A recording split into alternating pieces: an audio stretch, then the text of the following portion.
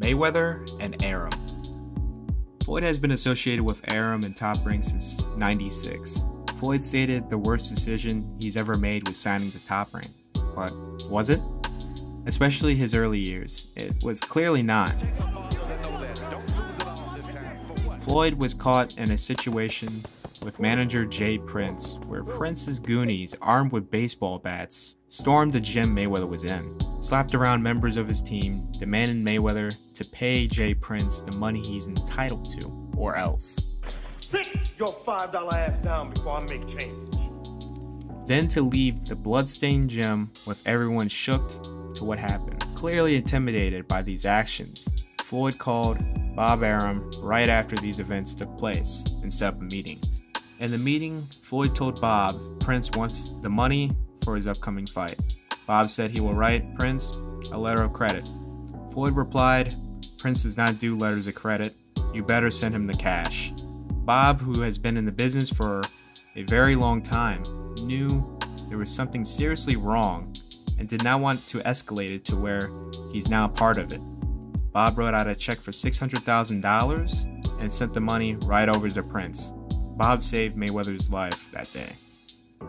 The relationship soured when Mayweather was trying to chase a mega fight with Oscar De La Hoya. You think this fight will get him into the ring with you? If Oscar De La Hoya wanted, he know my number, he know how to call me, he know how to get in touch with me. Only thing I'm gonna do is keep racking up victories and beating the best. If Oscar De La Hoya said that he wants the best, he wanna leave off fighting the best, bring it on, I'll tax that ass too. Besides the large amount of money on the table for this fight meant a lot to Floyd. A win here will give him the respect in the sport that he felt like he deserved. But this is not what great fighters would be doing. Especially get a guy you can hit with a right hand anytime you want to. And you would be running from him, no way in the world. You would sit down and knock him on out. He felt like Bob was holding him back, and his window to get this fight made with Oscar was closing. Arum offered Mayweather $8 million to fight Antonio Margarito in '06. Eyes on getting a De La Hoya fight made, Floyd explored his options, asking if he can fight Miguel Cotto or Ricky Hatton for a guaranteed $10 million. Arum was only willing to guarantee him $7 million. Floyd also asked for a guaranteed $20 million if the Oscar fight is made. Bob had no interest in making that fight happen. And you're in no position to challenge my expertise. So Mayweather explored all his options and was shut down on every one of them. So he did what Oscar did and bought out his contract with Top Rank for $750,000, which this high and risky investment paid off well. Floyd, a free agent, was able to seal a deal to fight Oscar De La Hoya for a guaranteed $20 million. The same guaranteed $20 million that Bob shut down. Talk about cutting out the middleman. Hatton fight, Floyd did not get his guaranteed $10 million, but he still made a $1 million profit from Bob's original $7 million offer. Floyd made $12 million in total against Ricky Hatton. The same with the Cotto fight too. In total with both fights, Floyd made an extra $2 million. You was a hell of a fighter. Look, you was a hell of a, you're a legend. Look. Billy Joe Saunders and his fans. Saunders went on a 6-month rant and roast on social media and to the press that Canelo was a cheat and he should be banned from boxing for life. My opinion on that is he's a cheat, a drug cheat, and money's covered it up. So that's my opinion on it. He's still a cheat, always will be, and everything he's done in boxing, in my eyes, has been evaporated. Saunders will go on to failing his drug test in the build-up to his bout against Demetrius Andrade for a banned performance-enhancing stimulant, oxyfrine was found in his system. Ox can be used to burn fat and lose weight. It also boosts focus, endurance, heart rate, and oxygenation of the blood. Freddie Roach and Alex Ariza. Manny's most ferocious years above super featherweight was contributed to Ariza's conditioning, as well as Amir Khan's inherited abilities to withstand punches better and a motivated Chavez Jr. So, what went wrong then? It was more of a he said, she said situation. Freddie says he was a sketchy character and brought up the notorious Ariza shades. And for Ariza, it was more about the mismanagement of Pacquiao and his distaste towards Bob Arum. Ariza was fired during the camp to the first Bradley fight. Due to Pacquiao's request weeks before the fight, Ariza was allowed back into camp. After the Bradley fight, it was a turn of their relationship. Ariza was later fired summer of 2013, and in the ultimate twist to the story, Ariza becomes the strength coach for Brandon Rios, Manny's opponent in his comeback fight. The drama was real, and during fight week, it all broke out to the public for millions to see.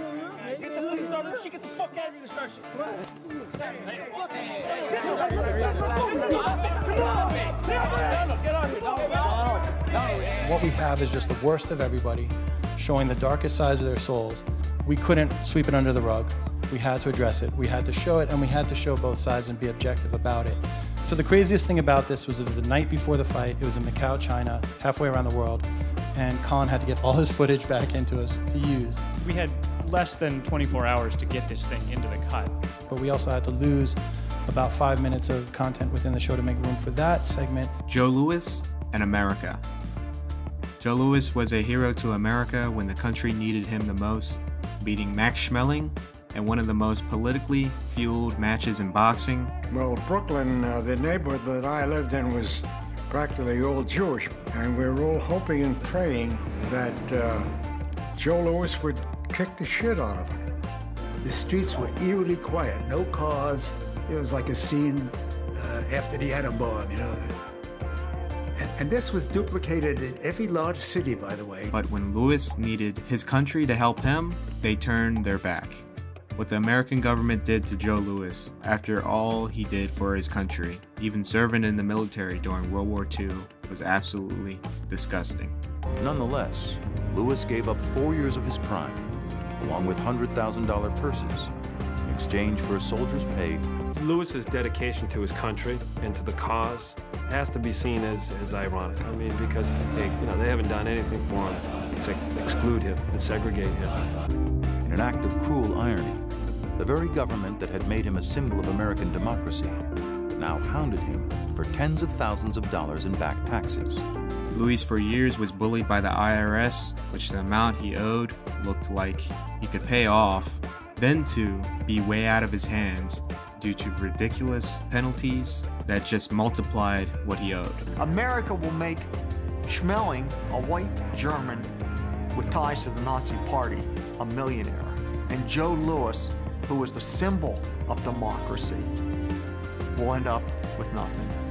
With problems with debts and also health problems as well, there was one person whom Louis had helped in the past that truly considered Joe as a friend. The one and only Frank Sinatra. About 35 years. And first time I ever saw him, of course, I've been cheering ever since. None of Louis's admirers showed greater affection for him than an old friend who years earlier had turned to Louis for a favor. Pacquiao and Arum.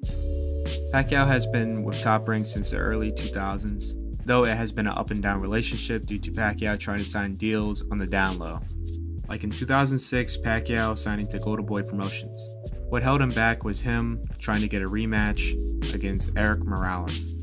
Golden Boy did own a percentage in Pacquiao's Top Rank contract, and Bob also promised to promote and have his fights win or lose against Morales in Macau, China, which that did not happen till 2013. Relationships soured in 2018 when Pacquiao didn't get paid by Top Rank for TV usage rights of the fight being aired on ESPN Plus against Lucas Matisse, in which Pacquiao sued Top Rank.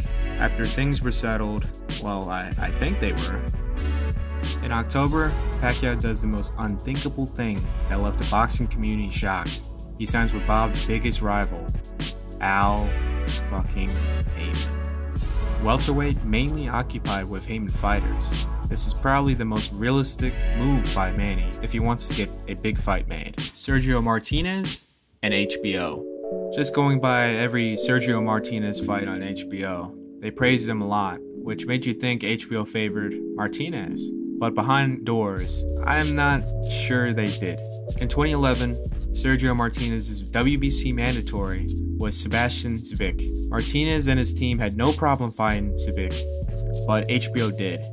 HBO goes out and says, this is not a competitive fight. Zabik does not deserve it. Quoted from the HBO president, he is not worthy fighting on HBO. He is not worthy to be on our network.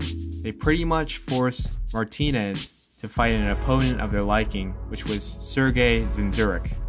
WBC knew the situation, though Sergey was an undefeated contender who was much more qualified than Zabik. They didn't give him the clearance for the fight, and they still stripped Martinez. Let's just pause here. We have seen in countless situations with the WBC allowing this for the absolute worst reasons, with Danny Garcia, Deontay Wilder, and a prime example, Adonis Stevenson, who of today in the year 2018 has not fought a mandatory opponent since 2013. Holy shit. For the people seeing this video later down the road, Stevenson makes his first title defense since 2013 on the day of Wilder Fury. Back to the story now. So Martinez is stripped of the WBC title and goes to fight Sergey for a BS Diamond Belt title, completely dominating him. Now for Martinez's vacant title, his vacant WBC title, guess who is fighting on HBO? Take one fucking guess. Chavez versus Zabik. How? When? Why? HBO goes and says Zabik is not worthy of fighting on HBO to he is worthy. If HBO did not play a role with the matchmaker, Martinez fights Zabik, then fight Chavez. Did HBO literally conspire with the WBC a plan to get Martinez stripped of the title, then to pretty much give the title to Chavez in a low-risk bout? Conspiracy? I think not. Y estoy seguro y convencido que mañana se va a hacer justicia con Sergio Maravilla Martínez y va a ser el campeón real. Momento. No hay injusticia con Sergio. After media backlash and protests at the WBC convention, the WBC ordered Chavez Martinez to be made. Been loyal to the WBC. If you don't protect this man now, then the WBC stands for nothing. Well, if that's what you think after 50 years, I'm so sorry. What am I saying? No, I'm not saying that. I expect the WBC to do the right thing as it usually does. This man is your champion. This is the best middleweight in the world, and no one understands and no one in the world thinks otherwise. Lusa, can you please sit down? Most boxing fans didn't know the real animosity that Martinez had towards Chavez and the WBC in the build-up to the fight. And it showed throughout the whole fight. In the 12th round, when Martinez was dropped, he could have very well held and survived easily to the end, but he didn't. He did not whatsoever want to give Chavez any benefits of saying, I could have stopped him. And Martinez finished the fight his way, throwing back toe-to-toe with Chavez. Revenge is better served cold. Many moons ago, as I was doing research on the greatest Asian fighters of all time, I came across one boxing great who had awfully striking similarities to another boxing great. His name was Masao Oba. As I was digging more and more between the two, I was blown away by the similarities. This is the darkest coincidence in boxing history. This is the great Salvador Sanchez, and this is the great Masao Oba. Both fought from an orthodox stance. Both never moved away from their hometown. If it hadn't been for his success at boxing, because he might have been one of those field workers working under a scorching sun in a blistering heat. Every morning he would run by them as if to remind himself that this was what he might have been. Both received their first draw and loss before they turned 20 years old. Both, if not for their unexpected death, would undisputedly be the greatest fighter from their country.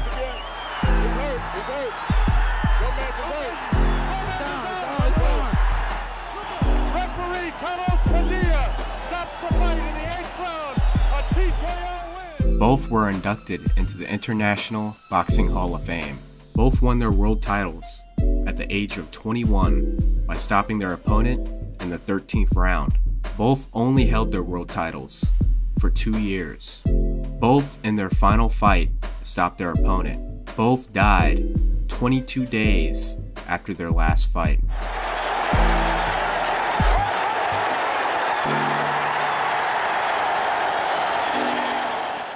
both died in a car accident on a highway in the most iconic car of their era. They both died in their primes at the age of 23. And that's part 1 of my Boxing Stories series.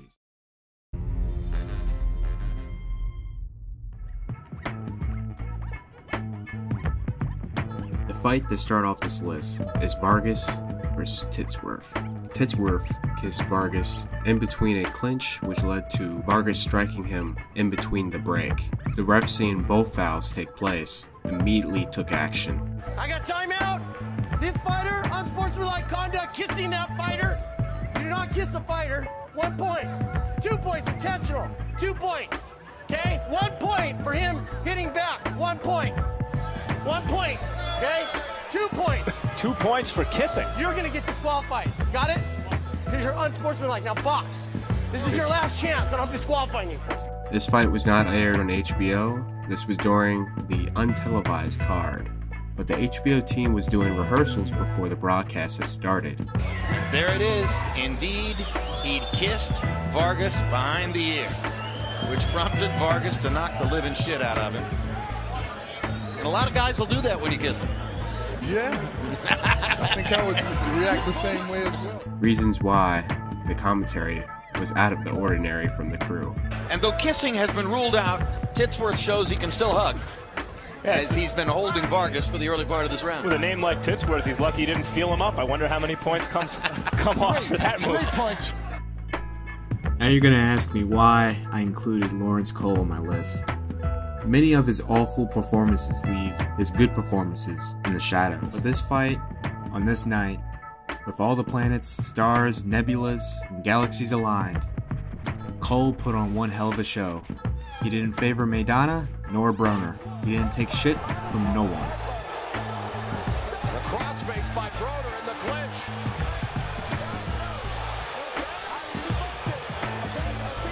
Well, Paulie, you said make it rough. Gotta make it rough, but Broner will answer the rough stuff. This fight here just shows that maybe Cole is a good ref. Maybe there are powers in boxing that prevent him from doing what we saw in December 2013. Tyson bites Holyfield and he tries to play it off and convince Lane that it wasn't a bite. Mills Lane, who is not only a ref but a United States federal judge, was not going to take that and called Mike out, resulting in Mike's priceless reaction accepting that L. George gonna go. He's a judge. He'll take no nonsense. Bullshit. It's gonna cost him 2 points. 2 points. 2 points off here. He bit his ear. 2 points off. 2. A lot of people were angry with the Taylor stoppage and didn't believe Steele's word. Richard, you describe the end of the fight and why you stopped it. Well, Larry, I stopped because, Melton had took a lot of good shots, a lot of hard shots. And I asked him twice, are you all right? Are you all right? And he could not continue. I don't care about the time. When I see a man that has enough, I'm stopping the fight. Well, Steele was telling the truth, and this fight here clearly shows it. Tatsuyoshi, though was getting outclassed by Sahaprom, did not show any sign there could be something wrong with him, especially on the broadcast.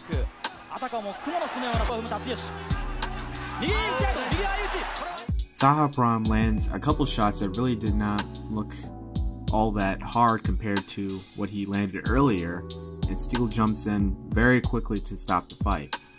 Tatsuyoshi, who seemed to look perfectly fine, then fainted, Steele catching him in his arms, saving him from a brutal fall to the ground. This just shows to you that he actually does care for the fighter's well-being, and it's not because of politics due to a very powerful promoter. Jack Reese had his hands full this night between two fighters who are notoriously known for fighting dirty. Even HBO stated once the bell had started, Reese is in for a lot of work, and they were right. Both guys equally were fighting dirty, and Reese equally warned both guys. Left-handed, so he's leading with a real strong shot, that power jab. Unfortunately, Both guys did not respect Reese's commands and kept on with the foul play, to the point Reese was clipped by a punch while trying to break up a hold. Reese, who was absolutely disrespected by both fighters, momentarily put a halt to the fight, took 2 points off from both fighters. Go in that corner. Go in the corner. Time out. All right, Jack Reese is going to try to get control of the fight. I got hit. I got to take a second. The ref said he got hit. I got intentional fouls. Put into the commission for the two to get fined if the fight is waved off to further fouls. I am not going to allow this. You're instigating a lot of this, and I'm not putting up with it. Not only that, you're hitting me, okay? Andre, I'm not going to allow this, okay? This is what I got. Stay right there. We're not done. Stay right there. 2 points. Unsportsmanlike conduct. Stop. I know, relax. I'd like to fine both of them. You determine what it is. Now you're asking why Jack took 2 points away from both guys. He is making a clear statement. There will not be another point deduction. The next action will be a disqualification. Okay, I just want you both to know I've recommended fines. If I have to disqualify you guys, nobody's getting paid. We understand each other? We understand? Okay, knock this shit off. Okay, we're back. After all that, Ward and Rodriguez cut that shit out and actually boxed clean for the rest of the fight. And that's what I call putting order back into the ring. By far the most talked about performance from a referee among old-timer boxing officials. There has been several occasions when there has been a double knockdown. The ref would not count both guys, only counting one guy. On this night here, Larry Hazzard does the textbook move of counting both guys as they went down.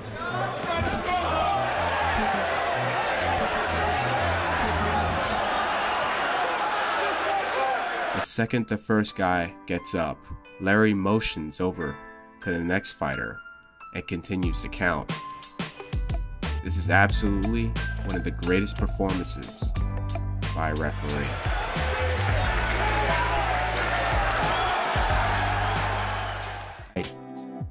Referee Eddie Eckert was pretty much non-existent in this 2-round war. The only time you see Eckert was when both fighters needed to be split during a clinch after they stopped trying to fight it out or tried to hit with a free hand. Jackson being dropped in the second round with plenty of time for McCallum. Jackson taking in many shots but throwing back. Coming towards the final minute, things would change. Jackson would get hurt and take many unanswered shots from McCallum, forcing Eddie to put a stop to the fight.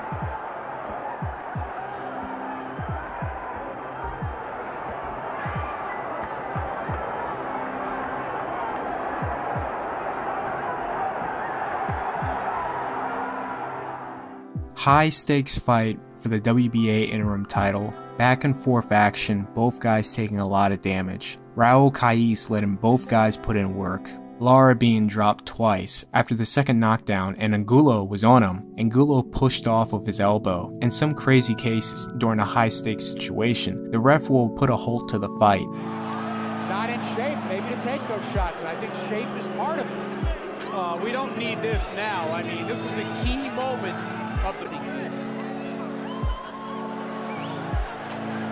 What is he doing? I mean, he's sending them back to their corner. To a slew corner.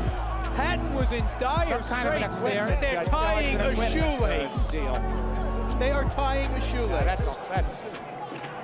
Raul warned Angulo for the blatant elbow without taking away from the fight. The very next round, Angulo was hit by a shot that had a really bad effect on him, causing him to turn his back towards Lara. In this situation, the ref immediately has to stop the fight, and Raul does not hesitate to stop and protect Angulo from further injury.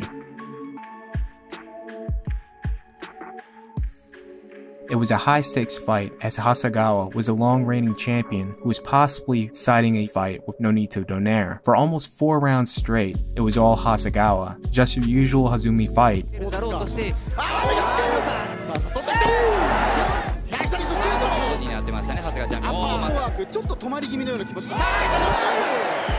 Till the final 10 seconds of the 4th round. Montiel caught him with a perfect shot.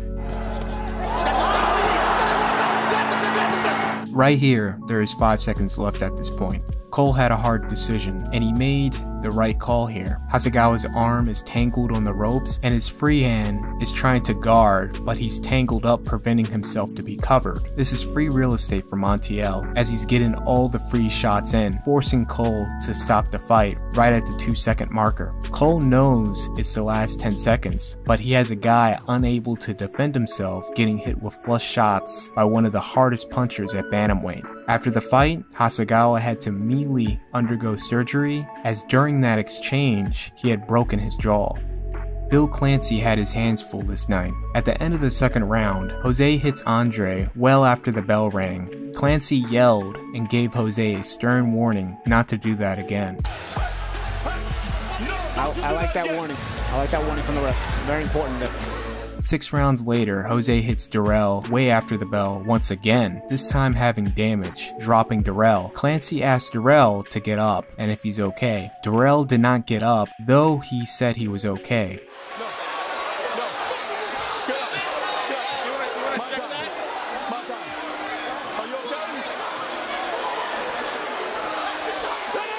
Clancy obviously did not like his response, got the doctor, talked to the commission officer to tell him what happened, and will rule the fight a disqualification. Within that split second, that it was so illegal to have a disqualification as opposed to going to the scorecards. No, that's a blatant foul. There was an earlier round where he hit him a little late, and I warned him. He was clearly warned, and his corner was warned. Andre Durrell wins the fight by disqualification, being knocked out after the round. Bill, thank you. This fight here really could have ended bad. Valero gets cut early in the 1st round. Then in the 2nd, the worst of the worst will happen. He gets caught with an elbow, which opened up a huge gash on his forehead. Now we have seen plenty of situations where something like this happens, a foul which turns into a cut, but it's ruled a punch, which if the fight is stopped, it's considered a technical knockout. Despite Cole not really being in the best position to notice that it was an elbow, he used great common sense analyzing that there is no way a punch would have created that and had it officially ruled as an elbow. Replays from a much better angle clearly showing it was an elbow that landed. WBC rules whenever a foul like this is committed, it's an automatic point deduction. So it could be either a 10-8 round in Valero's favor or a 9-9 round. Despite the cut looking really bad at first, it clotted up surprisingly fast, and Valero was able to fight on comfortably to stop DeMarco in the 9th round. Retiring on his stool, the champion continues to reign. Edwin Valero, another successful title defense. Despite Monroe getting rocked, dropped, and saved by the round, Monroe would put up a spirited performance against Golovkin, showing he is still in the fight. Monroe actually would do better if he just constantly. Minor upset already. That we saw against Daniel Gill. Granada would walk through those little punches. Those are big shots Monroe's hitting Golovkin with. That's exactly right. That's exactly right. He got to do that. He may not make it through the rest of the fight, but he certainly earned Golovkin respect. He is flying Gennadi's head in this round.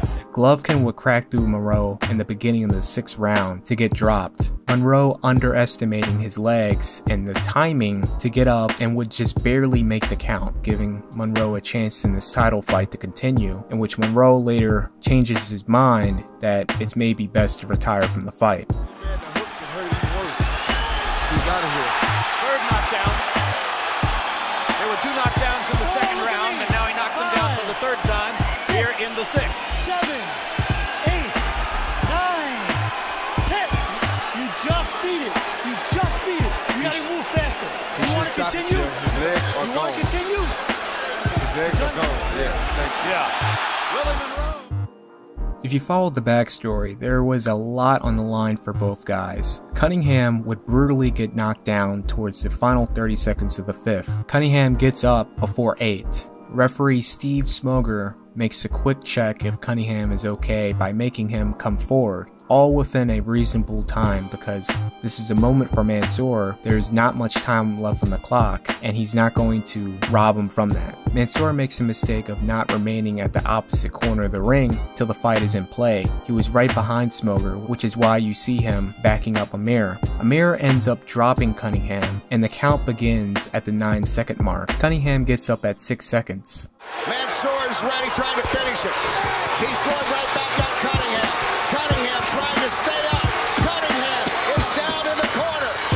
Smoger checks if Cunningham is okay. Knowing the round is about to end, he decides to not stop the fight, give Steve the benefit of the doubt that he will be able to fight the next round, but warns him if he gets knocked down again, he will stop the fight. Saved by the bell. Round 5 is coming to an end. Will Cunningham be able to come back for the next round? Steve Smoger talking to him, and that is the end of the round. Cunningham will go on and pull off a huge comeback, seal the win with a knockdown in the final round to earn an inspiring decision on the scorecards. A lot of back and forth action, and despite Tanaka being knocked down in the 5th and 6th round, it is still very competitive, in which Tanaka will clearly win the following round. In the 8th, it looked like he was winning that round as well, just by a hair, and he was caught again by Ioka. Though this shot did not drop him, it buckled him, and referee Michiaki Someya, without hesitation, rushed over to stop the fight. The viewer at home would think this looks like a premature stoppage, but little they know, Tanaka had briefly passed out and Michiaki had to carry him till he regained consciousness. You can see Tanaka's legs go completely limp and Michiaki doing his best keeping him from dropping to the canvas. Amazing stoppage by the referee.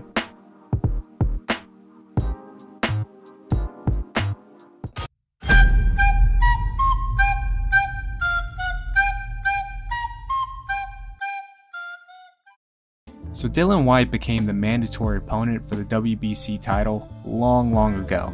He won the WBC interim title, pretty much further signaling he is the mandatory. Now coming into 2020, he really could have just sat on rank and not fought, or fought a guy within the top 100. But he decided to risk all that waiting on a side quest against a hungry Alexander Povetkin, which this is more than likely his last run at the title. Ironically enough, I made a meme of Whyte's situation using one of Loiter Squad's skits, and little I would know, this would actually come to life. And don't ever come back.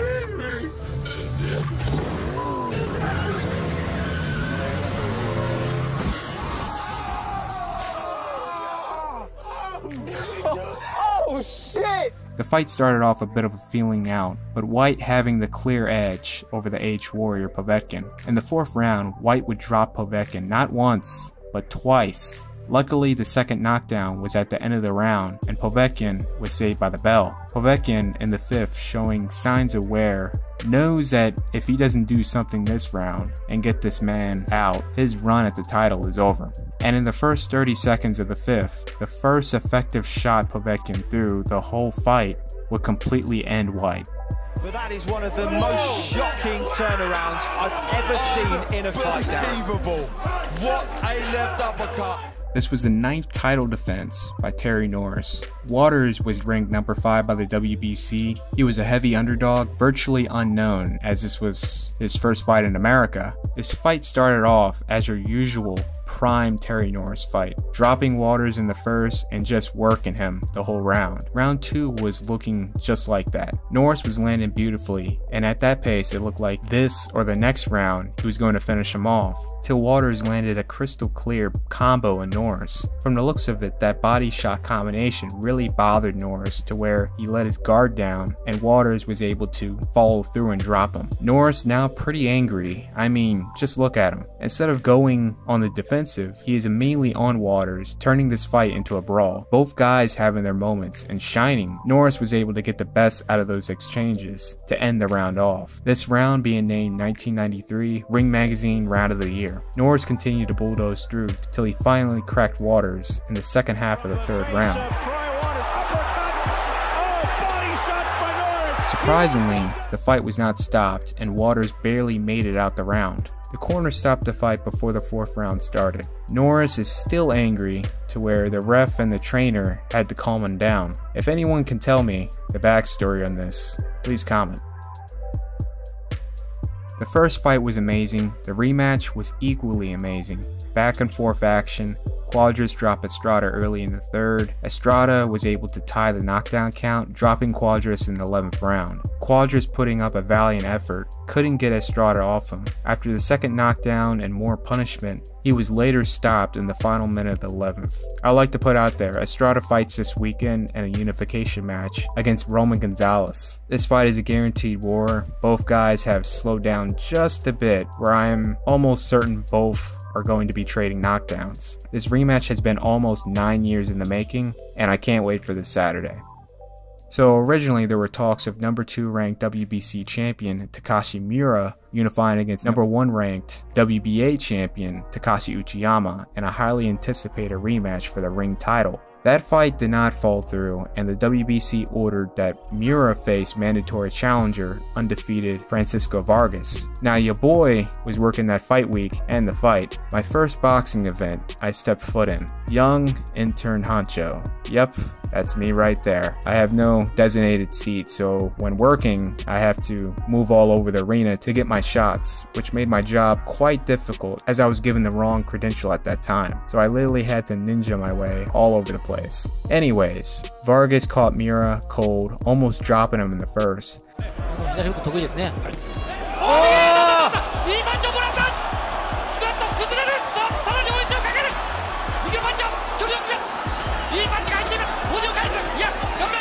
Miura would bounce back slowly, pecking and pecking away, but not winning the rounds, as Vargas was up on Harold's card 3-0. Miura would drop Vargas in the second half of the 4th round.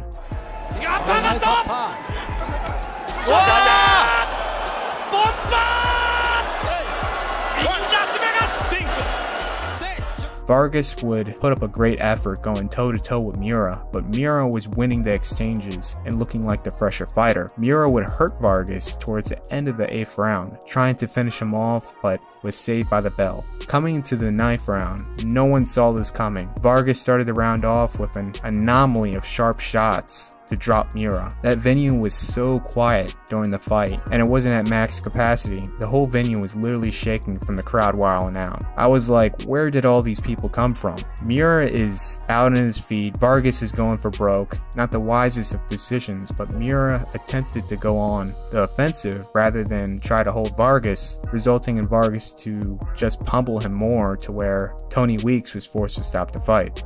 This was Garcia's biggest test, make or break fight, and holy crap, this was not starting well. Ryan was having his moments offensively, not really landing effectively, but you can see Luke was setting up trap cards on him. And within due time, Luke flattened Garcia. Most folks would have not gotten up from that, but he did, and he was able to pull through and regroup for the next round. Ryan immediately knew what he did wrong and agreed with Eddie, since they were working on this in training camp to fix these bad habits, and he was easily able to make those adjustments, which I would like to compare to a fight that was literally just days before with Kosei Tanaka and Kazuto Ioka. Tanaka came into the fight with bad habits, never ended up fixing in camp, and Ioka completely exploited that to where each knockdown was caused by those bad habits. So Garcia was easily able to correct his defensive flaw to where Luke could not recreate the same thing he did before, to where Garcia was able to have success, hurt him in the 5th bad, then to finish him off with a picture-perfect body shot in the 7th round.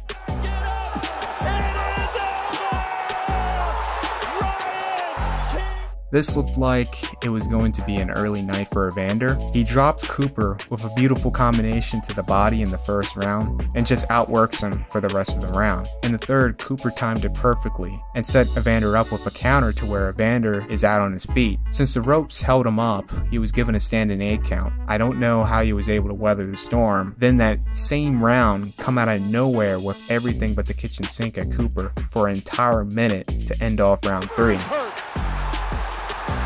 He's gonna go.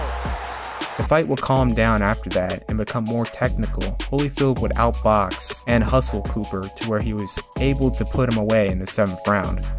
Oh, he's He's taking some shots from the champion now, but he's getting ripped. He is getting ripped. Uppercuts, hooks. Holyfield turning it on. I don't know how Cooper is standing. I don't know how he can take this beating. Look at these uppercuts. And Mills Lane stops it. One of the greatest heavyweight fights of all time between two legends. This was Walcott's second defense of the heavyweight title. In the first round, Walcott will become the first fighter to drop the 42-0 Rocky Marciano. Very competitive fight, but Walcott had the edge on Rocky, and he was up on all judges' scorecards.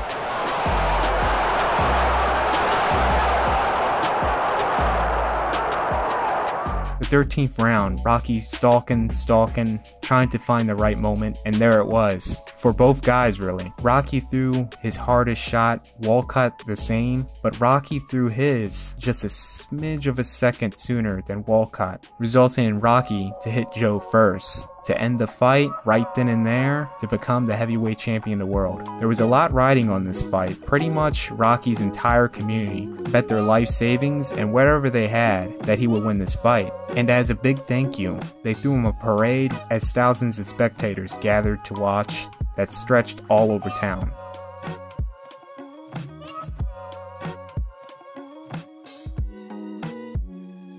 This fight was definitely something out of a video game. I honestly don't know how Moore made it out of the round, but it happened. Moore was knocked down not once, not twice, but 4 times in the fight. The 4th time being counted as a slip. Archie barely made it out of the first round. 10 seconds, Archie Moore is going to make it.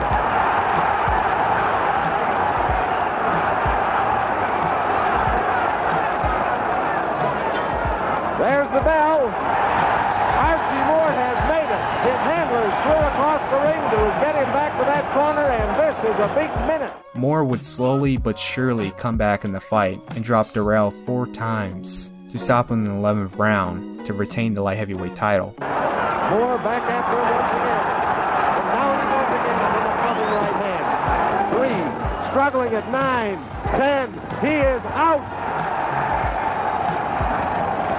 Man, oh man, what a dramatic turn in this fight. Moore in the post-fight interview discussed that he didn't really remember much of the first round besides the knockdowns. He stated that the 4th round was a turning point of the fight in his favor.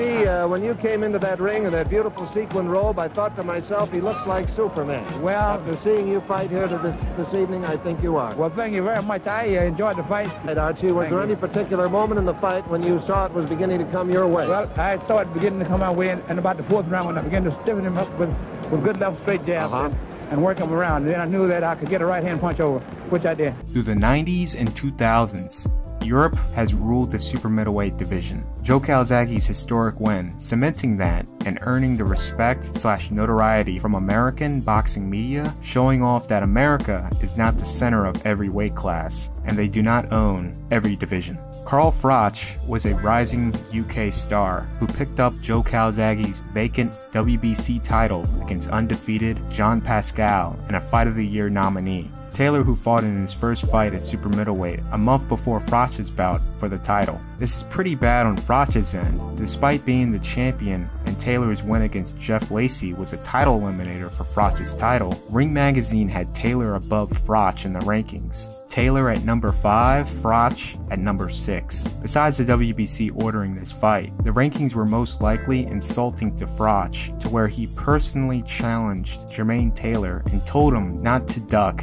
out of this fight. In the typical American counter-defense, promoter Lou DiBella stated, "Who the blank is Carl Froch, and what does he mean to American TV?" Froch came back with and says, "American TV isn't interested in me, but believe me they are once I knock out Taylor." Froch was so confident he would do that to where he made his first title defense in America against Taylor. This is on a personal note here. 15-year-old me was rooting for Jermaine Taylor that night. I was semi-aware of the Pascal fight, but at that time, I was siding with DiBella and was like, who is Carl Froch? If he's so good, why isn't he fighting on American TV? Well, I was certainly about to find out in April. The fight couldn't have really started any more worse in Froch's favor. Taylor completely outboxes and outclasses Froch early, dropping him in the second round. Froch is no Kelly Pavlik. He has a really awkward style. After he adjusted, Taylor was having a lot of trouble trying to recreate the same success he had early. Taylor was so far ahead on the scorecards, all he had to do was just stink the fight up. Froch, who has crazy stamina, was still fresh in the championship rounds. He was landing quite a bit, but it was just off the mark. Round 12, he was finally able to crack Taylor. Taylor is all over the place. Ortega is literally trying to do his best to give him as much chances as possible to finish the fight. Taylor landed a good combination of Froch, which stopped him momentarily. Really, he should have just stopped right there and put on the jets, but he overcommitted with more shots. Froch moves back in, and it was just game over from there as he came back and dropped Taylor. Taylor gets up right at 9 with 29 seconds on the clock. Froch, who at that time dedicated part of his training camp to moments like that where he needs to finish a guy, and had more than enough gas in the tank to let off a final barrage to where the ref was forced to stop the fight with 15 seconds on the clock. And I'm keeping my title. Carl Froch shocks the boxing world. When a light bulb is about to burn out, it's at its brightest. And in this fight here, this was Price's final hour to get a crack at the heavyweight title. Price was actually shocking many. He started the fight tagging Povetkin and maintaining distance. The third round, Price started well, but he let himself too open and Povetkin dropped him with a perfect combination. But surprisingly, Price's chin held up. I was shocked. He was perfectly fine. The legs were intact. Povetkin saw that, put on the brakes, and didn't fall up, which Price was really starting to open up and land on Povetkin. At the end of the third, he cracked him big time, dropping him. I was like, am I watching David Price? That can't be him. He was fighting like the Price everyone was expecting to see at the world-class level back in 2013. The fourth round, Price showing good defense, covering up and jabbing away at Povetkin with precision. Absolutely amazing effort by Price. Unfortunately, he hit the wall and was just exhausted to where Povetkin easily moved in and exploited his loose defense, dropping him with a combination he did not see. This fight is definitely the 90s version of Wilder vs. Ortiz 1. This was Wilder's first real opponent at heavyweight, and for Grant, this was his first real opponent at heavyweight as well. This fight was an eliminator to fight undisputed champion Lennox Lewis. So Grant, seen as the most prominent American contender according to American boxing media to become heavyweight champion and restore order that America rules and always will rule the heavyweight division. $1 million question for Michael Grant tonight is this. Having dominated some of the better B-list heavyweights out there, how will he do against an A-list talent like Golota if Golota doesn't self-destruct? Will he be perceived as another Goliath? Perhaps a greater athlete than he is a fighter? Or will he turn out to be that big man who is the heavyweight of everyone's hopes? This was Grant's first defense of the NABF title, you know, back when that title mattered, in which these type of belts matter in every other country except for America today, which is sad. It's actually a meaningful belt. It signifies you are the best fighter in North America. I don't know whose idea it was to devalue it, but whatever. Golota steamrolls through Grant in the first round, dropping him twice. He barely finishes the round, being saved by the bell in the process. Well, we know Golota has power, and now Grant knows it too. Second knockdown of the round. Cannot be saved by the bell. Grant knocked down twice in the first round, goes to his corner. Golota will win the second. The third round, Grant finally got his legs back and did a thing Golota does not like, a fighter not staying down and standing his ground. In typical Golota fashion, he threw his fundamentals out the window and started fighting dirty, resulting in point deductions, despite being well ahead in the scorecards, to where in the 10th round, Letterman had it 81-86 Golota. Grant needed a knockout to win. He finally cracks through in the 10th and drops Golota. For Golota, The going is rough, and Golota was like, well, I had a good run, I'm good, family. I didn't want the Lewis fight anyway. The wrong answer! Andrew Golota said to him, no! This was Briggs' first defense as a lineal heavyweight champion after defeating George Foreman. Lewis's WBC belt was on the line as well, as he was making his third title defense. Briggs started the fight incredibly fast and hurt Lewis bad. He was all over the place, but luckily was able to get a hold of Briggs and make it out of round 1. Briggs in round 2 was all over Lewis, landing beautifully and clearly winning the round. Lewis would finally mount up an offense in round 3 as Briggs was exhausted. After round 3, it was all Lewis, completely picking Briggs apart. Lewis would drop Briggs in the 5th, to where Jim Lampley hilariously ruled out Briggs to not make the count, just to eat his own words as Briggs gets up with little to no effort. Briggs really tried his best, and as he was coming back with a big shot to try and counter Lewis, he slipped, and unfortunately the ref did not see that and stopped the fight right there, not giving Briggs his chance to go out on his shield as the lineal champion. I think it was an honest mistake by Frank. If he had a better view of Briggs, he would have allowed it to continue. Douglas was giving Tyson that heat early. The ill-prepared Tyson was not expecting Douglas to come in such peak condition after rounds and rounds of an offensive struggle, and now beginning to show fatigue. There's a right hand again. It's going to happen every time. Another right hand, and now Tyson seems to be wobbled. Mike is not throwing back. Buster Douglas is completely dominating this round with jabs. Tyson let out one last-ditch effort, a sneaky uppercut that floored Douglas. Most guys would have not gotten up from that, but Douglas was possessed that night and got up barely before the count of 10, then to be saved by the bell. Down goes Douglas, as suddenly as that. Can he beat the count? He got a little overconfident. Got a little loosey-goosey. Still Douglas will come back and knock Tyson out with one of the most beautifulest combinations in heavyweight history to become champion. Rolling willingly just to try to get in the shot that will finish things in. Oh, the uppercut. What an uppercut by Douglas. Down goes Tyson.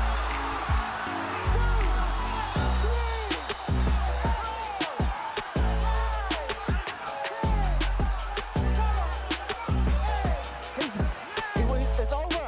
Mike Tyson has been knocked out.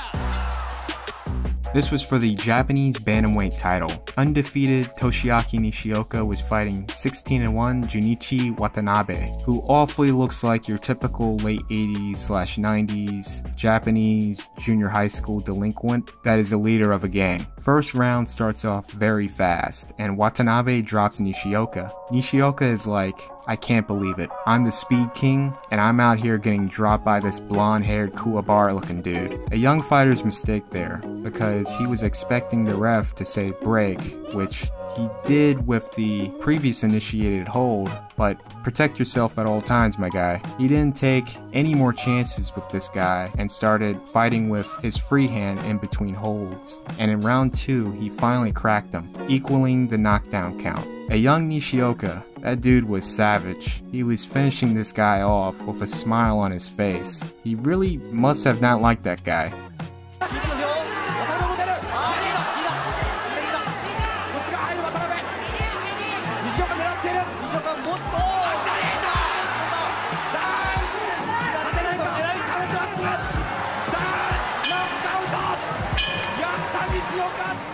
Oh man, so where do I start here? Mayweather gets rocked by Mosley with a nice right. There's a hard right hand, and that may be the hardest punch that Floyd Mayweather has taken in recent years. Okay, no biggie. Floyd seems okay. Then Mosley was able to land a huge shot, and for the first time, this is probably the most hurt I've seen Floyd. Mosley, another big right hand. Mayweather's knees buckled on the second right hand. My top 5 greatest chins of all time. that should have dropped him right there. So people were wilding out when this happened. So let's take a look who was cheering on Mosley in the front row. To point out the obvious, Oscar is wilding out, cheering on his best friend right in Richard Schaefer's face as he is looking incredibly worried. Steven Espinoza is wilding out. Lonnie Ali, Muhammad Ali's wife, was cheering on Sugar, as well as Michael J. Fox and Busta Rhymes. The only noticeable faces I saw genuinely worried was Mariah Carey, Nick Cannon, Jamie Foxx, and surprisingly, Mark Wahlberg, who is a big Pacquiao fan. So back on track here, Floyd got his legs back and made some amazing adjustments to where he completely shut down Mosley's offense. I'm talking about 2009, 2010 New York Jets defense, Revis Island. Ain't nothing getting past this man. Floyd dominated the fight from round 3 and on to get the unanimous decision. Juan Urango was making his first defense of his IBF junior welterweight title against extremely hard punching Randall Bailey. Both guys are power punchers, so someone's getting knocked out here. Now I knew Urango had a granite chin, but I didn't know it was that good. Not a soul, and I mean not a soul, would have gotten up from a perfectly landed Randall Bailey straight right hand. What is that stick of dynamite? And there it is! And Bailey definitely thought that too. It landed perfectly, and immediately upon impact, it splits Urango's cheek wide open. Urango took a little breather and got up like it was nothing, then to continue that round like nothing happened. Added note, I don't have this fight anymore in high definition. It was long lost when my hard drive failed in January 2016, or it's just lost in my archives because of these funky titles and lack of organization. Either way, I can't find it, and you gotta see the rest of the segment and potato. Sorry family. So back on track here. Bailey tries to recreate the success he had, dropping him, but was unable to hurt Urango again. He got used to his best shot, and he was able to bowl right through it, wearing Bailey to the body to where he was able to drop Bailey several times. Is Jackson one of the better trainers in the business? And now down goes Bailey as Urango counters with a left. Can Bailey get up? To ultimately stop him in the 11th round. This was a good series in early 2013. Undefeated Arthur Szpilka was against his biggest test, gatekeeper Mike Mullo. This was just your classic heavyweight fight. Very crowd friendly, very TV friendly. Despite this being Szpilka's first fight in Chicago, Polish fight fans / football fans came out in full force, easily selling out the arena. Decision against his former contender. And Mamo lands a left hand that time as Szpilka was off balance. Szpilka doesn't look. Due to an awful cut due to headbutts, Mullo was having a lot of trouble getting to Szpilka, and after what would be the final time the doctor will allow the fight to continue, in round 4, he went for broke. Oh, he caught him! There it is! Wow! Just when he needed it badly! The next round, Mullo was all over Szpilka and was unable to get to him, punching himself out. In the 6th round, Szpilka was able to split right through that guard, knocking him out cold. Oh, he covered up and paid the price! He went down like a redwood! We never saw that shot. It's over!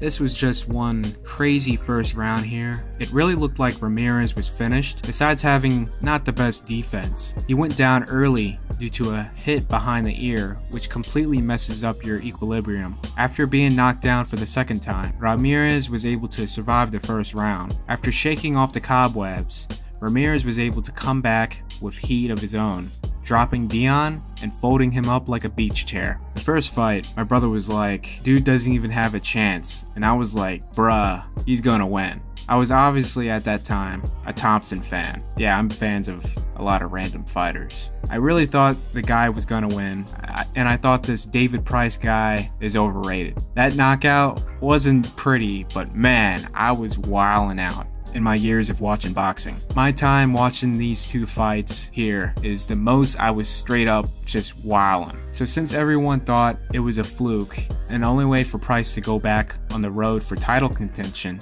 a rematch was a must, and early on, Price was getting the best of Thompson, being first and landing, which Tony is a tricky fighter to fight, and he doesn't really get the credit he deserved on that. Price towards the end of round 2 catches Thompson with a perfect shot, laying him out. Most guys, they would have been finished, but Thompson, with the mindset that he took bigger and better shots against Vladimir Klitschko, got back up like the two-time contender he is and made it to the 3rd round.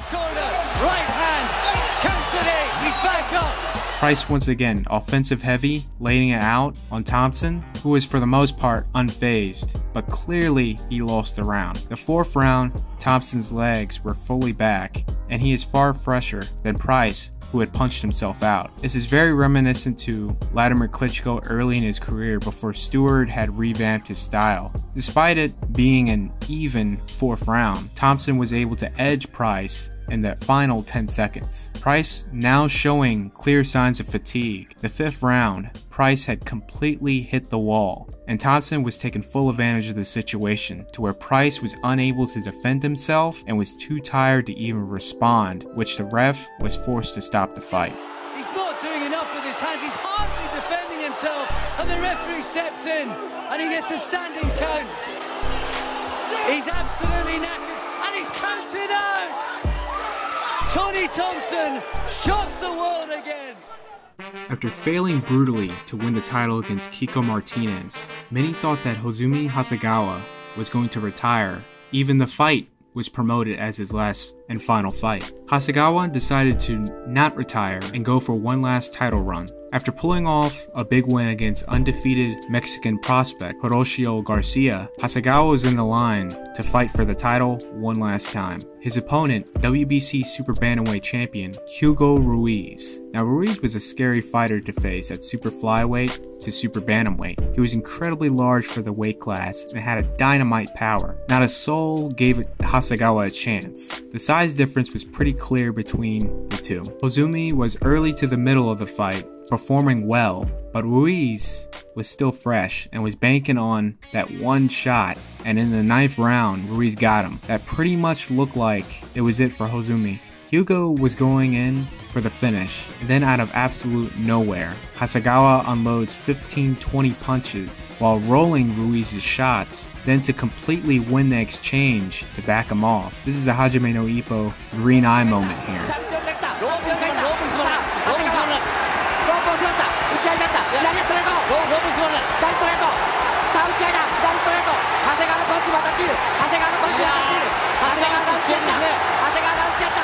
Hozumi saw that this is his last and final chance to win a title and retire into the sunset, and literally went for broke. That huge risk paid off. As that round ended going to the 10th, Hugo retired from the corner and Hasegawa, once again, champion in his 3rd weight class. Hasegawa happily retired as champion that following year. While Rigo was literally being squeezed out by the boxing elite to where he couldn't get any fights, he took up to fight 5'11" OPBF featherweight champion Hisashi Amagasa. Promotion-wise, Guillermo received more love than ever in his career. He was the main event to Japan's New Year's Eve card, which if you don't know these cards, they are incredibly stacked cards, and literally they are the final meaningful boxing matches to end the year off. 1% の可能性にかける。それがボクシング。極限の戦いが今始まる。WBA、WBO 世界スーパーバンタム級タイトルマッチ。 The fight started off as your typical Rigondeaux fight, but he is putting on an absolute show, defensively and on the offense. As much as American TV networks and promoters were coming up with excuses why Rigo is not marketable and boring, he is certainly being the opposite here.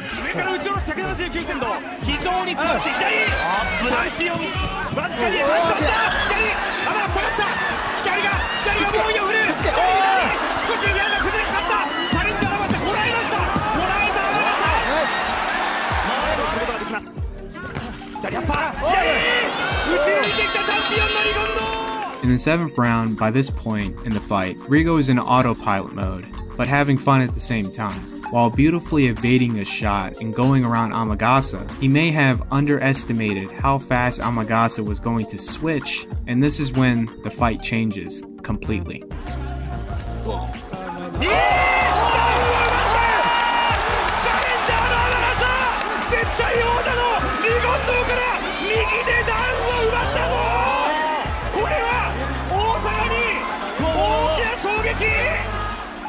Rigo receives pretty much his second legitimate knockdown of his career. He seemed okay despite Amagasa having full leverage on that shot, but the following shots he will land is what really did the almost fight-ending damage. Rigo is saved by the bell in a very animated fashion.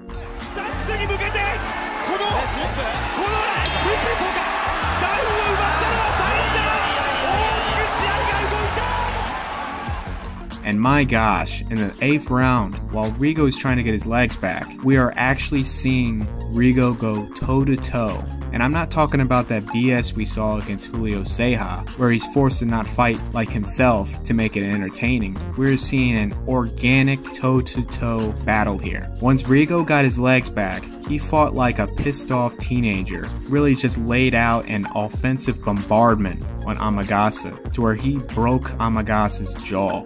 Now, we had a taste of a rally like this against Donaire, but that was incredibly late in the fight. This was unprecedented. Shoot, if he did that more, he may have gotten more fights after this. Going into the 12th and final round, Amagasa's corner stopped the fight. This fight here is, I like to call, an end of a road type of fight. Whoever wins, the loser, that is their last and final chance at a possible title shot. This fight was for the interim WBO title, and wow, both guys were fighting like it was their last and final title shot. And for Zhang Deng, it was 100% confirmed this is his last and final chance. Back and forth action. Salido draws first blood, scoring the first knockdown. Then after some crazy toe-to-toe action in the second round, Zhang Deng drops Salido.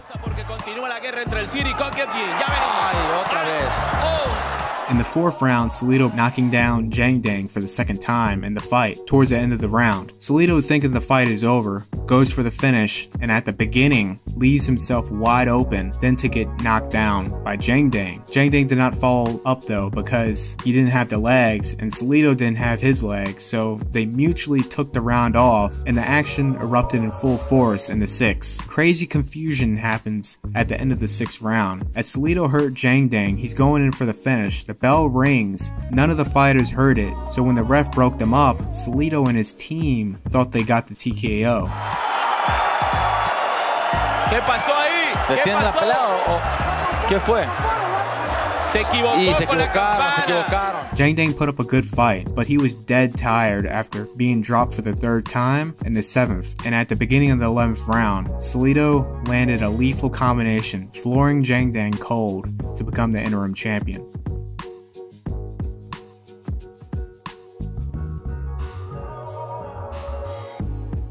The fight started off a war of nerves.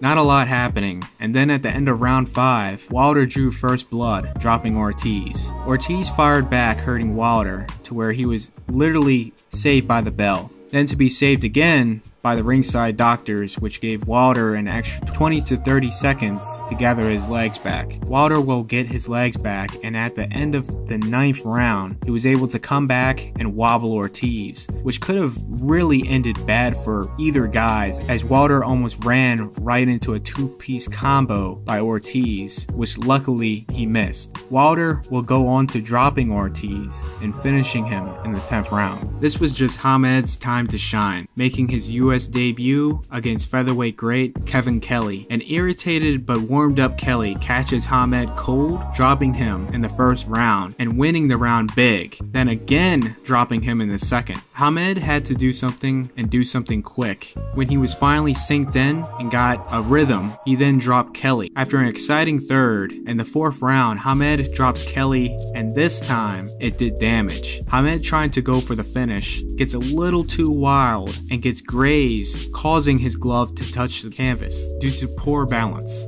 and the ref counted as a knockdown. Not sure if Kelly thought that he hurt him or not, but he immediately went on the offensive, then to get countered with the fight-ending blow. Hamed in his American debut put in an absolute show and won for the history books as a Hagler Hearns of the featherweight division. Age had caught up to Zab, and in his previous performances after the brutal loss against Miguel Cotto, he seemed like he was a step behind. The Clottey fight further cemented that. Judah decided to have a fresh start by moving back down to the junior welterweight division, since obviously he is undersized for the weight class, and due to his style, these bigger fighters were starting to take a toll. Judah did have a couple fights after the Clottey loss in 08 and 09, but the real comeback and campaign started in 2010. After a brilliant performance against Jose Armando Cruz, Judah was set up to fight undefeated Lucas Matisse in an IBF title eliminator bout. Judah was able to snag the close split decision victory in a lackluster performance with some late round drama. Zab was set in line to fight 26-3 Kaiser Mabuza for the vacant IBF junior welterweight title. For this fight, Judah had teamed up with longtime mentor and boxing Hall of Famer Pernell Whitaker. He came in and poured that on to Zab Judah. Show me that left hand and pause and let me see the hook. I'm a scientist and I get my job done. That's beautiful. Now you boxing. It's a beautiful feeling when you can hit a man and he can't hit you back. So, you know what that means? You gotta have some defense. Despite being dropped in the fourth, Whitaker's influence really shined on Judah. Judah was using his feet a lot more, slipping and dodging shots, and coming back with his own from all different kinds of angles. Judah was definitely looking like the Judah of old.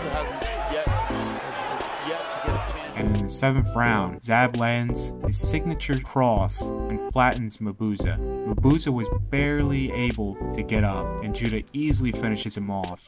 Zab was finally back among the world class of the division, and it opened up an opportunity for him to get some big fights made. A really awesome sight here to see at this fight was Mike Tyson, who was in attendance. Mike being good friends with Judah. When Judah laid out Mabuza, you can see Tyson wilding out. After coming up short in the 4-fight war with rival boxing and Muay Thai legend Virapul Sahapram, Nishioka looked like his time at the world class was up. He moved up to super bantamweight to make one last campaign and retire. He faced quite a bit of success and was able to finally become champion after all those years. Despite becoming WBC champion, Ring Magazine had him unranked, didn't even recognize him as a top 10 fighter in the division. Nishioka flew to Mexico and fought the favorite, number 8 ranked Johnny Gonzalez, turning back the clock and brutally knocking him out to make a statement that he is top 10 worthy.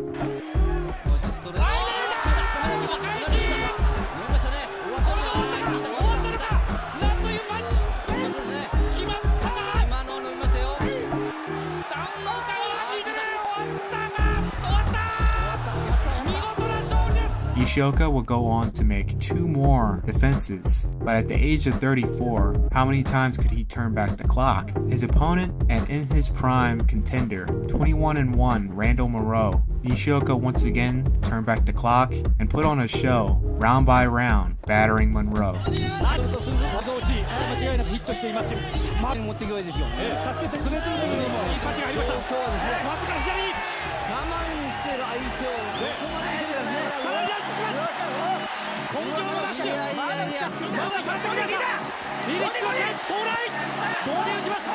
This fight elevated Nishioka to a world-class level that is now being recognized by Western audiences. After this performance, Nishioka shot up to number 1 in the rankings.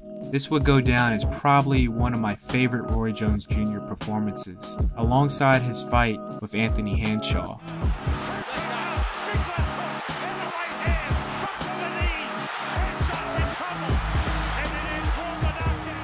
After the fight with Joe Calzaghe, people thought that Roy was completely done. Jeff Lacy was that perfect opponent to prove that Jones was still here and he has just enough stock to campaign for one last title shot. Despite Lacy being the underdog, fans worried if Lacy even resembled the Lacy before the Calzaghe fight, Roy may be in trouble. Due to some drama the night of the fight, there was a delay because of a glove issue. Fueled by anger, Roy throwing with conviction the start of the fight. Though Lacy was landing here and there and grinding away on the ropes, Roy was answering back and his chin was holding up. He had no respect for Lacy's power. Roy was putting on a classic performance, body to the head all day. Roy was able to get the dominant, unanimous decision victory. Great effectiveness. I mean, there's absolutely nothing to criticize in Roy Jones' performance at all. I mean, it's been absolutely sensational, doing what he needs to do.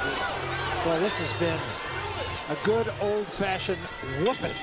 I mean, Michael Carbajal was in many physically damaging fights in his career, and as a going-away gift of fighting one last time for a title, he was matched against a young Jorge Arce for his WBO light flyweight title. Arce was literally too much for Carbajal early, just way too fast, but there was one thing Arce lacked of, and that was experience.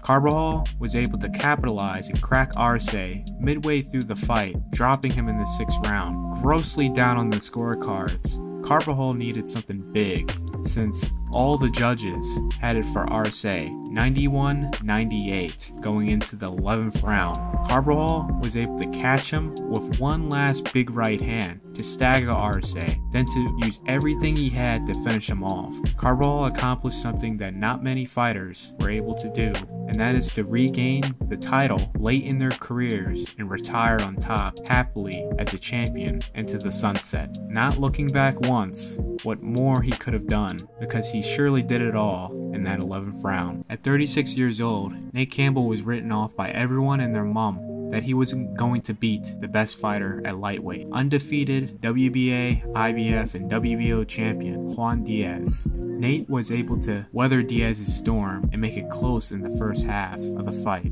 to completely take over the fight after Diaz did not know how to handle being cut and swollen in the eye. This gave Campbell energy, and he shined in the back half of the fight, edging Diaz in a well-deserved split decision victory. Added note here, my gosh, his ring announcing is just as bad as my narration. Like, dude needs to pick up his game. After Holyfield's loss to James Toney, you could say this was pretty much the end of Evander coming close to winning a heavyweight title. After a good break, Holyfield came back fresh and had some success. Unfortunately, he was thrown in as a replacement to fight Sultan Ibragimov for the title because of his opponent was contracted with hepatitis. My assumption, he didn't have enough time to prepare on such short notice. And here we go with this fight. Evander was given the opportunity to fight 49-1 Nikolai Valuev for his WBA heavyweight title. Holyfield came in as a 10-1 underdog, and these moments here in Holyfield's career, when he is heavily seen by the boxing public to lose, he always does his best to prove them wrong. The 46-year-old Evander Holyfield did not disappoint. He was looking incredibly sharp, outlanding, outshining, and simply giving Valuev a boxing lesson. Valuev was disgustingly given the decision. Holyfield was robbed of making boxing history, and ESPN reporter scored the fight 117-111 for Holyfield. There was so much of a backlash on the decision, the WBA was forced to have the judges study and rewatch the fight in its entirety. Instead of just reviewing one fight, I'm just going to discuss the whole tournament. Donaire in his last fight, prior to joining in the Bantamweight tournament, he looked awful against Carl Frampton. Stiff, slow, and incredibly flat-footed, which that was something that fans were already accustomed to seeing after his move up from bantamweight. He used his legs far less and loaded up on all his shots. Besides his flash KO power, that was the only thing remotely related to his nickname at that time. When I heard he will be dropping all that weight and moving from feather back down to bantamweight, I was shocked, but I was not going to jump the gun yet. His opponent was the talented Ryan Burnett. My opinion coming into this fight, if Donaire was going to win, it was because of his power. Not many bantamweights could take a Donaire power shot. At the weigh-in, I was shocked. I haven't seen Donaire in this great of shape in a while. Then I was shocked again. Burnett is not no slow guy. He got some hands, and Donaire was matching him early. Not only that, Donaire didn't come off bloated and stiff. The man was actually fighting on the balls of his feet. He was giving Burnett trouble. Good right hand from Donaire, and then another one. Right, Burnett taking punches in the corner, trying to bob and weave, but Nonito Donaire finding his range with that vaunted backhand, with a left uppercut and left hook, then getting to work again with a left hand. And due to a freak accident, the fight was cut off short, and Donaire won by Burnett corner stoppage. I made a post following after the fight of how impressed I was by Donaire's performance. He had completely reverted to his old self, and I stated if he is able to look like this in his next fight, I could see him going to the finals against the favorite Naoya Inoue. The link to my post will be in the description box. One of the comments on my original post, this guy makes an even bolder statement than mine. Unfortunately, Tete was forced to drop out due to an injury, but once again, I honestly thought that Donaire would also get past Tete. Donaire's last-minute replacement, Donaire once again turns back the clock and demolishes Stephon Young, with Inoue easily doing his end of the bargain. My prediction comes to life. I made a post following after the finalization of Inoue Donaire and compared it to his fight with Toshiaki Nishioka. Reasons why is both guys were seen out of their primes, both defied the odds, shot themselves back into the world class, and both are in line to fight in a meaningful bout. At that time, in 2011, Nishioka was ranked number 1 and Donaire was ranked number 2. This fight was for the WBC and Ring Magazine title. Whoever won was the best in the division at the moment. Nishioka, a very good champion. I believe that I have to beat him in order for me to be the best. I think he's the best in the division until I fight him. Young in his prime Filipino fighter fighting a veteran champion who's going through a golden age in his career. And now the roles are reversed. And it's crazy enough, it's the same situation. And even crazier, Donaire is the same age for the Inoue fight as Nishioka was when they unified against each other. The only thing is, will Donaire do what Nishioka couldn't do? And that was turn back the clock one last time. The only note I made when it came to this fight, if it remotely looks like Inoue's fight against Hiroshi Taguchi, and he was able to do what Taguchi was able to do, Inoue is in for a tough fight.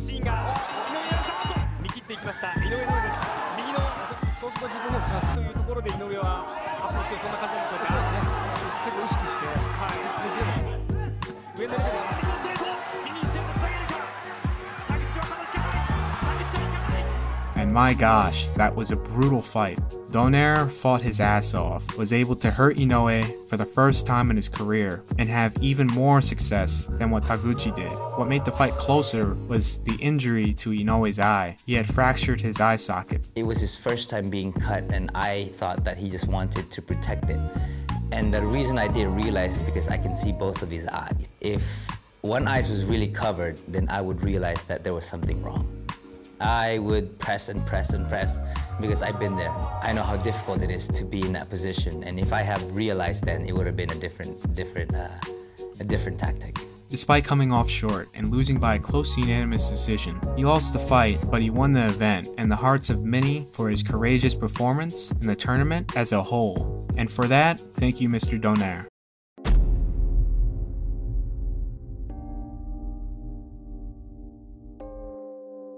A lot of hype was building up on Fernando Vargas and a lot of hype for a fight with him and Felix Tito Trinidad to really set the tone and the statement to fight fans, the network, promoters, and investors that he's ready for this fight and the massive payday behind it. He had to demolish Ross Thompson. Vargas started off a little tensed up, but getting work done. Once he got relaxed and landed the first real clean blow, it was over for Thompson. Vargas will go on to sweeping Thompson in the 4th round. Cortez watching closely, and this is going to be it. Fernando Vargas with another fiery ring statement. For years, Ronald Winky Wright was written off by the boxing public and never received the credit he deserved. He couldn't get the fights he wanted, and he was forced to outsource overseas to Europe, where he fought a bulk of his earlier fights. Everybody was spreading around that Wink had asthma, he had weak hands, he didn't like to train. I mean, everything was negative, which wasn't true at all. It was only because a lot of promoters talked to us, a lot of local small promoters, and we wouldn't sign with any of them. So they started spreading rumors about us. I called all the big promoters, Duva, Don King, Bob Arum, but they were all too busy with their big-name fighters. I never even got a return phone call. Earning the respect and a name in Europe. International audiences were drawn to see the American technician with the unrelenting jab and impenetrable defense. This is a class act, this Ronald Wright, I tell you. The Europeans, they called me the master boxer. I was beating all their top-notch fighters that they thought was coming up. I'd come over there, I'd beat them. Then I'd come back, beat the next one. And they was like, here come Wiki Wright, once again, coming to beat our fighters. Well, we're almost running out of fighters to put up against you. You've taken almost the cream of our crop. What's next for you? Hopefully I can get back to the United States and fight, HBO. But still seen sadly as a nobody in the States. We'd go through the airports and he was recognized like a big star. They'd ask him for autographs, and then, of course, we'd fly back to the States and nobody knew him. It was kind of disheartening, actually. In 2001, Wright finally got his shot at the vacant IBF title against Robert Frazier, and he won. He will make 4 title defenses before being challenged by Sugar Shane Mosley to unify the division for the undisputed junior middleweight title. Wright said before the fight, "This is the fight that will let everyone know who I am. I'm not going to mess this up, I promise you that. The boxing world will be a different place on Sunday morning after I beat Shane." Wright, who also claimed, when the money is right, he is willing to throw it all on the line. Despite being more defense-oriented, Wright will receive his career high of $750,000. Wright put on a performance of a lifetime, completely outclassing and outshining the 5-2 favorite Mosley. Wright will win all the belts, becoming the last and final undisputed champion of the junior middleweight division. With another win against Shane Mosley in the rematch, Wright was finally receiving the appreciation he righteously deserved. Matthysse, after losing to Zab Judah and Devon Alexander by split decision and a 3-fight duration, he went on a massive win streak against good competition on televised fights, where he was obliterating guys. He became the mandatory for Danny Garcia, but Danny was dealing with a Morales rematch and Zab Judah. While the narrative was playing out that Danny Garcia was avoiding Lucas Matthysse, who is now ranked #1 by Ring Magazine, Lucas takes the risk and puts his interim title on the line against Lamont Peterson. The winner is guaranteed a match with Danny Garcia in September. Matthysse did something no one was able to do and completely dismember Peterson in 3 rounds. And looking in retrospect here, what Peterson was able to accomplish after this, what Lucas was able to do was amazing. Due to this performance sending a clear statement to fight fans, and especially Danny, this really added on to the buying value of Mayweather-Canelo, as this fight as the co-main event. I can't really name you too many co-main events. People were really hyped to the point they treated it as if it was a main event. Mikey had been out of the ring for 2 years, and in his last performance prior to his situation with Top Rank, he didn't look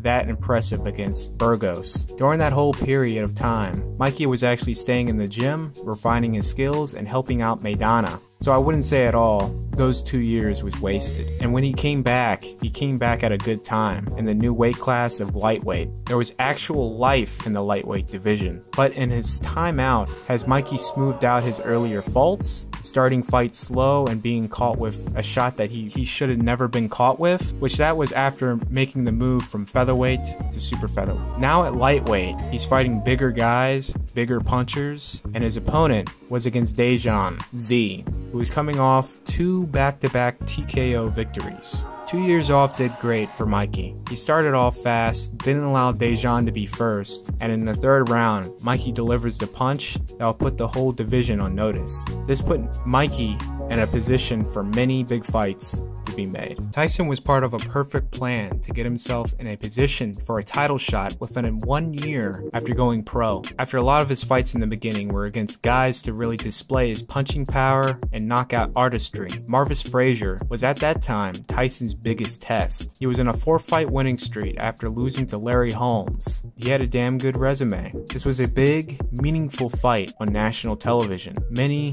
in America tuned in. Tyson did not disappoint, and he knocked out Frazier in 30 seconds. 2 minutes and 27 seconds faster than Larry Holmes. And when it comes to building hype and stock, that matters. And he's going to stop the fight. It did not last 20 seconds, with which Tyson knocked out Jesse Ferguson the first time you saw him here on ABC Sports.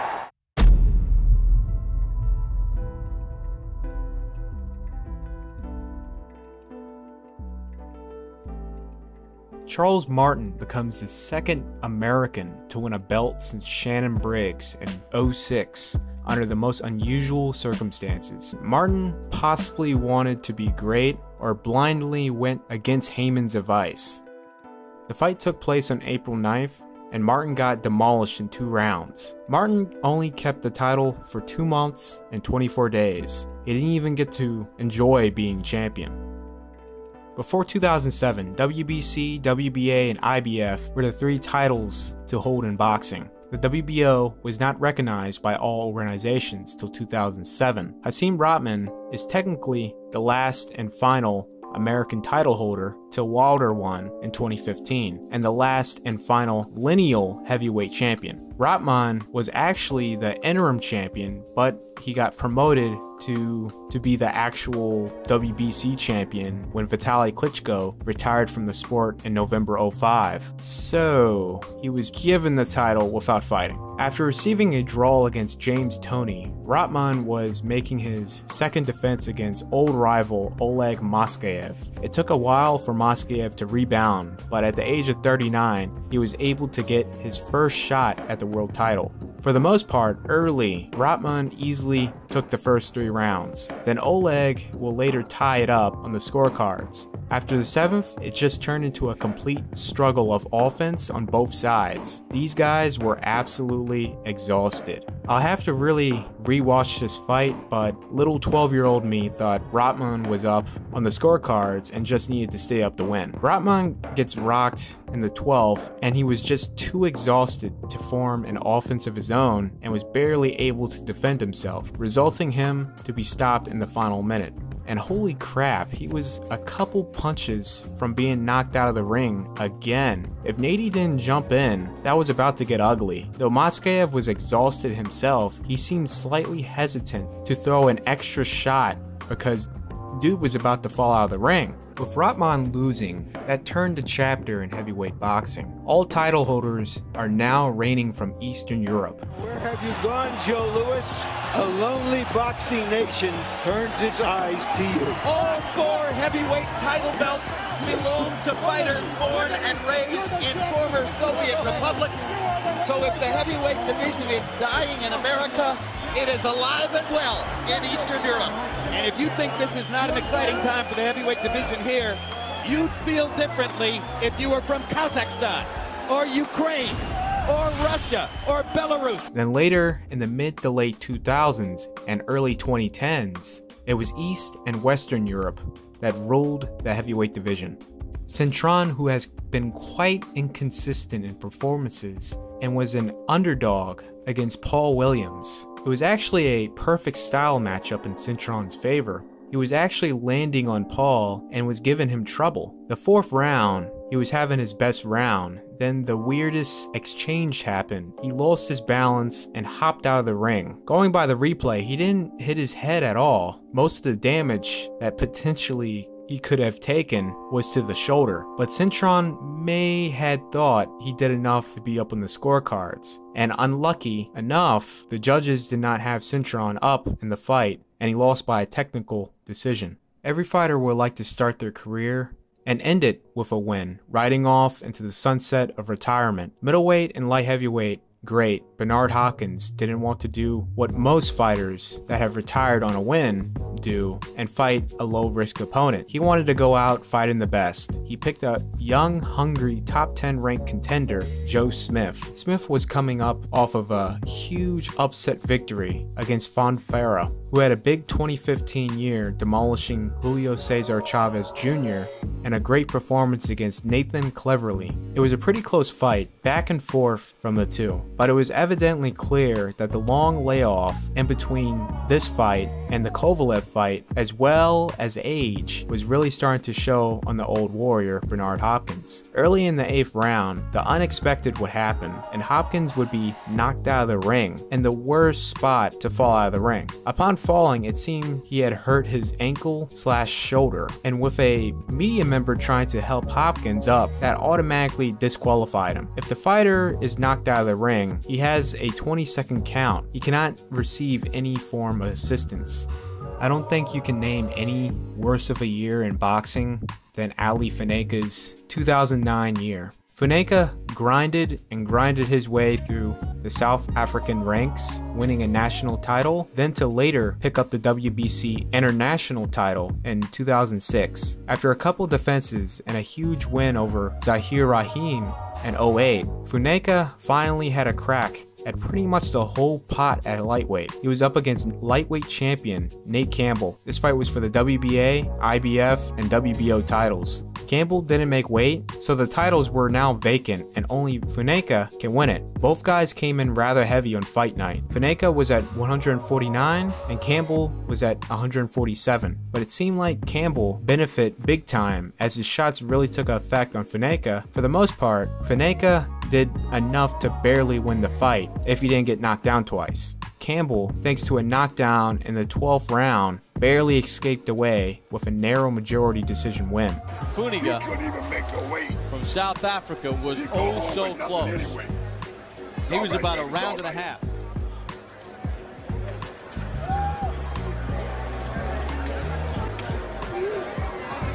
It's all right, baby. It's all right. It's all right. All right, champ.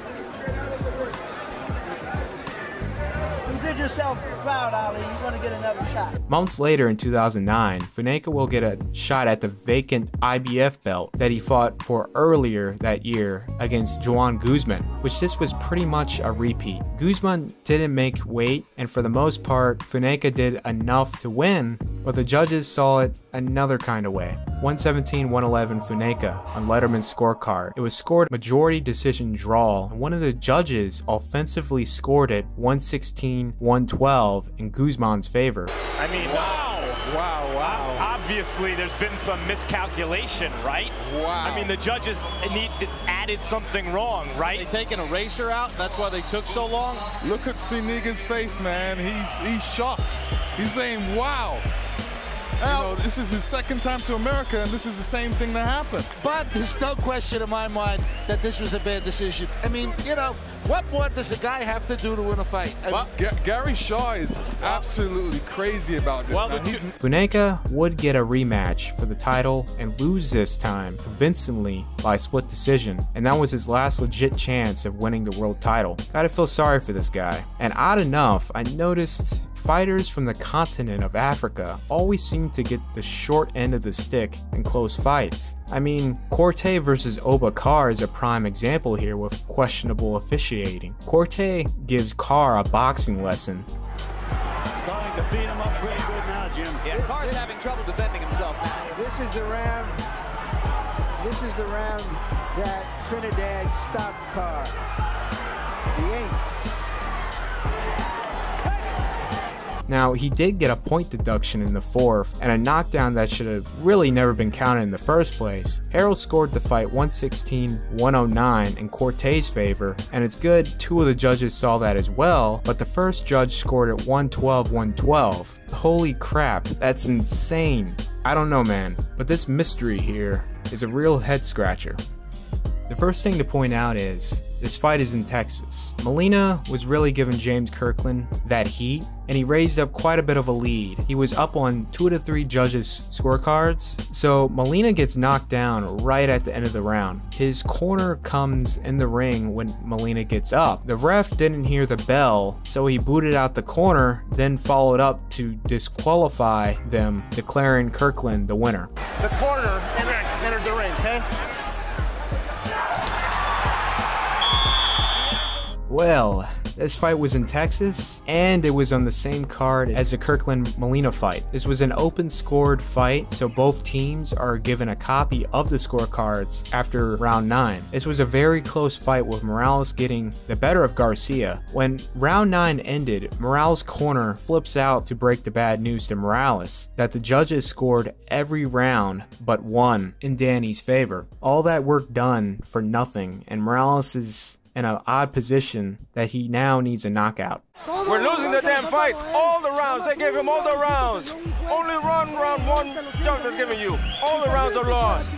This son of a bitch, you gotta finish him. Even if you finish the fight, they're gonna give you it if you're winning. The judges are gonna give it to him. To win by the judges, you see you can win the fight, but the judges, this is here, the judges are giving it to him. Golota loses the first fight due to being disqualified for low blows.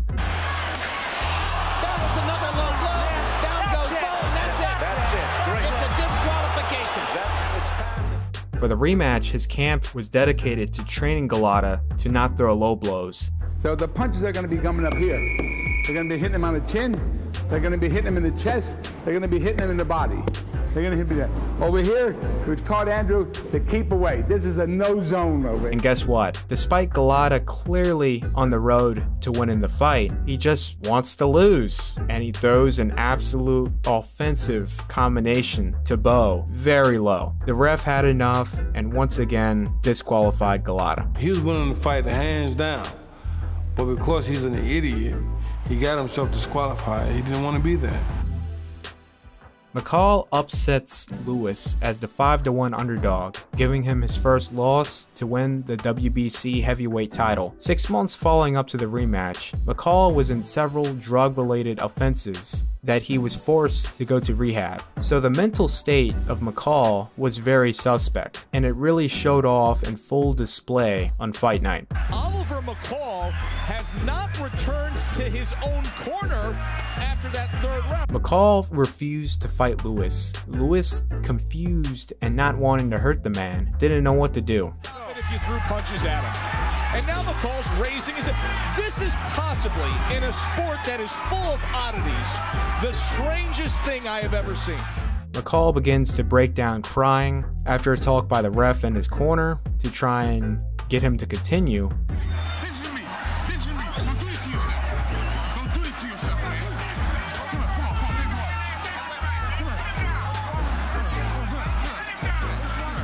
A new twist to the plot. Oliver McCall is now crying. Let's listen in.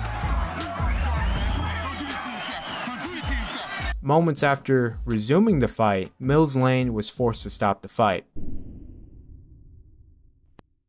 This fight was for the WBC, IBF, and the vacant Ring Magazine title. From round 1 and on, this was a fun watch. DeGale snags an early lead, dropping Jack early in the first round. DeGale, who is a fast starter, began to tire out, and as DeGale was slowing down, Jack was picking up the pieces and mounting a rally, tying up the scorecards. DeGale would do just enough to where, in the second half here, Jack will need a big 12th round. DeGale absolutely tired, and on top of that, he got a front tooth knocked out, so he's also fighting through that as well, and it was making it very difficult for him to hold his mouth guard in place. He gets clipped by Jack in the 1 minute 50-second marker to get dropped.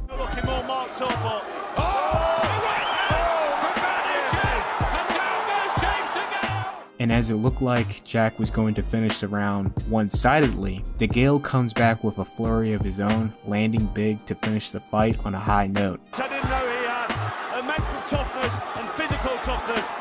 Look at him finishing like that, DeGale! But he's going to run out of time! Is he? Right hand!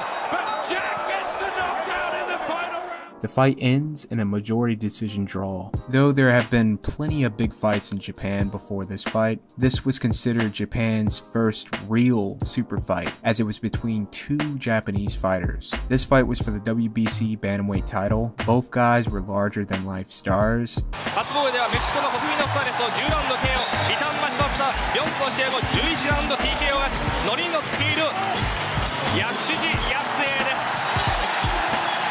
When this matchup finally happened, Joichiro was already a massive star in Japan. He was the real-life Joe.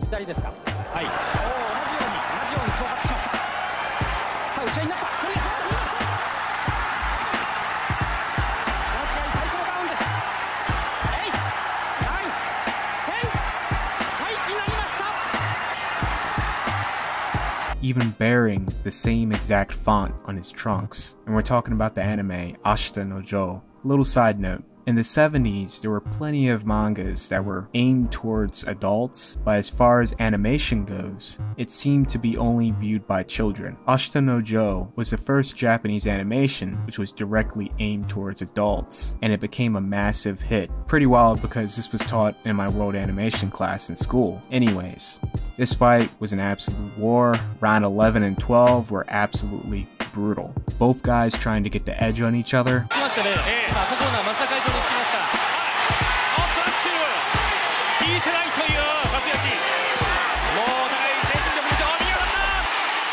Very rarely, especially in today's era, a fight that is branded a super fight ever lives up to the casual fans' expectations. By casual fans, I'm talking about people who only watch when mainstream fights happen. As far as new fans, they were more than enough entertained. This exceeded casual fight fans' expectations going into the championship rounds.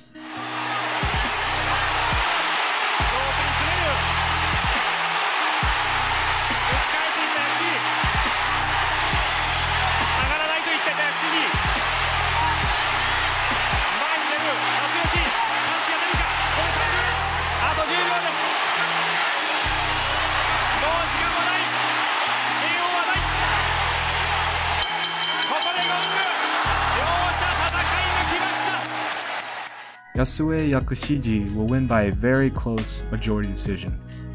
One of the most highly anticipated middleweight championship fights, this fight was as even gets. High stakes 11th in which Wright was able to get the better of Taylor. Wright will make a huge tactical error and not fight the 12th round. Taylor took full advantage of that to take it to Wright. Wright thought he was comfortably up on the cards, but this is a championship fight. Taylor is the champion. If the fight is close, you must go out and finish the 12th and take it from the champion. The HBO crew couldn't believe what they were seeing. Larry Merchant stated this could very well end up as a draw. Harold Letterman scored the fight as a draw. The Sky Sports broadcast of the fight caught word of Letterman's scorecard before the announcement and took it as a joke. Well, guess what? HBO was right, and this fight was announced as a draw. The 12th round, the round Wright didn't come out to fight, was the deciding factor.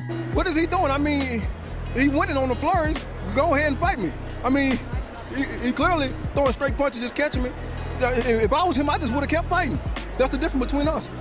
I felt like if he wanted the title so bad, he should have fought all 12 rounds, because that's what I would have did. That's what I did. I fought all 12 rounds. I didn't get in there running them last rounds thinking I had to fight one. You know, I feel like it's a boxing match. You got to fight all 12 rounds. And ironic enough, the very same thing costed Wright a big win over Fernando Vargas in 1998. Holds on to his title. How do I win a fight? This was the fight where Berto really showed his true grit. Collazo, who is a very underrated fighter, shocked many, taking it to Berto throughout the whole fight, and it all rested in the final 2 rounds. Toe-to-toe action in the 11th, both guys are landing. Though Collazo is landing more in these exchanges, his shots had no power on them, while Berto's did. Berto trying to land that big shot, Collazo being cautious. Right hand by Berto, but he missed with the left. This may sway judges' opinion on who won that round. The 12th round was incredibly even, but Berto was able to find the extra win to close the final minute huge. Berto steps in with a right. Berto's doing the right thing. He's getting in them power punches early, because if he wants to win this fight, this is what champions are made of. And we've seen him start fast in some other rounds of this fight, only to have Collazo come on in the middle and end of the round. Collazo right now looks very running those rounds. Coming forward, looking punched out, and taking crisp counter punches. Berto will win by an incredibly close unanimous decision. 2 judges scored the fight 114-113 for Berto, and 1 judge had it criminally wide 116-111. One amazing comeback pulled off by the weight-trained Roy Jones Jr. He knew he had to win the final 2 rounds. Though Tarver will put in some good work in both rounds, Roy will come back with a rally of his own to completely steal the round. And he's doing it. Trying to find the greatness that he needs to hold off Antonio Tarver. Now the combinations begin to flow. Drama. Big right hand by Jones. Roy gets older. We start to see what intangibles he has inside of him. Tonight, it's clear, fighting Antonio Tarver was a bigger risk than Roy Jones thought it would be. Jones will win by a close majority decision win. This fight was for the WBA Cruiserweight title, Evander Holyfield's first title shot at the age of 23 with a record of 11-0. Dwight Muhammad was making his second defense of the title. From the opening bell and on, this was becoming a classic. The Cruiserweight division was formed in 1979, but was not fully recognized by all belt organizations till 1983. This fight would definitely be one of the greatest fights in the early history of this division. Like many of the fights on this list, it all rested on the final 2 rounds. Toe-to-toe action from both guys. Once you think Dwight has Evander and he's on the defensive, Evander would come back with a flurry of scoring shots. Great watch. I highly recommend you watch this fight. Back up, and there's the final bell. Watching live from home, you know this fight all rested on the 12th round. Unfortunately, the judging was incredibly incompetent, but coming in the 12th, this fight could go either way. Freddie lays out the truth on Tony. He needs to drop Jirov or put him away. Here, listen to me, all right? Championship of the world right here, this round, okay? You gotta put this guy on his ass. I'm serious now, okay? All right? He out-hustles you that round. You don't let him out-hustle you. Come on, baby. Okay. Both guys fighting like they need to knock out the win. Emanuel Stewart's commentary was just amazing this fight. Stewart is a Detroit guy. Tony is an Ann Arbor guy. Both Michigan guys, and you can tell Stewart was pulling for Tony to do something big and win. Jim Lampley saw this, and he just let Stewart have his moment, and this was a great moment at that. He's still fighting, James. He won't let James get in the punching rooms. Jirov is going to left hook again. The leg's going again.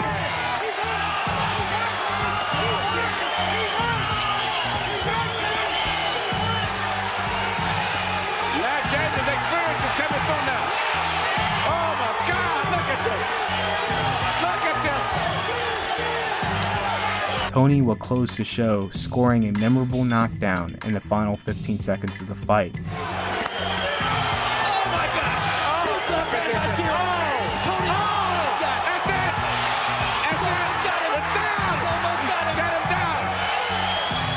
James will win by a wide unanimous decision, which sadly takes away from the tension coming into the 12th round, because if this was an open scored fight where the scorecards are given after the 9th round, we're losing the damn fight. All the rounds, they gave him all the rounds. Only round 1 judge is giving you. All the rounds are lost. This son of a bitch, you gotta finish him. Even if you finish the fight, they can give you if you're winning, the judges are gonna give it to him. To win by the judges, you see you can win the fight, but the judges, this is here, the judges are giving it to him. That memorable 12th round, who knows if that would have happened or not.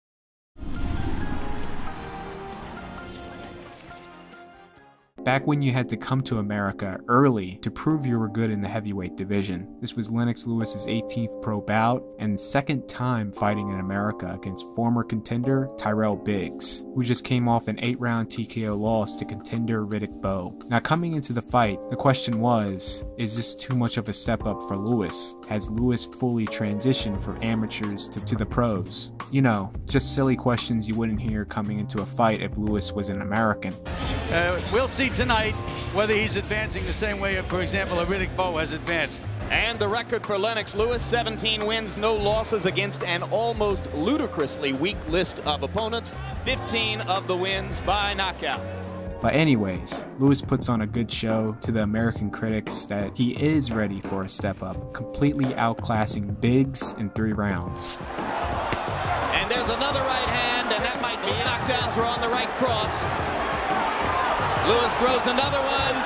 Biggs goes down again, and the referee's seen enough. Though he was credited for an impressive performance, they still found a way to put him down. Like I said, if Lewis was American, you wouldn't be hearing this for 1, and 2, he would have received much more praise for his great career. And I'll go in the ring and find out where he's going from here. Okay, let's do that, Larry. See if he's going to pick his next opponent by committee or who's going to pick the opponent. Well, you're right. He told us before that he was very enthusiastic about going ahead with top-flight opponents, but that his business managers had to temper him. My interpretation of that was he wants to fight bums, and they don't want him to fight anybody that good. So early in Golovkin's career, even though he picked up a title belt, fighting in Europe was really holding him back because he wasn't making any noise, and all the promotional energy was being pushed on Dmitry Pirog. The holdback could possibly have been because of his nationality, but it was clear that Germany was not the place for him to grow into a star. New trainer and new promoter, K2 Promotions, a promotion that has a healthy relationship with HBO. A trainer as well can have a promotional pull, getting a fighter into a network for what I'll say, in this case, an audition.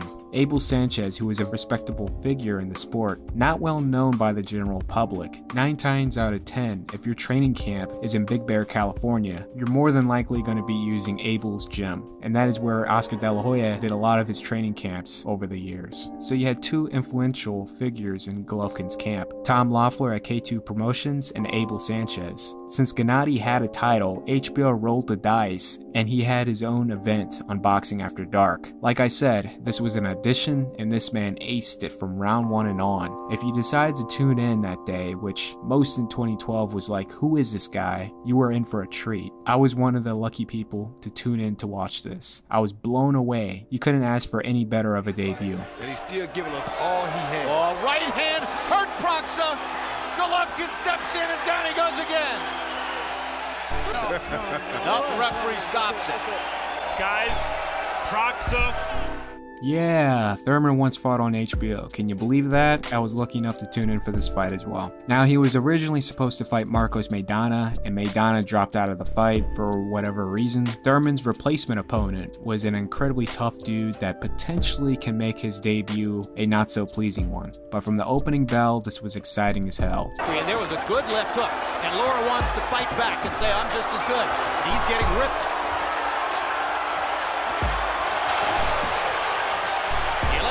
Go against a guy like Thurman. After landing big shot after big shot, it looked like Thurman may not get what he promised during the HBO meeting, because this guy was not budging. Not stopping Lara from coming after Thurman. Between Keith Thurman and Orlando Lara. Lara staggered by a left hook. Thurman in the 6th round finally gets him with the perfect shot to finish Lara off right there. Up to hit him with.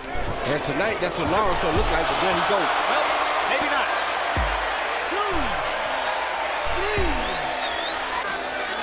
Orlando Lara has had enough.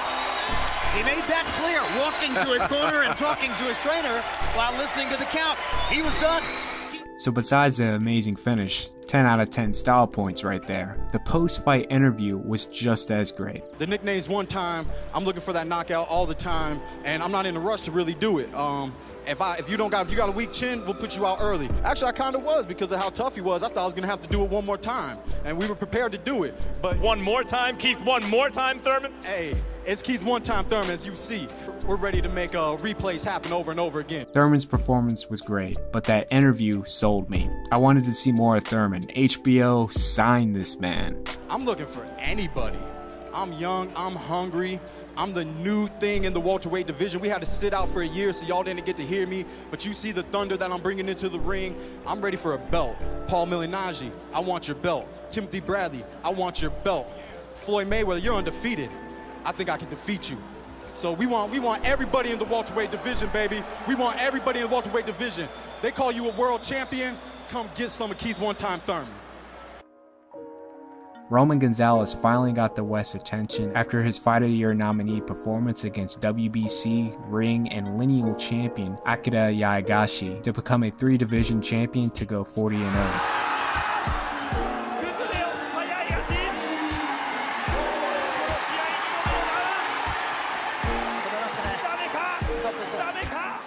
Roman Gonzalez is a Taken Promotions fighter, which is a Japanese promotion. Tom Loeffler at K2 Promotions formed a partnership with Gonzalez and Taken to promote him in the States. Thanks to that, Gonzalez received a HBO deal. Roman's debut will be the co-main event to Golovkin's fight with Willie Monroe. If you know your history, most of the time it's not good to repeat it. In this case, it's a good thing. When Mexican boxing legend Ricardo Lopez was fighting in the States, he was introduced to stateside fight fans on Julio Cesar Chavez's undercard. Unfortunately then, fight fans didn't appreciate the strawweight division. Definitely the problem was they didn't promote the weight classes nor the fighters like they should. K2 and HBO did a fine job promoting his debut and the lead up, and all Roman had to do was put on a great show. His opponent was top 3 ranked Edgar Sosa. Sosa, a year prior to his fight, lost a 12-round decision against Akira Yaegashi. Though Yaegashi won quite convincingly, he was unable to do any damage to Sosa. So stylistically, this may be a tough fight for Gonzalez. Roman blew through this man in 2 rounds in the most exciting fashion. If you are a follower of the lower weight classes, this is a performance one can truly appreciate here. Referee should stop it right now because Edgar Gonzalez is done. Edgar is out of here. Raul Caiuto is going to stop it. Not only this was an amazing debut, this was a huge win for the promotion of the lower weight classes, that these divisions are marketable and the fighters are exciting. Anyone care that they're flyweights? Not at all. That's some heavyweight action right there. 100%. Any questions, American boxing audience? Wow. More like a demand. And just a year later, Gonzalez was the main headliner in front of a sold-out crowd. So this was one of the earliest fights on HBO, though HBO's claim to fame 4 years prior, becoming the first TV network to do a live satellite broadcast to show all of America Muhammad Ali versus Joe Frazier, the Thrilla Manila. The Bonds fight was part of a 3-fight program to generate hype, demand, and the fight purse Leonard was eyeing for a potential fight with Thomas Hearns or Marvin Hagler. So, why is he fighting Larry Bonds? And who is Larry Bonds? For Leonard, this is the first part of a 3-fight strategy. The next fight scheduled for June is supposed to be against Ayub Kalouli, the junior middleweight champion. And after that, later in the year, a big one against a dangerous opponent. Either Hearns, the WBA champion, Cuevas, the former WBA champion, or our color man tonight, Marvin Hagler. What can I say? Leonard delivered, put on a great show. You saw everything in this fight. And then coming back with the right hand. And Leonard going to a window. Leonard with the right hand, and another man, and has made a no contest. Spins him around, hits him with the right hand. He's now of Larry Bonds. Right above us once more. A right hand and another right, and a left hand, and Bonds goes down. Good fight. There's a little Muhammad Ali action by Sugar Ray Leonard, leading the crowd in cheers. Another right hand, spins away, legs wobbly, combination against, tries to fight back. Bonds is hurt now, doubles up in the corner, combinations, down goes Bonds. Leonard hands up. Followed up with an amazing finish to stop Bonds in the 10th round. Coming up on 15 seconds in a round, Leonard is trying to put his man away, hammering Bonds. Arthur Mercanti jumps in, says that's it. That's it. The fight is over. Jones early in his career was plagued with promotional issues. And despite a 19-0 record, Jones's career has not exactly skyrocketed the way you might have thought. For the most part, this career has taken place in obscurity. Unmemorable fights against utterly forgettable or already forgotten opponents. Because there was a bit of a monopoly going on with boxing promotions and networks. Since Jones didn't want to sign with Bob Arum, Don King, or had a manager/trainer with influential power like an Angelo Dundee, it was a very rocky beginning for Roy, even though he was putting up highlight reel wins. But until the Vaca and Jorge Castro fight, the opponents he was pretty much forced to face because of his situation were on the level of criminal mismatches. You had a fight where a fighter who was medically suspended due to deterioration to the brain, brought in, given a Florida license just to get brutally knocked out by Roy. You had another fight that was unsanctioned by the Florida Commission that still somehow happened. And then you had the infamous Tony Waddles fight. Jones' opponent backs out at the last minute. A fighter by the name of Derwin Richards was supposed to be the replacement. The fight goes on, Roy wins by knockout, obviously, but guess what happens? That man was not Derwin Richards. The matchmaker sent the wrong guy, a 0-2 fighter by the name of Tony Waddles. Now I'm explaining this to you to give a clue how much of his early career's management was in a disarray, and why this fight is so high on my list here. So the contract for the fight was $2,000, which Tony did not know about at all. He was given $700 and found out after the fight he was supposed to be paid $2,000. The promoter and matchmaker were shortly arrested and charged for grand theft for fraud. Jones, who had nothing to do with the handling of this fight, was thrown in the same pot by the Florida Athletic Commission and suspended. This is some pretty wild stuff here, and it's a really good thing HBO signed him. This is the first fight the nation got to see Roy, and he did not disappoint. The HBO crew was blown away how fast Roy was. Like about Percy Harris, and there he's down already. You have to remember that he's only had one fight this year. The first looping right hand caught him right on the temple, and down he went. Percy Harris motioning Jones to come on in, saying, "Bring it to me. I don't fear what you've got," but Harris is in serious trouble again. And Jones, aping Ray Leonard, throws his gloves in the air before trying to pound Harris back to the canvas.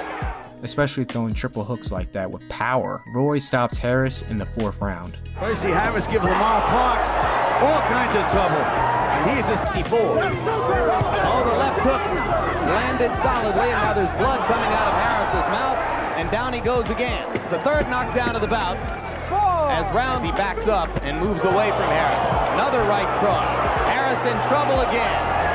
Can Harris make it out of round 4? Not without going down. And Tony Orlando has seen enough. For 2 years, Pacquiao was getting turned away left and right from American promotions, wasting Team Pacquiao's time. Murad Muhammad was the only promoter that gave Pacquiao the shot. Though they agreed to meet up at 11 a.m., Team Manny ran really late, arriving at 8 o'clock that night. Murad got to see Manny in action and was absolutely blown away by his skills. Murad saw something big in Manny. And they gave me the opportunity to sit there and watch Manny Pacquiao. And I saw fighters falling. It was unbelievable, but I couldn't see the punch. I said, this is my kind of fighter. So I didn't want to hear anything else. I wanted Manny Pacquiao. And despite Manny's team not having the best confidence that Murad will get Manny to where he needs to be in his career stateside, they decided to sign with Murad for 1 year. Well, Murad, I've been here for 2 years and I'm disgusted. I mean, what could you do for me? I said, I pull miracles. He laughed about that. I said, you sign with me, I make your fighter rich and I make you rich. Well, Murad did promise he can get what Manny needs. He makes miracles happen, and the timing couldn't be any more perfect. 4 days later, Lamomo from South Africa, his opponent fell out.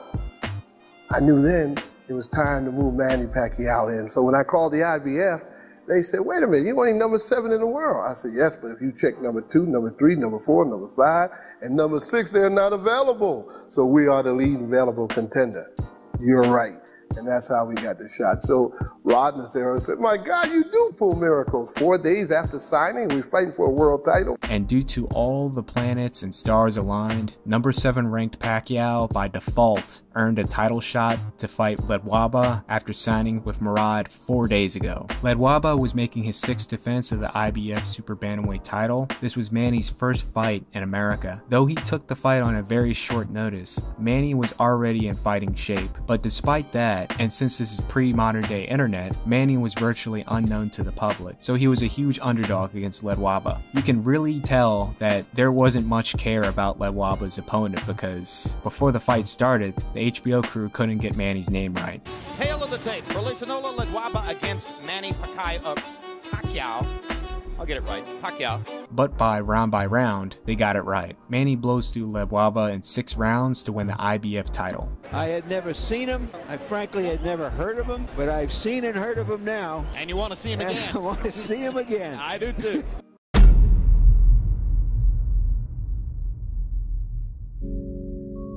To start this long list off, both Klitschko and Thompson fights. Tony Thompson, one of the more underrated American heavyweights during the mid-2000s and early 2010s, fought tooth and nail to get his shot at the title. Not only once, but twice. And you can see the level of focus, desire, and confidence during these face-offs. On my command to break, I want you to take a full step back, the hands up, protect yourself at all times. In case of a knockdown, I'll send you to the furthest neutral corner. Remain there till I send for you. Good luck, man.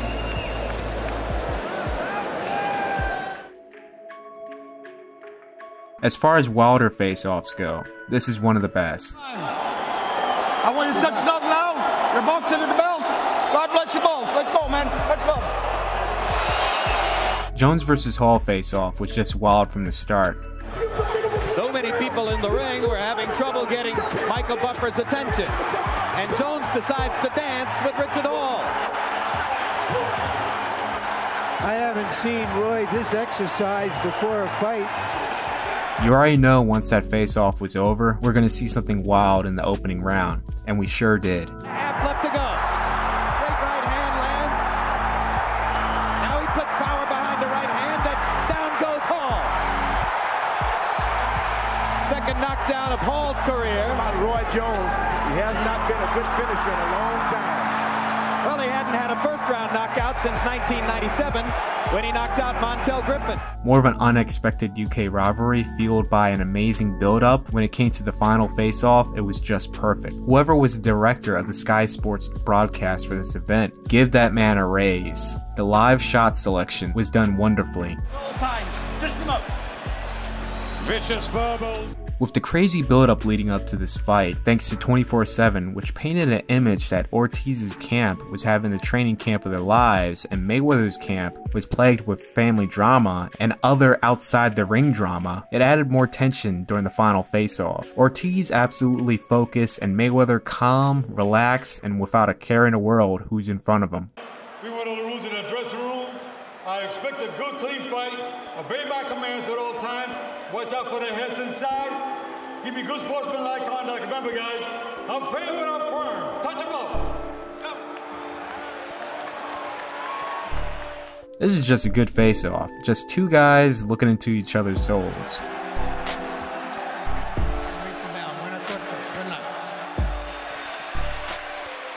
That's a stare down. Quite a bit on the line for this fight. This fight determining who's going to be the next heavyweight star contender in the UK. Two face-offs for the price of one. Joshua comes to the middle of the ring and begins to stare down White before the actual face-off takes place with the referee instructions where they were split up, then moments later we get the actual face-off. We both know what to expect. Keep it clean, Greg, straight away when told. Both your heads in close, good luck to you both. Touch gloves. This was Marquez's first fight back after losing a close split decision loss to Manny Pacquiao for the Super Featherweight Championship. His opponent was ring and lineal lightweight champion Yoel Casamayor. This is just a classic face-off here. Both guys stone cold, ready for business. Mira, aquí está bien, aquí no. Mira, aquí está bien, aquí no. De los sectores para arriba, yo quiero una pelea limpia. Escúcheme, cuídate, listos, vámonos. I know there's a valid reason to this, why Garcia is looking down while Thurman is staring right through his soul here. It would be quick for someone to just jump to conclusions why, but if I were to, as a joke, someone is coming into realization that is no step-aside opponent. This man's name is Crazy Kim. He looks like a Yakuza foot soldier, and he's fighting a guy who very well be a live-action character from Hajime no Ippo or Ashita no Joe. So since this is already a matchup and fight that I would expect in both of these anime series, we get the most animated face-off between the two.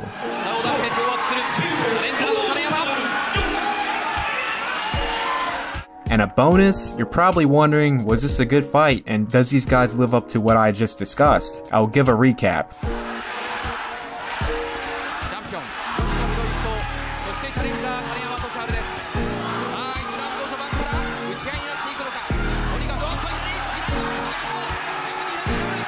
So in the first round, Crazy Kim delivers and cracks Yoshino, dropping him. Yoshino barely makes it out of the first round while still fighting on. From the second round and on, it just turns into a war. For the most part, Crazy Kim is getting the better of the exchanges.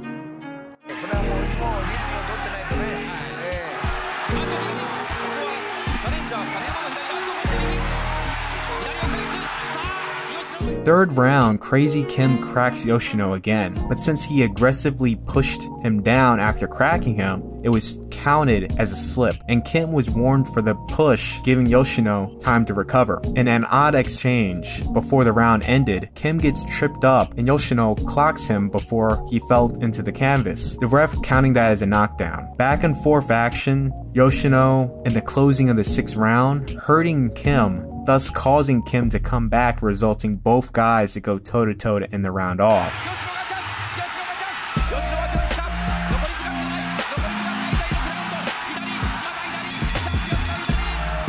The 7th round, Kim, for the most part, wins the first half, then to get absolutely exhausted out of nowhere to where Yoshino is on the verge of stopping him in the final minute.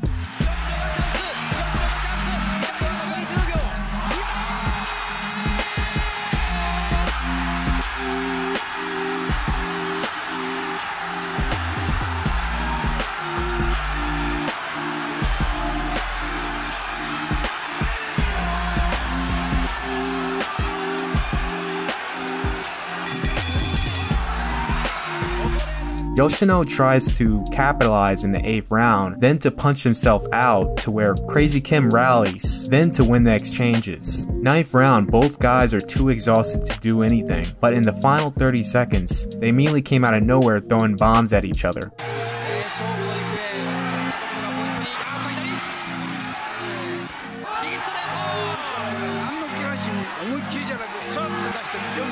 Though Kim is getting the better exchanges, he's so tired that he falls to the canvas out of exhaustion. Not once, but twice, as Yoshino is trying to win the round. Now, I don't know the official scorecards, but Kim may be up a round or two in the fight, and Yoshino needs to do something big to win. Right at the opening bell, Yoshino catches Kim with not really his biggest shot, but Kim was so exhausted that he completely lost his balance upon impact and got knocked down in the process, in which the ref counted as a slip. Moments later, Kim gets dropped again. Kim literally looks up at the ref and says, "I'm good, family," shaking his head no, then to put his head down, further signaling his defeat, to have the ref finally wave it off. Another one of those great matchups with a lot of drama coming in, where the final face-off was just the topping to what would be a great fight.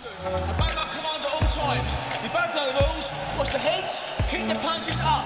When I shout break, you break clean. And remember, defend yourself at all times. Shake hands. Right? Let's go.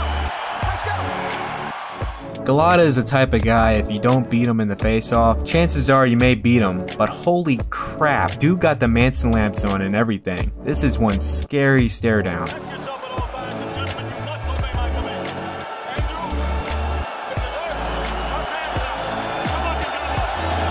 That was a good stare down.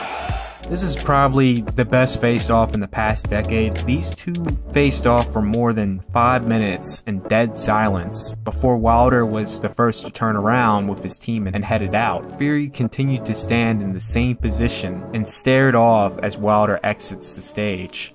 Low-key adding some winner win sound effects and some classic Dragon Ball Z soundtrack just makes this face-off even more epic than it really should.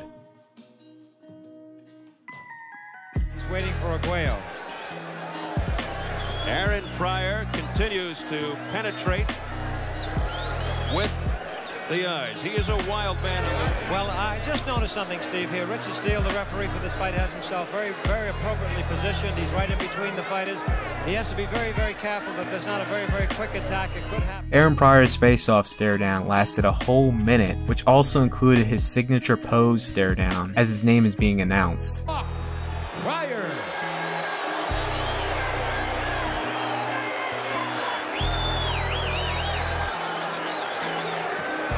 Okay, I have gave both fighters instructions in their dressing room. All I have to say to you, obey my commands at all times. Shake hands and good luck to both of you. According to the tale by observers at the weigh-in for this fight, the Jones-Sosa face-off lasted 6 minutes long, ending with both guys angry. And Roy Jones, who told us yesterday that he needed motivation, needed a way to get fired up for this fight, engaged in a stare-off with Murky Sosa that observers clocked at about 6 minutes. Now imagine the two in this pose for 6 solid minutes. It ended in anger on both sides, and maybe, Larry, that will give Jones the motivation he thought he needs. Enough for me to want to look at him for 6 solid minutes. This fight was for the WBA junior middleweight title. For Fight Night face-offs, this was one long one, clocking in at almost 1 minute. This fight lived up clearly to the epic face-off, easily becoming the Hagler-Hearns of the junior middleweight division.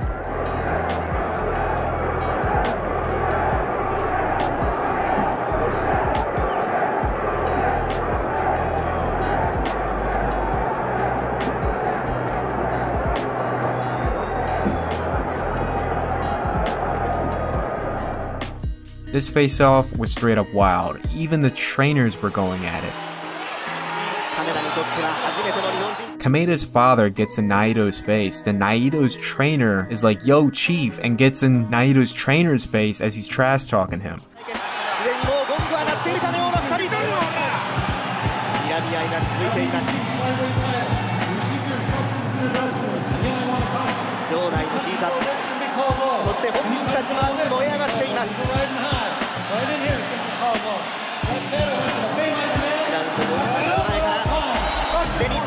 Naito and Kameda both not taking each other's eyes off. As soon as they are directed to opposite corners in the ring, Kameda gives Naito a big grin and throws him a hand gesture before the bell rings.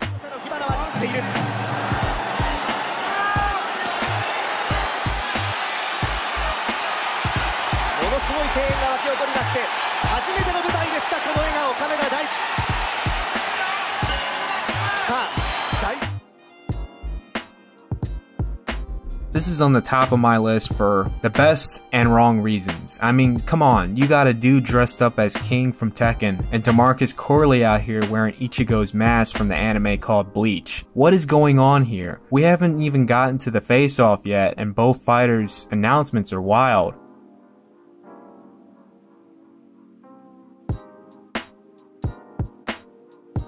The best part is literally the commission and the ref allowing the two to still wear their mask during the face-off. Those are the real MVPs here for creating one of the most unintentionally epic face-offs.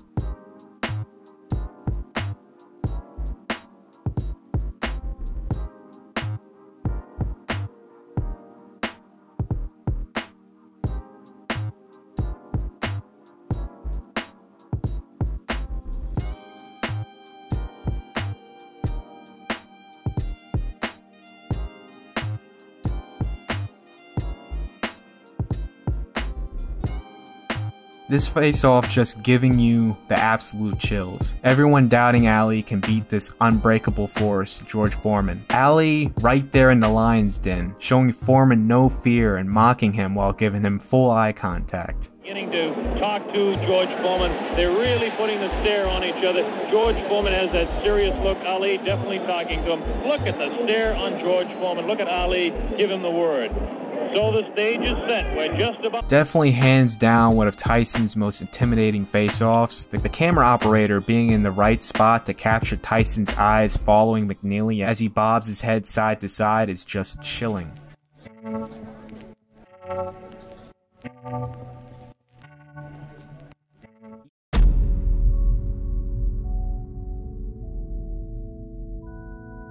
The 23-year-old 30-0 Robert Garcia was making his first defense of his IBF Super Featherweight title against 12-0 Ramon Ledon. The fight picked up quick after a stalemate first round, when Ledon landed the first significant shot of the fight, then to fall up and knock Garcia down. Garcia will be on the defensive the whole round and survive to go to the third. The third round was rather even with both guys scoring. Ledon looking a bit tired coming into the fourth round, and Garcia took full advantage and began to pick Ledon apart, tying up the knockdown count at the end of the fourth round. Nothing left in the tank, and still bothered by the knockdown in the round before, Ledon had to take a knee and recoup himself from Garcia's early round flurries. After getting up and putting up quite of an effort to get Garcia off him, Garcia was able to pick him off and finish the fight with the KO.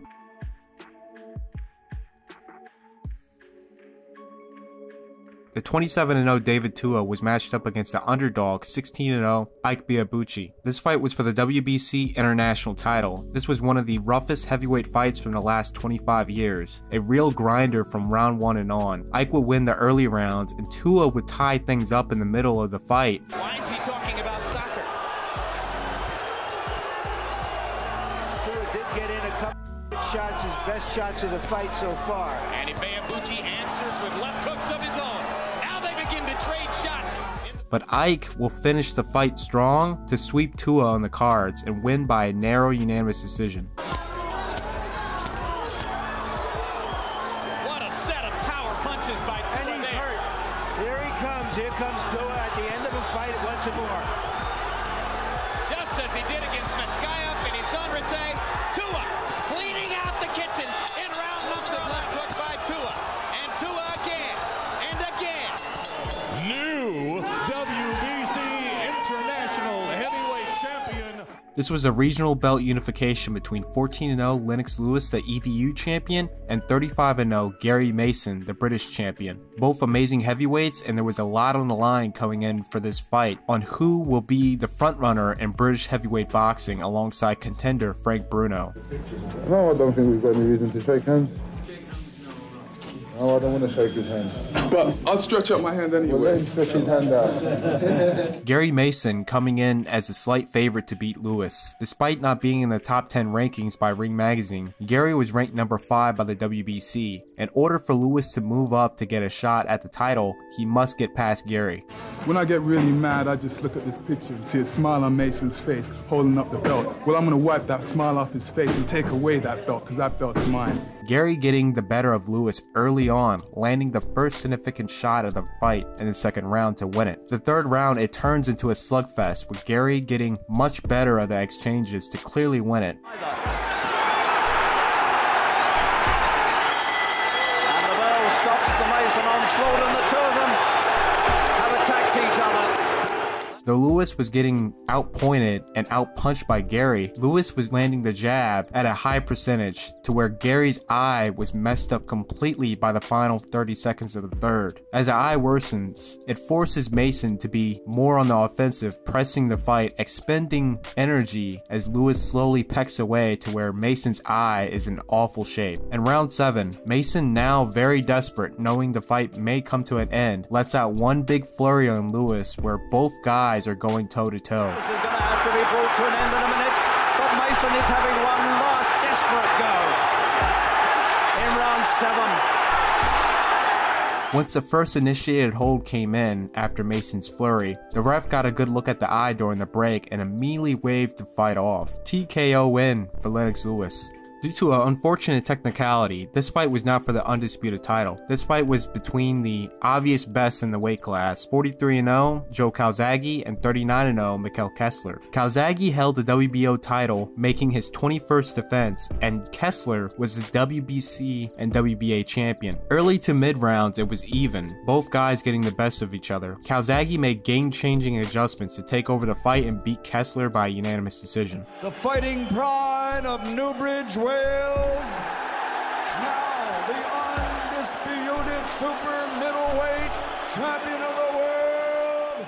24-0 Shawn Porter, the IBF champion, making his second defense against 32-0 Kell Brook. Porter ranked at number 4 and Brook at number 5. According to December 31st, 2013's rankings, Brook was ranked at number 4 and Porter was ranked at number 6. Porter did beat Devin Alexander for the IBF title in December, but the fact that Brook was ranked at number 4 and had not lost yet, his rankings should not have been affected to drop coming into 2014. This fight was a very rough nail-biter for the two. Not a pretty start for Brook, as Porter's rough style caused a clash of heads in the second round, cutting Brook. Porter himself will get cut later in the fight. Though Porter was getting the better of Brook in the first half, Brook started to take over in the second half as Porter started to tire out, making the fight incredibly close to where who wins the championship rounds wins the fight. Since Brook is not American and he's fighting Porter in his backyard of the United States, the UK commentators coming into the 12th round expressed their lack of confidence that Brook will not even make it out with a win on the cards.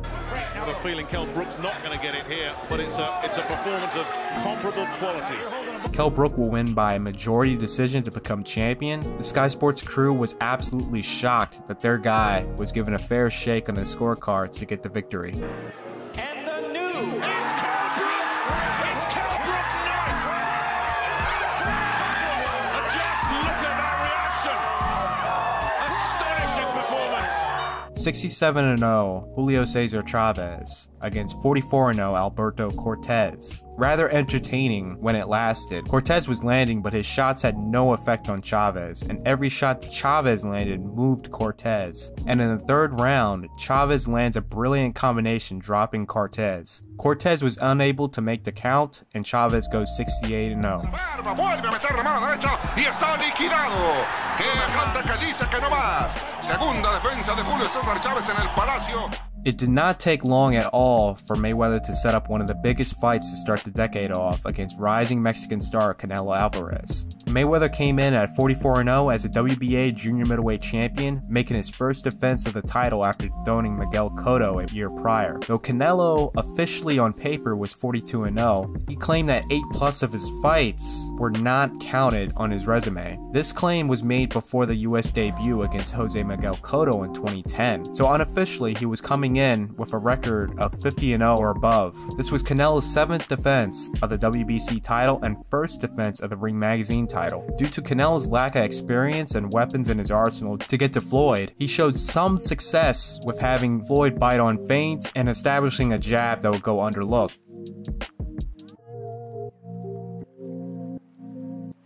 This was not even close to what was needed to get the best of Floyd, who won each tactical exchange. As mentioned in my previous video, this was a round where Canelo was on top just barely, based on punch count, what was landed, and effective aggression. Floyd, who counts his shots and his opponent's shots, calculated he had enough time to take an educated risk and outpoint Canelo and steal the round, which he did with absolute precision. Floyd, knowing he just stole the round, goes back into a defensive position and laterally evades Canelo till the bell rings. In the hands.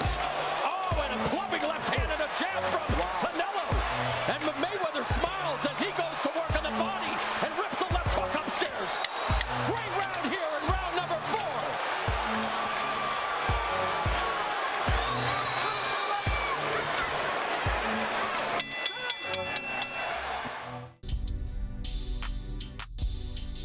If you watched my Tale of Floyd Mayweather vs. Victor Ortiz video, you already know what's up. Ortiz is notoriously known for headbutting fighters before and after this fight.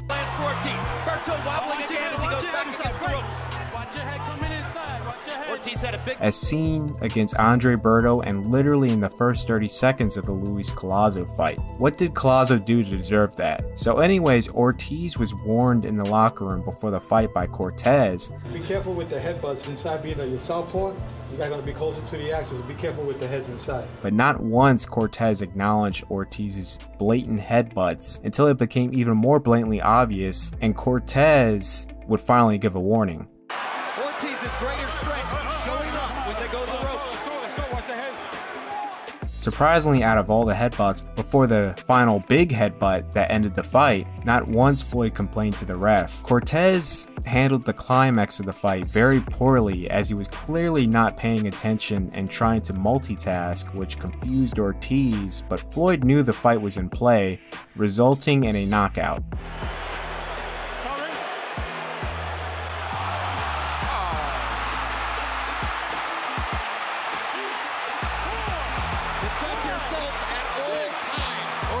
Apologizing. I don't recall at all Ortiz complaining about Floyd's elbows in the fight or in the post-fight interview with Merchant, but he will angrily say backstage he was purposely headbutting Floyd because of the elbows, which surprisingly, it's hard to find any elbows Floyd had thrown or pushed off with. And this goes back to the Collazo fight. Collazo hadn't done remotely anything just to get chin checked by Ortiz in the first 30 seconds. This was just a mess from the opening bell and on, the ref failing to make any effort or keep order in the ring. This fight had an absolute ridiculous amount of fouls, all by Norwood. Bangs low here. Stop. Hold on. Don't punch. Step back.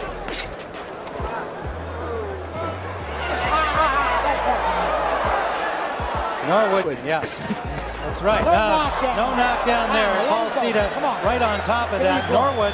3, now 4, now he's counting on him. He said there was no knockdown. 6, how can that be 7, possible?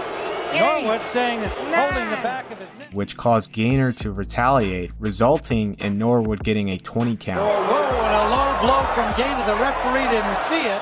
Gainer is way ahead in the fight, but the only problem is Norwood's blatant fouls. And crazy enough, out of all of Norwood's fouls, he's yet to receive a point deduction.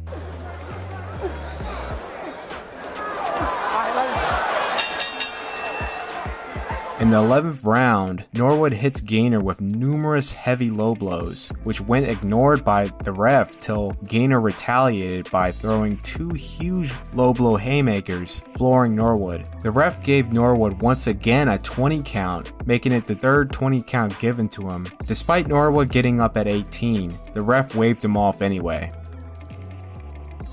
This fight would be the start of inconsistent and odd performances by Joe Cortez, who is known for mostly doing great work. Soto was dominating the fight and was on the verge of stopping Lorenzo. Soto is pummeling Lorenzo in the ropes, and Cortez randomly pulls Soto off him despite there not being a clinch of any kind, which was questioned by the commentators. Joe Cortez is thinking of stopping it. I'm not sure why he pulled Soto off. It looked to me like he thought he was going to stop it, and now Lorenzo goes down to a knee as if to say, I'm not ready for more. Moments later, Soto hits Lorenzo as he is in the process of taking a knee. Cortez can't make up his mind what to call the fight, taking up a lot of time, which Harold Letterman highly criticized as it should be ruled a TKO for Soto. Cortez ruled the fight a disqualification. I don't see what's the big problem. When the guy was bending his head and bobbing and weaving up and down, how can you tell when his knee is on the floor? He was continually going up and down all the time. This met with an emotional reaction I've never seen from the great Emanuel Stewart in his years of commentating fights. Jim, I promised my 2 daughters that I wouldn't cuss on TV anymore. And I'm just about to break that promise. You know, this was disgusting. You know, here's a guy that was doing what he was trained to do. To knock a man out. The man is hurt, he's falling back and up, getting up and bending his head down. The fighter don't even know whether the guy is touching the floor or not. And the word they use, intentional, that is a disgrace. This is bad. And I mean, there's no way in the world this guy, I wouldn't even want to fight a rematch if I was Humberto. The controversial decision of this fight caused the WBC to not award Lorenzo their interim title, as he clearly did not deserve to win. In defense of Joe Cortez, he is a referee with a long and quality dossier. He has a reputation as being one of the best referees in the sport. Is there a logical defense for the difficulty of having to make this decision and the ultimate determination of disqualification, or in your view, is there no defense? I'm just dealing with tonight. Forget about your record and all that. In the future, in the past, tonight was bad. This fight would completely ruin Abeko's career. Starting right at round 1, a knockdown which was clearly a slip was ruled a knockdown. Joseph would be hit with numerous low blows, which would go unaccounted for by the referee. 3 low blows in round 1 alone. Though he gave a warning, he never issued a point deduction. Round 11 will be the tipping point of this awful officiating. Joseph would be hit by a clear low blow, which referee Russell Mora would count as a knockdown, despite being right in front of both fighters having full visibility where the punch landed. After the fight, before the cards were rendered, Abeko, angry of the whole situation, tries to go after Mora, where he had to be held back by his team and commission officers. The question is, would he have won without your help this evening? I don't help the fighters. I enforce the rules. First and foremost, I have to enforce the rules. Those punches were on the belt line. It's a fair punch. The 2 knockdowns, which should have never been called knockdowns, being the deciding factor of the fight. Jim Gray, righteously so, grills Mora, asking him the right questions, in which Mora gave an awful response. This, quite possibly, he said, has been one of the worst officiated fights he's seen in years. How would you rate your performance? I think it's a shame for anybody to say that. But isn't it also a shame for the fans to see 9, 10, 12, 15 low blows and the guy's getting a warning, and you're warning Agbeko throughout the night, and you barely said anything to Mares? If it was a low blow, you would be 100% correct, but those are not low blows. They're on the belt line. Well, you're way off. You're way off, Russell. Okay, thank you very much. Well, it does pain me to keep laboring this point, but this official is absolutely awful. This fight may have been the fight that gave Germany a bad name for years to come when it comes to officiating. The English commentators were already stating at the very beginning of the fight that this will happen with the referee. The referee isn't going to do Robin Reed any favours whatsoever. Anything that looks like it might go a little bit low or a little bit straight, that referee will run him like a rash. Reed would land a perfect body shot in which he would receive a second warning from the referee, and it's only the second round. Reed would then land a perfect jab and straight right hand combination on Acht, which he would complain to the referee to keep an eye out. Then later, Reed would land a slapping shot that covered the cheek and the whole side of the head, which the ref would issue another warning for, this time hitting behind the head. Be on a points win by Oetker at 36 years of age. Oetker would come in with a headbutt, and the ref completely ignored it. I actually don't know what's happening here. Oetker initiates a hold, no punches thrown or landed. The ref pulls them apart and gives Reed another warning. And look at Oetker into the clinch, and he looks at the referee as if to say, I'm doing nothing wrong, do something about this man. This is really, really bad. I don't even know what to say about this one. Reed would then clearly knock down Oetker, and obviously, based on what I've shown you so far, that would not be counted.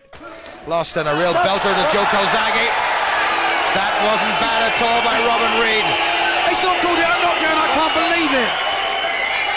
Oetker, that is a disgrace. He knows he's got caught. What does Robin Reed have to do? They've got to turn the lights out and give him a submachine gun. The Reed corner absolutely incandescent. That is a disgrace. That is just incredible. Oetker, who has been literally harpooning his head the whole fight, headbutting Reed. After another headbutt during round 6, the ref would deduct a point off, guess who? Robin Reed for headbutts. As a professional boxer, I've never seen a referee like this, and now the referee will take a point because Ox made a big point about it. Look at this. I don't believe that's disgraceful. Well, Robin Reed really is going to have to knock this fellow out to get a win. And Oetker's, look at that, Oetker's diving in, and it's Oetker who's making the contact. It's like a professional footballer who's going for the professional foul, or trying to tell the referee that he's been tripped. Fearful of disqualification, Reed was unable to fight to the best of his ability, literally walking on eggshells with every move he makes. But despite all of that, unofficially, he was well ahead as the winner on the cards. Well, I've got 4 rounds down now going into this next round. Oh my goodness. Oetker realises that he's behind and he's trying to force the fight. Referee, come off it. That's disgraceful. What the referee's actually done there was a disgrace. There was nothing wrong with that right hand whatsoever, and he's warned Reed for it for slapping. This fight obviously be ruled controversially in the favor of Oetker. The point deduction and the knockdown counted as a slip being the difference maker. Just to show the judges that he's being busy. Stop. Break. Stop it. I don't know what Robin Reed has to do to please this referee. Every time there's any contact at all. Now this is really disheartening, Robin Reed. And it's going to be a measure of just how good his concentration is. And that time it was Oetker who went in with a head. Right by Reed, just blocked, good stiff shot. And there's Oetker going in with a head. And what's he going to do about this?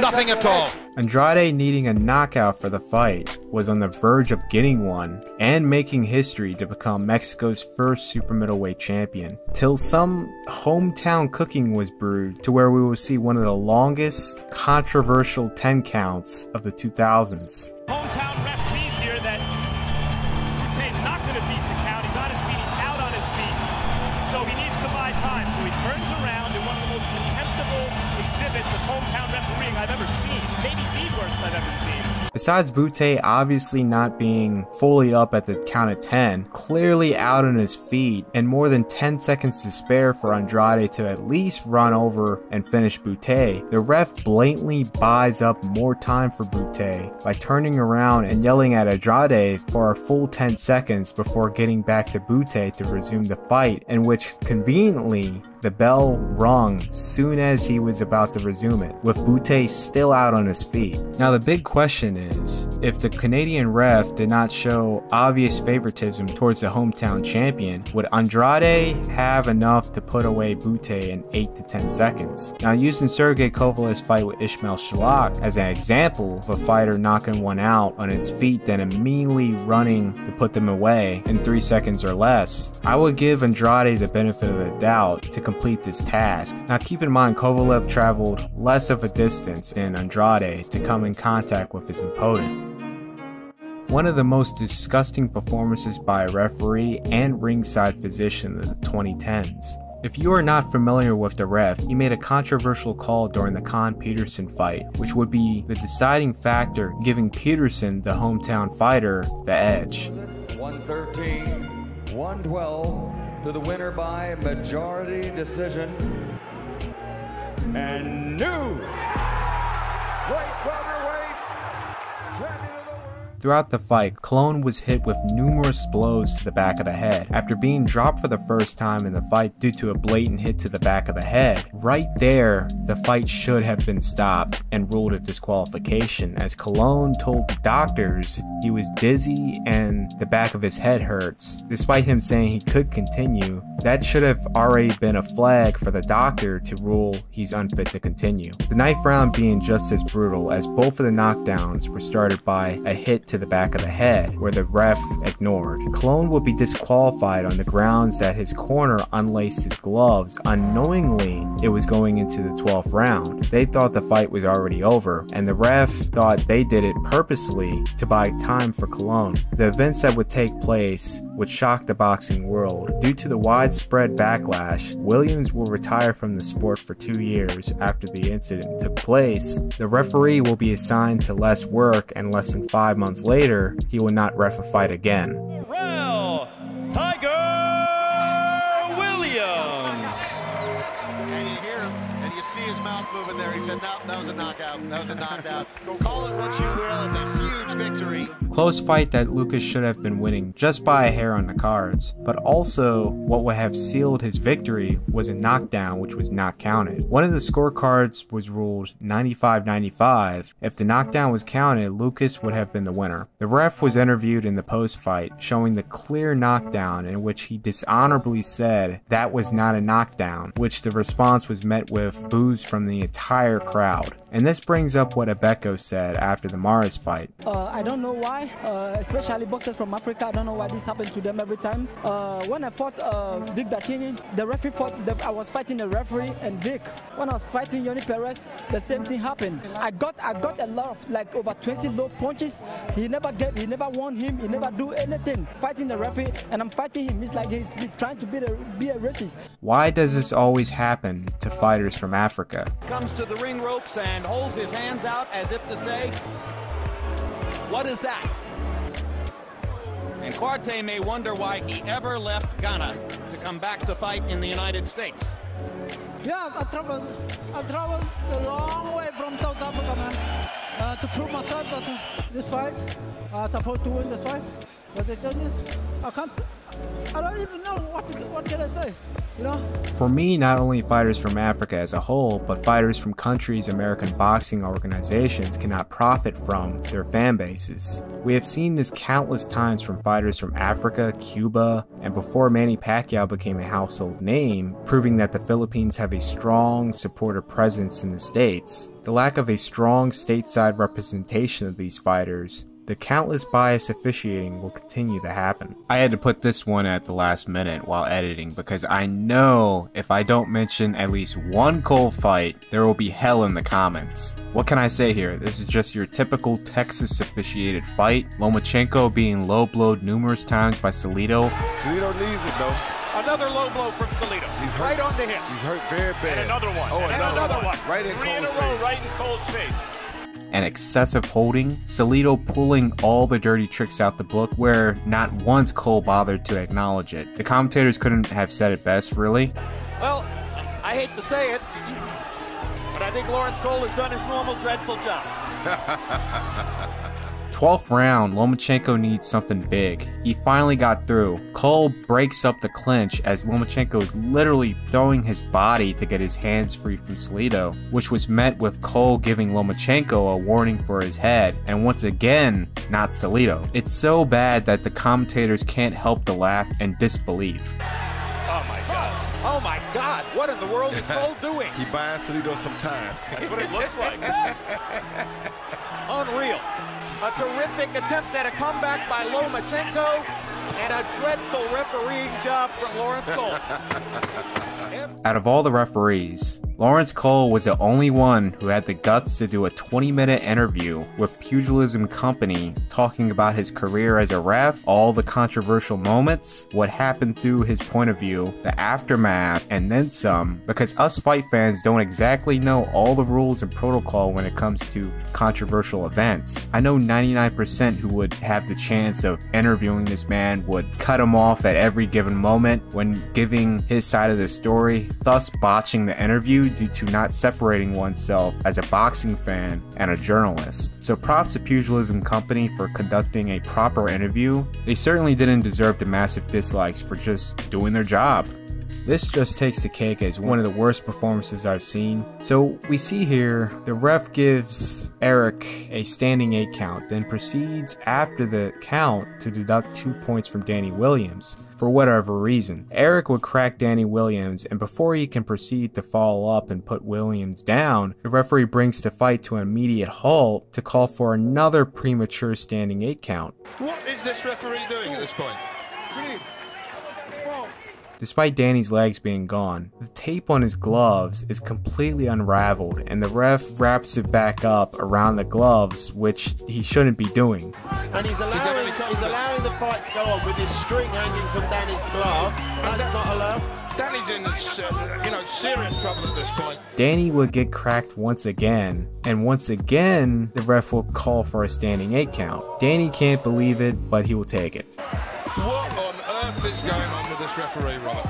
The tape on the gloves are all over the place, and he decides to pull it off himself. Soon as Danny mounts up momentum and hurts Eric, he is broken up by the referee and deducted another point. I really would like to see the scorecards here to this fight. Danny once again drops Eric, and the ref blatantly tries to buy him more time by having a chat with the commission or the timekeeper. By this point, I don't even know anymore. This ref is so bad that despite trying to fix Eric to win this fight, he somehow messes that up by constantly giving Williams premature standing 8 counts, unintentionally giving him more time to recover. I know this might sound crazy to you. I think Danny's going to take him out of there in the next round, though. I really do. Danny Williams once again drops Eric. Eric hurt really bad, and Williams just throwing bombs. The ref is refusing to stop the fight. The bell rings, saving Eric, but wait, the bell rings early, and there is 1 minute and 35 seconds left on the clock still. Saved by the bell? This is 1 minute 35 to go. What on earth is going on? I have never seen anything like this. Williams will go on to mount another big offense, pummeling Eric, the ref once again refusing to stop the fight. Eric's corner finally steps in and throws in the towel. There we go. Big shots again from Danny Williams. Great big shots coming in. Nothing coming back from Eric. Oh, Townsend.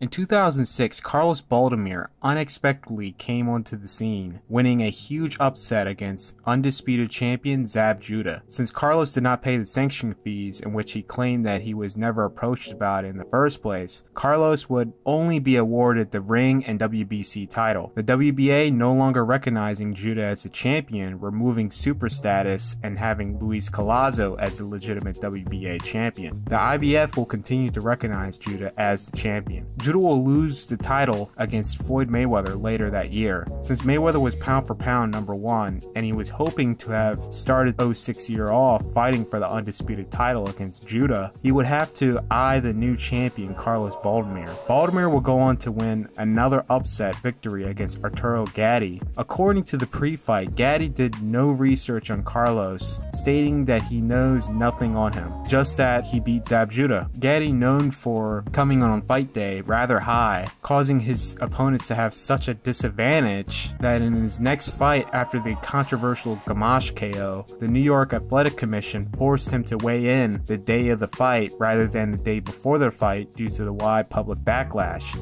Isn't it something, they're singling out Gatti. I feel it's very unfair to single out Gatti. James Toney, 18 pounds before the Roy Jones fight. So if you look at a lot of incidences before this incident, you'll see a lot of fighters. It ain't just a problem with Gotti, it's a problem in boxing. But how do you fix the problem? As long as a fighter makes the weight designed by the contract, I don't believe there's a problem with the next day him weighing up to 40, 50 pounds over. Gatti would ironically and unknowingly be coming in against a fighter who casually walks around at 180 pounds, makes 147, and comes in on fight day above 160. I think if Gatti may have known about this detail, he would have fought a completely different fight and may have won. The Mayweather and Baldomir fight is made in November of 2006 for the WBC Ring, Lineal, and IBO titles. Despite Mayweather being the heavy favorite to win, the odds of the fight going the distance was a bit high. Going by Floyd's last 4 fights, where he had 3 straight stoppages, and before the riot in the ring, you can make a case Floyd was on the verge of stopping Judah. The public believed that Floyd had what it took to put away Carlos, despite completely ignoring the fact that Floyd's trainer, Roger Mayweather, would not be able to give him instructions due to being suspended, making Leonard Ellerbe the head coach on fight day. Also, another detail, Floyd only rehydrated 2 pounds, while Carlos was walking around at 162 pounds on fight day. Floyd will fight a very educated fight, completely shutting out Baldomir to win by wide unanimous decision. Since the cat was out of the bag with this one, and the myth of Carlos Baldomir was broken due to the lack of fight tapes to study, Carlos would go on to never reach what he did before, especially after moving up to where he lost every advantage he had to bully fighters, to where he was the one being bullied. And this is dazzling. Down goes Baldomir on a rocket left hook. That's the biggest moment of the night for the crowd. They're going wild. And the count is finished, and he knocked Baldomir out. Not a TKO. This fight was for the WBC, WBA, and vacant ring title. Canelo, the WBC champion, and Trout, the WBA regular champion. I think this may have been the last fight I've seen where a WBA regular champion was allowed to unify when there's a super champion. This fight also had another rare occasion where Ring Magazine approved that a number 2 ranked fighter will be allowed to fight a number 3 ranked fighter for the vacant ring title. More than likely due to the circumstances what was happening to Floyd at that time. Trout was and still is today an underrated fighter. He came on the scene picking up the WBA title against Rigoberto Alvarez, then 3 defenses later would have his coming out party against the legend Miguel Cotto. A lot of people disrespectfully slept on Trout that night. Right at the stage, my family had to sit outside. Are you kidding me? I was like, that's bullshit. Because Canelo's ass, who has nothing to do with this fight, is on my stage. Did he have a wristband?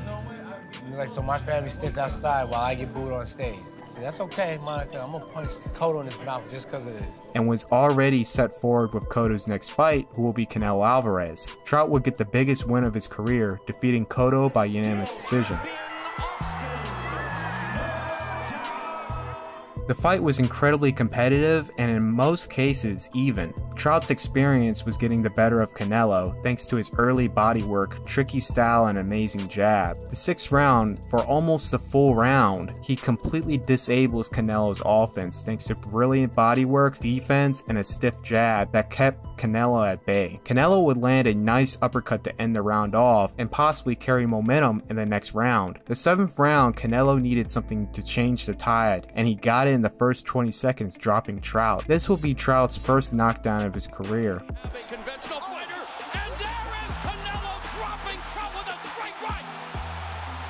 Trout would recover rather quickly and mount up a rally in that very same round as Canelo had seemed to punch himself out. Canelo, clearly taking the 8th round off, will be outpunched and worked by Trout despite evading quite a bit of Trout's shots. The next final round will be as even and competitive as it gets. Since the fight was open scored and also this fight being in Texas, you're going to see some of the worst scorecards ever rendered. Trout being informed that he needs a knockout to win, and Canelo was told to fight smart, reasons why Canelo was mostly on the defensive. This fight was close, Canelo won, but these scorecards were absolutely disgraceful. But hey, that's Texas for you. One judge scored the fight 118-110, 111-116, the final score being 115-112 being the most competent of them all. Going into round 11, Al Bernstein had the fight a draw, Steve Farhood had Canelo up by 1 round, and Paulie with the same score as Steve.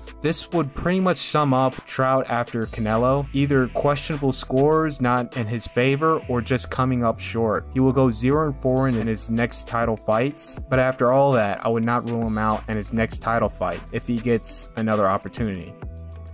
Mayorga had a pretty wild run to get to this moment. He will win the WBA welterweight title against Andrew Lewis in the rematch, the first fight being ruled a no contest due to an accidental butt. Since it seemed like he was prey because Mayorga was virtually unknown, the 10-1 betting favorite Vernon Forrest stepped up to the plate to unify against Mayorga for the WBC, WBA, and vacant ring titles. Mayorga was shocked the world, stopping Forrest in the 3rd round. Like, take a look at this official HBO poster here. The amount of disrespect, not a single care was given to Mayorga coming to the fight. Vernon takes up the entire poster, his name in big letters, while Mayorga's name is so tiny. It's just screaming at you, "Hey, look at me! I'm fighting Vernon! I'm his opponent!" Since HBO had quite a bit riding on Vernon, since he beat #1 pound-for-pound fighter Shane Mosley, a rematch was hastily made where Mayorga once again would finish victorious, winning by a majority decision. This win here will set him up for the undisputed welterweight unification against IBF champion Corey Spinks. Corey is the son of former gold medalist and heavyweight champion Leon Spinks, and his uncle is former gold medalist, light heavyweight, and heavyweight champion Michael Spinks. Incredibly close fight, a very smart fight played out by Spinks because Mayorga is incredibly dangerous at 147. The 2-point penalization in the 5th and 11th round being the difference maker in this fight, and Spinks will become the undisputed welterweight champion. After Mayorga was ruled the underdog in his first fight, you could say this was the first fight he came in as a heavy favorite, as Spinks came in as the 5-1 underdog. No comprendo por qué Don Kim busca boxeadores malos como este payaso. I don't understand, honestly. I'm a little bit confused how Don got me this bum that I have to fight this Saturday. Mayorga was never really able to come back after this to become champion, as he was pretty much being used as a prize fighter stepping stone for big fights, losing to Felix Trinidad to set up his fight against Winky Wright, lost to Oscar De La Hoya to set up a fight with Floyd, Mosley to set up a fight with Margarito, and lastly Cotto to set up a Margarito rematch and also a Floyd fight. After the Cotto fight, it was pretty much downhill from there, where in his final fight he'll be put away in 2 rounds by Lester Martinez in his pro debut. I think this is the only fight on the list where the winner is more affected than the fighter that lost. Thurman was put on the shelf for quite a while, and once Floyd had retired, he could finally come out and show the world who he was in the welterweight picture. In a very questionable matchup for Floyd's vacant WBC title, Danny Garcia was put against Robert Guerrero. Now, why was this a questionable matchup? Judging by the WBC ranks of the welterweight division prior to Floyd's retirement, neither fighter deserved a shot. Danny was stripped of the junior welterweight WBC title for failing to fight his mandatory opponent Victor Postal, and Guerrero is ranked number 6 by the WBC. This is Danny's first fight at welterweight, and he's magically moved up to number 2 in the rankings. Amir Khan is ranked not only number 1 by the WBC, but holds the silver title, which he had earned that position in 2014. This goes to show you having rank and holding the silver title doesn't really matter when you see a fighter who is not only stripped of the same title in another weight class for failing their duties as champion can move up and fight their first fight for the world title in a division that you're in. So Danny easily beats Guerrero, and after a non-title tune-up against Samuel Vargas, the unification is set against Keith Thurman the following year in 2017. Thurman will go on to beat Danny by a split decision, giving him his first loss to become the unified champion. This is your boy Keith One-Time Thurman, and still champion of the world. 1 time became 2 times, baby. Ain't no robberies happening tonight. Unfortunately, Thurman would be out for the entire year due to an ugly elbow injury that required surgery. So since he won his biggest fight and never really had a break, he most deservingly went out to enjoy the finer things in life outside of boxing and went on a spiritual trip through Asia where he pretty much vanished off of social media for many months. The next time fight fans will catch a glimpse of Keith is by cell phone video from a local of him in Nepal having a fun light sparring session with Nepali soldiers, which was actually pretty cool to see.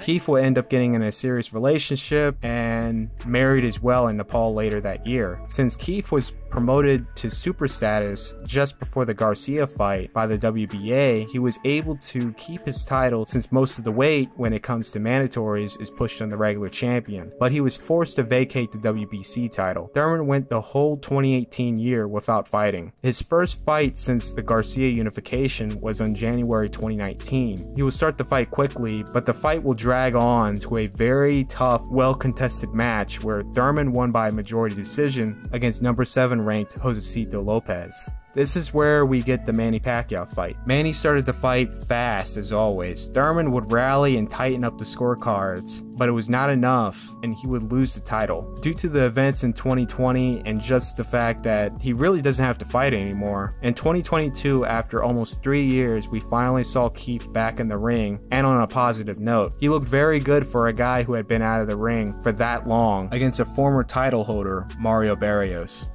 Juan Diaz was clearly one of the best lightweights in the division. He will have a big 2007 year, unifying against Brazilian legend Acelino Freitas and Julio Diaz to pick up the IBF, WBO, and WBA titles. Diaz will unfortunately lose all that to Nate Campbell, then for Nate to lose all the belts on the scale in his next fight. Diaz would come back and beat high-ranked Michael Caceres for the vacant IBO title. All while this was happening in the year 2008, Marquez is coming off his loss against Manny Pacquiao for the WBC ring and lineal title. His next fight in September of that year would be against ring and lineal lightweight champion Yoel Casamayor. In an incredibly close fight, 2 judges scoring it even coming into the 11th round, Marquez would finally break through, dropping Casamayor, who seemed in the previous round to be mocking Marquez's power, then to be finished off by Marquez for the TKO win in the final 10 seconds to become champion. He's down again, and that's it.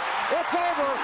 Juan Manuel Marquez. Pretty much a fight between Marquez and Diaz was immediately made to happen since Campbell lost all those belts on scale and he was able to win the fight. They all remained vacant. Both Diaz and Marquez were eligible to fight for the vacant WBO and WBA titles. I really haven't seen that before where you have 2 fighters fighting for 2 vacant titles that are on the line.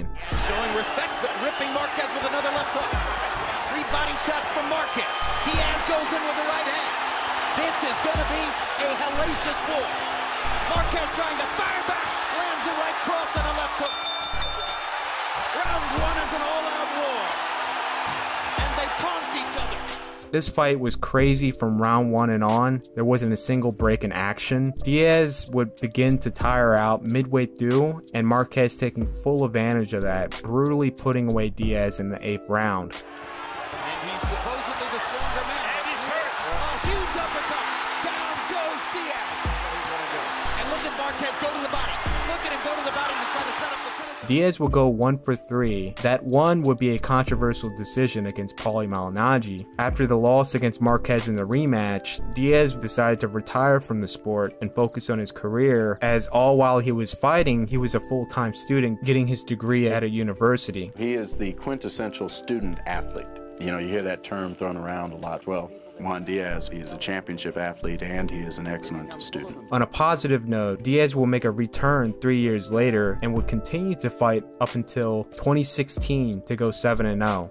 I did an entire video about the tale of this fight, please check that out. This fight was for the vacant IBO and lineal titles. This was one of the biggest featherweight matchups money can buy as far as 2001 goes. A pay-per-view fight between 2 featherweights headlining is unheard of. Better yet, generating 310,000 pay-per-view buys, which is a solid pay-per-view with all that being said. The 3-1 underdog Barrera would beat Hamed very convincingly to give him his first loss. Hamed was never the same after that. He would fight one more time a year later, which his performance was met with boos from the crowd, then shortly after that he would announce his retirement. I said this numerous times and I'll say it again. Ndongo had one of the most brilliant runs to get to this position to be fighting for the undisputed title. Ndongo, virtually unknown, won the WBO African Regional belt. Then in a huge upset win, he will dethrone Edouard T with one punch for the IBF and IBO titles. Since he's not really tied to anyone politically really that would prevent a unification from not happening, he was immediately thrown in another unification against WBA champion Ricky Burns. He was a slight underdog, but he will come up victorious. Now we have him against ring and unified champion Terence Crawford, and very anticlimactically, because I really built up Ndongo's come up, but Ndongo would get put away rather quickly by Terence Crawford to become the first undisputed champion in men's boxing since O'Neal Bell defeated John Mark Marmack for all the belts at cruiserweight in January 2006. I don't know if Ndongo just got old overnight as he was 34 years old when he fought Terence. It can happen to anybody, but he would go 1-5 after the Crawford fight. 3 of those 5 losses were by TKO. Big left hand from liver, and then we just programmed. Whoa, and he's down again for a second time. Like he wants to fight. He's calling it off. He's waving it off. Boxing is a theater of the unexpected, quoted by the famous commentator Larry Merchant. And like in the square stage of boxing, you always have your protagonist and antagonist, your hero and villain. A fighter that one loves to hate, which subliminally will cause masses to be physically and emotionally invested in watching their demise or watching them rise and conquer. In this video, I'll cover the biggest villains in the sport and how they were branded as the villain. With that being said, let's start the video. Even though Haye was known for his trash talking, in spring of 2009, he would take it an atmosphere higher in the build-up with his would-be cancelled fight against Vladimir Klitschko. I'm going over to Germany to knock out Vladimir Klitschko and watch it live and exclusive on Setanta Sports. Haye wearing an incredibly graphic t-shirt, which I cannot show, of Haye holding the heads of both the brothers, Vladimir and Vitaly, as what remains of their bodies laying on the canvas. Since this t-shirt was met with many outlets covering it, Vladimir was embarrassed and angered by the depiction, challenged Haye in the ring on the basis of that. Keep in mind that Haye was not the mandatory and not even ranked in the top 10 by Ring Magazine. Good, healthy, no problems, no injuries. I'm just raring to go.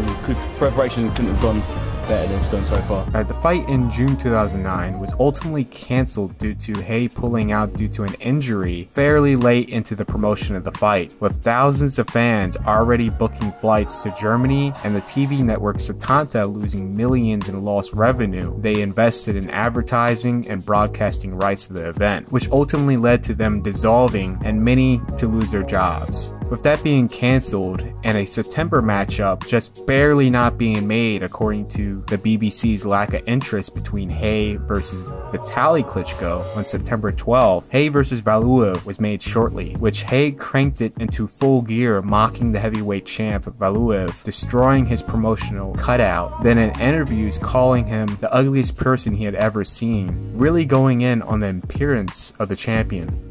Ugly as hell, is probably one of the ugliest human beings. He is the ugliest human being I've ever seen in the flesh. You see these horror movies, you think, oh, no one can look like that. No, this guy truly does. Haye would go on to defeat Valuev. It must feel like it's paper darts against him. Oh, he's got it going with a left hook. What a finish here. Haye gets to Valuev, who definitely did a silly dance there. He nearly took down the giant. After an embarrassing loss to Vladimir, as you can see, I broke my toe. So I was unable to push off with my right foot, which is very frustrating. When did you break your toe? I broke about 3 weeks ago. I've been getting local anesthetics in it to try to numb it. The villain role will pick up in the build-up to his fight with Chisora, where Haye cracked him with a bottle, which sparked a big promotion for the fight. Oh, big left hand on the right! Tremendous shots from Haye! 10 seconds left in the round. And he's gone again! I don't think he's going to get up this time! Haye would meet his ultimate match in the build-up to his fight with Tyson Fury. At that time, Fury was definitely perceived to be a villain after his promotion of the Steve Cunningham fight. I hope you understand that. I hope your trainer understands that. I hope your wife understands that. I hope everybody understands it. Because I mean business. I didn't come to the USA to play around and play tip-tap boxing. I came here to do demolition jobs on cruiserweights. I heard you. That's what I do. We Listen, heard I'm you. not named after a battleship or whatever. Best man on the Tyson planet. Fury's the name, and fighting's the game. Okay.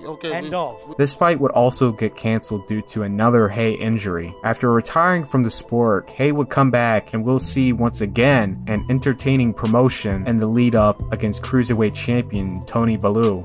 Them two guys you fought last two were a joke, and you're robbing everybody who pays to come in the arena. Listen, you predicted BJ was going to beat me, didn't you? You predicted he was going to beat. He got smashed, and you see you're going to get smashed too. I don't care how dangerous you think you are. I think everyone knows what I think of Billy. This man reminds me of the bad guys from 80s/early 90s movies. You know those guys. The bad guys in those movies where when you finally see them lose at the end of the movie, it's the most satisfying thing to watch. What can I say here? In and out the ring, Billy came in as your ideal 80s movie villain, with all his antics and then some, and went out exactly like your 80s villain, being put away in the most ironic fashion. That being Billy openly mocking Daniel Dubois for retiring from his fight against Joe Joyce due to a broken orbital bone, which is a very serious injury by the way. Then for Billy to encounter the very same injury and retire on his stool in front of 60,000 spectators and millions of watching around the world. Canelo acting like he's already knocked him out. And it is over. They have stopped the fight. Even though there's 3 brothers, 3 champions, I'm only going to discuss the original duo that created the whole Kameda Brothers brand.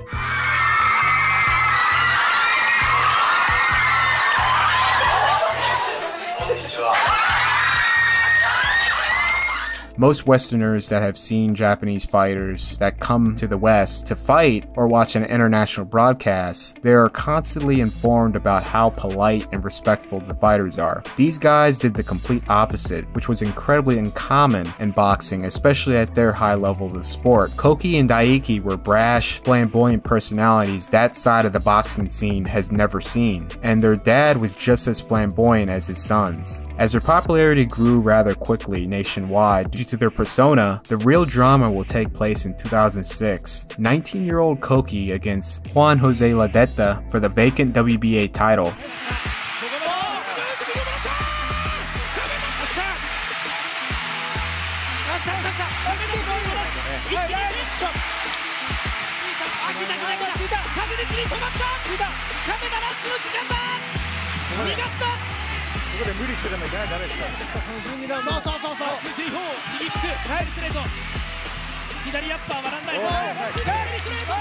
Despite it being an amazing fight and a spirited effort by the heavily inexperienced Koki, he would win by a controversial split decision. In America, this happens all the time. Bad decisions or officiating happens, makes headlines, fans are mad for that week or just that weekend, and it blows over, and nobody is really held accountable for anything. This angered everybody as they thought the decision was rigged, and according to AsianBoxing.info, labeled it the day Japanese boxing died. A poll was ran and 94% believed Juan Jose won, 4% thought it was a draw, and 3% believed Kameda won. There was a wave of complaints of fight fans and just spectators calling the TBS network. Fans were going as far as writing apology letters to the Venezuelan embassy to apologize to Juan Jose. And this is where we'll get the infamous viral video of the dad speaking on the family's criticism on a live TV talk show in a heated debate with boxing legend Guts Ishimatsu.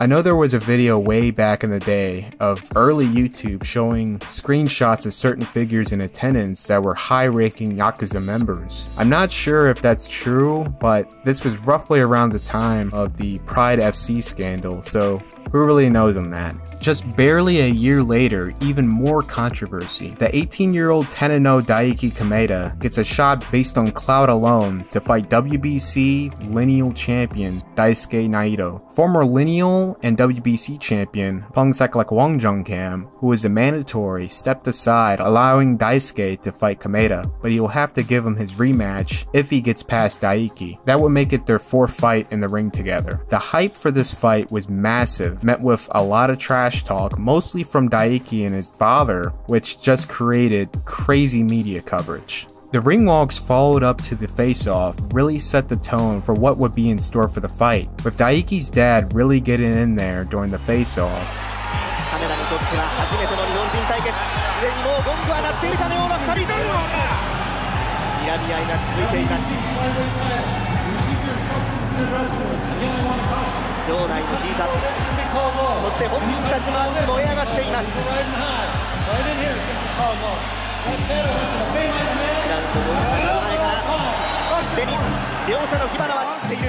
You have an 18-year-old who has not fought any opponents to test him, and he's immediately thrown out there to fight not a contender for the vacant title, not a title holder, but the legitimate champion of that weight class. And homeboy got a boxing lesson.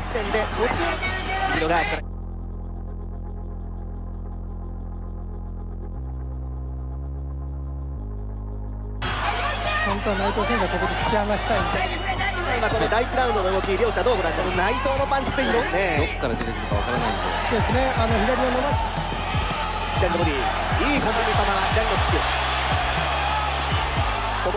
To make things worse, Daiki and his team went the worst possible route of using dirty tactics, thumbing, shouldering, low blows, and the icing on the top throwing Naito down. Naito would finally retaliate, and guess what? Vic Draculich would deduct a point from Naito.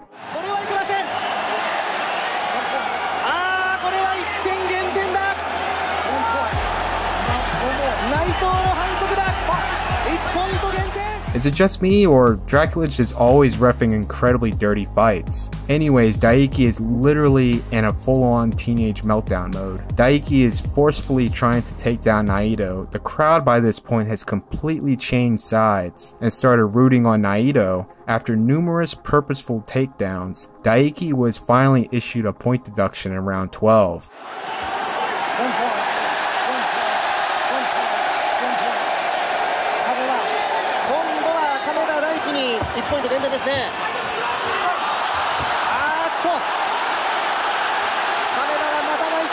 Naito would win by a clear shutout in the scorecards. Daiki would face a lengthy suspension, and his dad would be permanently banned working in the corner. Koki, who was also present in the corner, was also disciplined.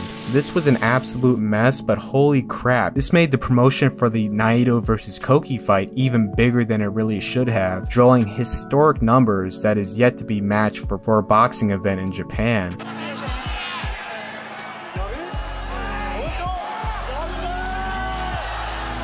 The West would brand Koki the Floyd Mayweather of Japan based off of TV ratings. With the father unable to train Koki, he would be trained by now world-renowned trainer Eddie Reynoso coming into the Naito fight. Kameda would end up winning and cementing the Kameda clan style of boxing in the history books and the list of lineal champions. Despite being a mixed bag of hate and love, they still remain well known to this day. In an ad campaign by the candy bar Snickers, they casted Koki and his dad to be in the commercial. Sneakers. Después de pelear conmigo, ya no va a querer pelear más en el boxeo. That after fighting Julio, he won't want to step in the ring ever again in his life. Le voy a dar la peor paliza de toda su vida. He's going to give him the worst beating he's ever felt in life. Y lo voy a prometer. And he says he promises that. Hogan, known for his trash talking, really selling a fight. Well, I just hope your dad doesn't get too excited when he sees you laying face down on the mat. He makes this list, finding a way of not only angering Chavez, but upsetting an entire nation. With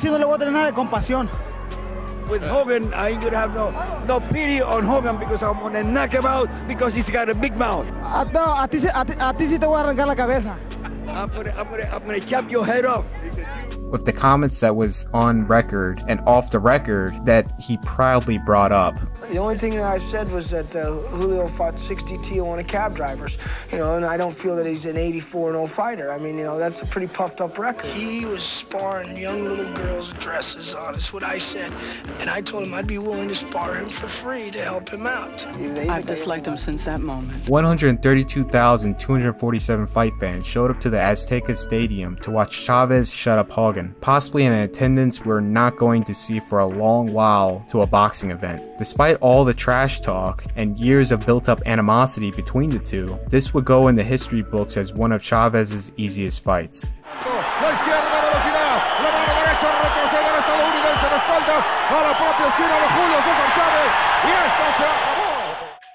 Si estaba peleando como un payaso, como dije delante. No tengo bonito estilo, pero sí tengo una pegada increíble. No lo boxeé porque mi esquina me mandó a que lo boxeara primero. He hit me, but I was fighting a clown. I didn't knock him out in the first round because my corner told me to take it easy, but I got him. What can I say here? Mayorga, inside and outside the ring, he's easily one of the biggest villains in the sport. Don't forget that Oscar didn't beat Shane. He tried twice and he lost. It's not even a forced narrative where the promotion is like, well, we can't sell tickets where you are pretending to be the humble good guy. We need to turn it up a notch and really promote it. He is literally just doing what he wants to do, say what he wants to say, and then some. He was based as base gets.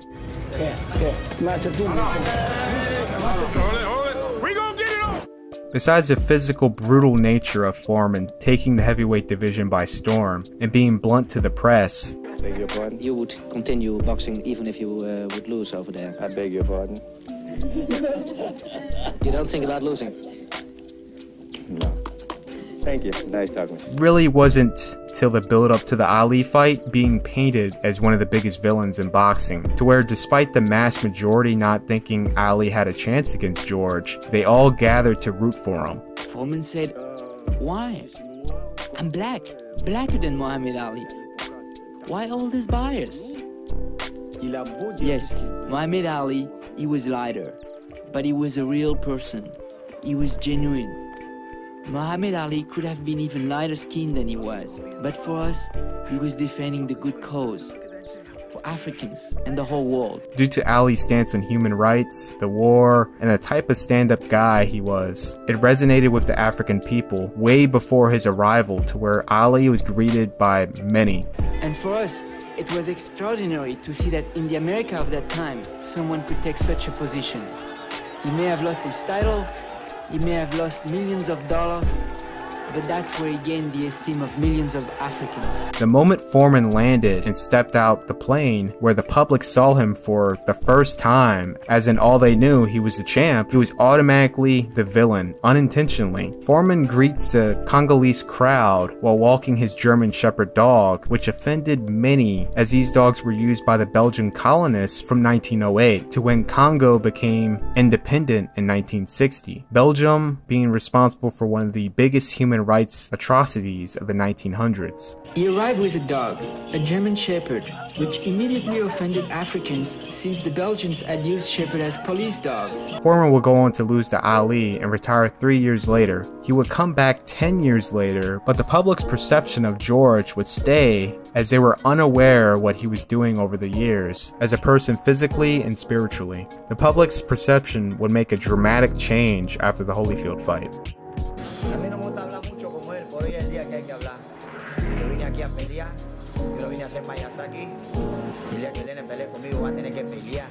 You can't mention Ricardo Mayorga without mentioning the OG himself, Roberto Duran. Duran is the one who brought this whole macho machismo persona to the mainstream.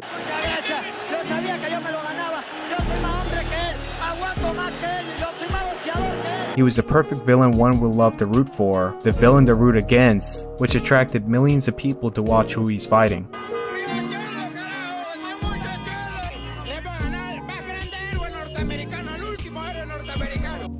He used it. He used the blaster, the knife of the fight with me. He looks and he acts like a criminal.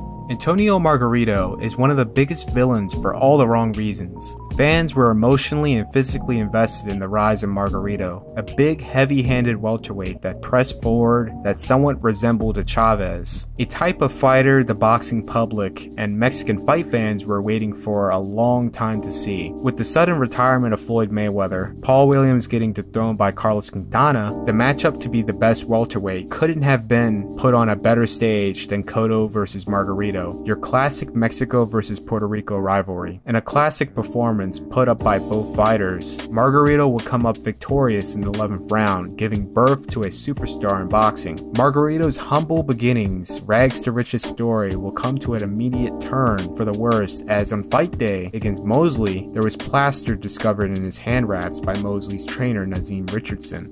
There was such a distraction about the tape on the wrist. You know, that could be the fake out. I'll show you this to give you something else. So I checked the pad, and when I checked the pad, it felt hard.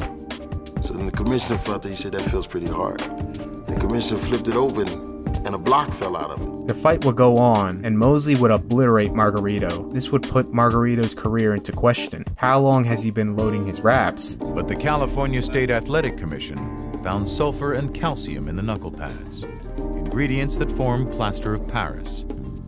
As a result, the commission voted unanimously to suspend both boxer and trainer for a year, pending reinstatement. Instead of trying to fix what is wrong over time, repairing his image with the public, he sort of just embraced all the negativity. As seen leading up to the Pacquiao and Cotto matches, he rather enjoyed playing the villain role. Muestra ahí, ¿para qué estás hablando? Demuéstrale ahí. Así será. Entonces, así será.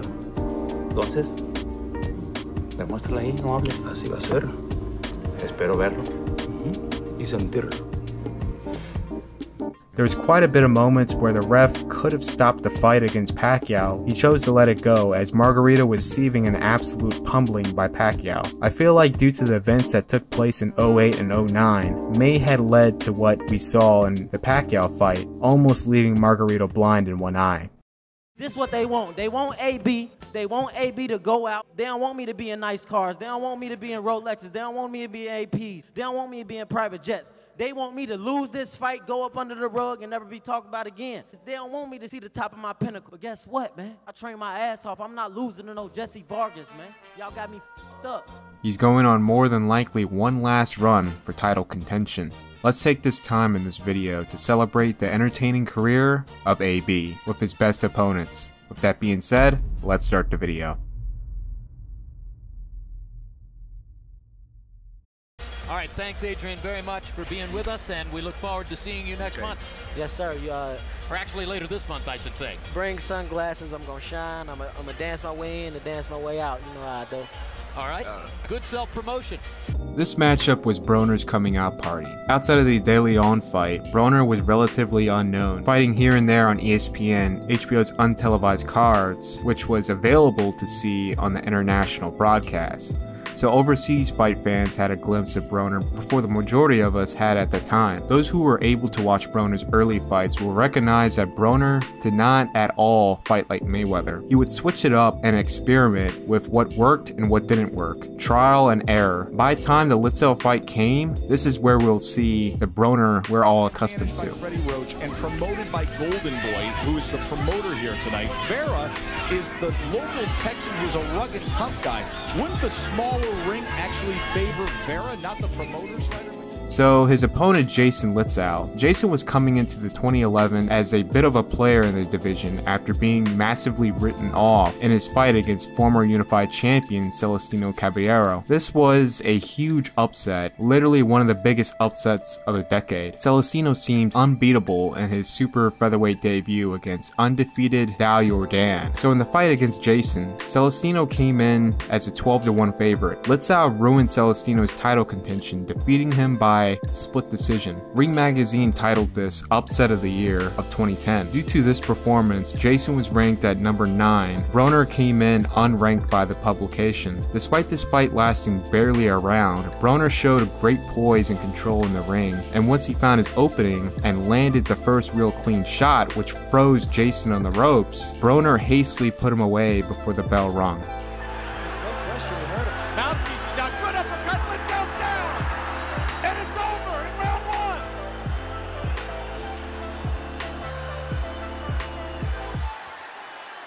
This was Broner's first title defense of the WBC lightweight title against number 6 ranked Gavin Rees. Despite being number 6 overall, he was ranked number 1 by the WBC, 2 by the WBA, and number 5 by the WBO. Both guys came in on fight day rather heavy at 150 pounds. Rees started the first round quite fast, pressing the fight with the jab and landing what he could, which was enough for him to win the first round based off of effective aggression and punch output, despite Broner's Broner's low output but high accuracy. Good left hook by Broner. Another right hand land. Broner would open up a lot more in the second to even things up, and surprisingly, the 14-1 underdog is making it competitive for the time being. And Reese is a cocky little Welshman. One of the big puncher. But you heard the caution of Gary Lockett between rounds. And he said, let me go. Big problem with that straight right hand. And now Broner's starting to land some clean shots. But that straight right hand is starting to close the eye a little bit. You may want to start trying to keep that off of him.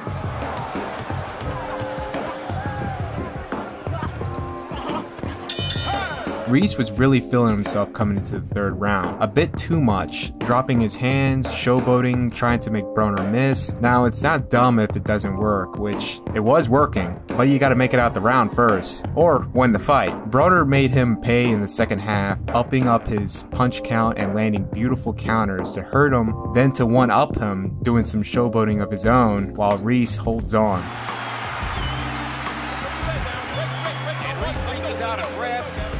The very next round, Broner would drop him with a perfect uppercut. After that, it was pretty much downhill for Reese. He would have some moments landing a sneaky shot here and there, then to showboat, really soaking up this moment before being dropped and finished off by Broner that very same round.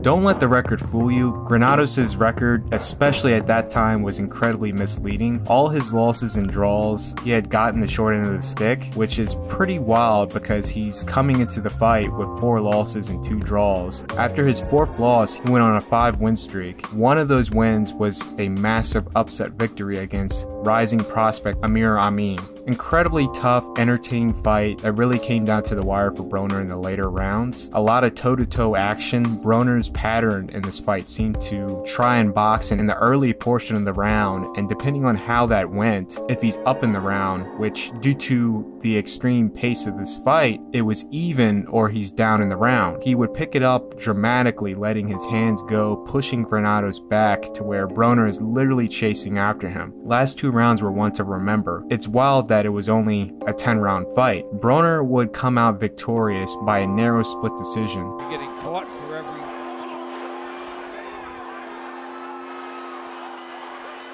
Want to do something? Question. Pushing or stamina.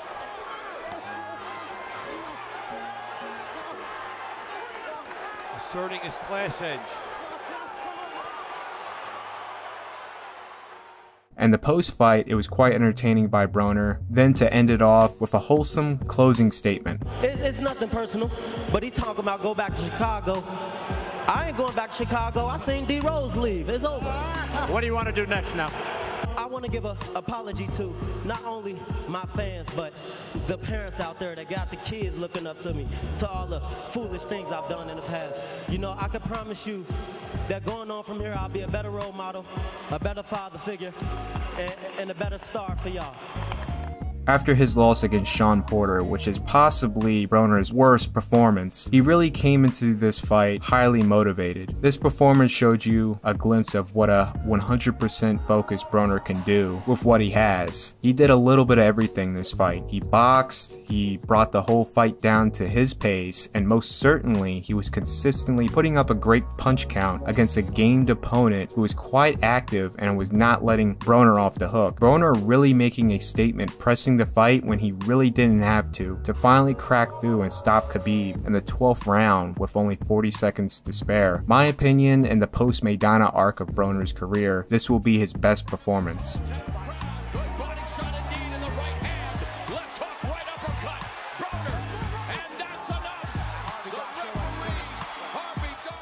Vargas was a replacement for Omar Figueroa Jr. for a title elimination bout for the WBC title. Now, unfortunately, I don't think the Vargas fight was a title elimination fight. Can I say that in Spanish? Soy Adrian. ¿Cómo te llamas? Jesse Baguette. Punto. Sí. The presser for this was highway comedy. Broner may be the only fighter I know to do that to Ellerbe. And I know all y'all against me. Him right here, Leonard Ellerbe against me. Leonard a bitch ass too.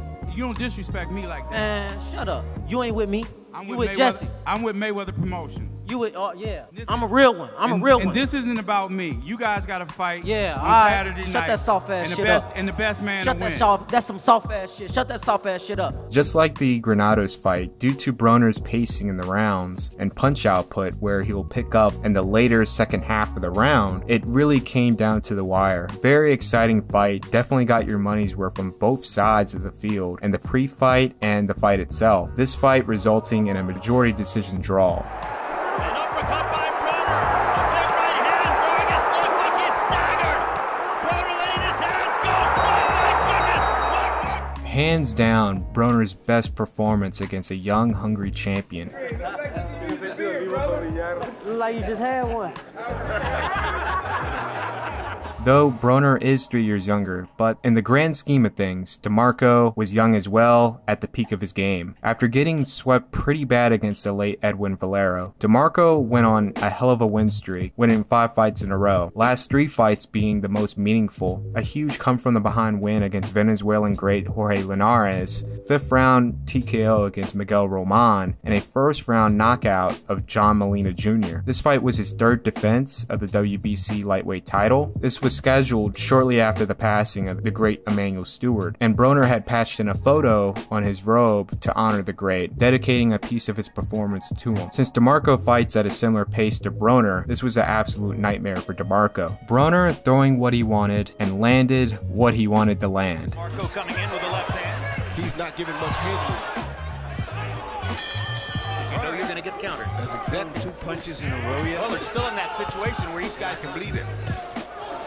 Hard right hand by Broner. The 4th round being the best display of defense and offense, all while remaining in the pocket walking down DeMarco. Being first, landing at will to catch him with brilliant counters. Amateur fighters rather than professionals.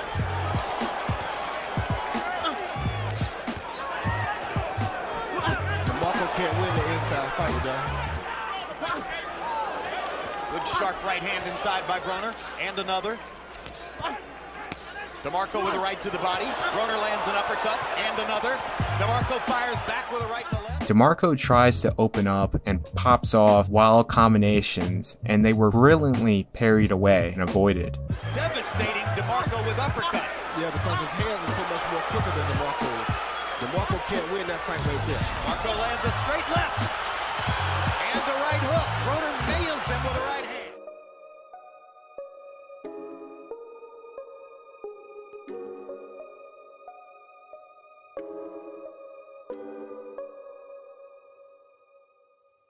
It was pretty much downhill for DeMarco, and Broner was picking off DeMarco at any given second, and in the 8th round, Broner made his move, dropping DeMarco for the first time in his career. His corner would proceed to throw in the towel right at the count. Broner just taking DeMarco apart at the moment. Combination punches on the inside are killing DeMarco. Whereas just when he got close to him, he realized that his hands are too quick. Don't stay away from him. Get close to him and get at him. Broner out by taking punches. Down goes DeMarco on a swinging left.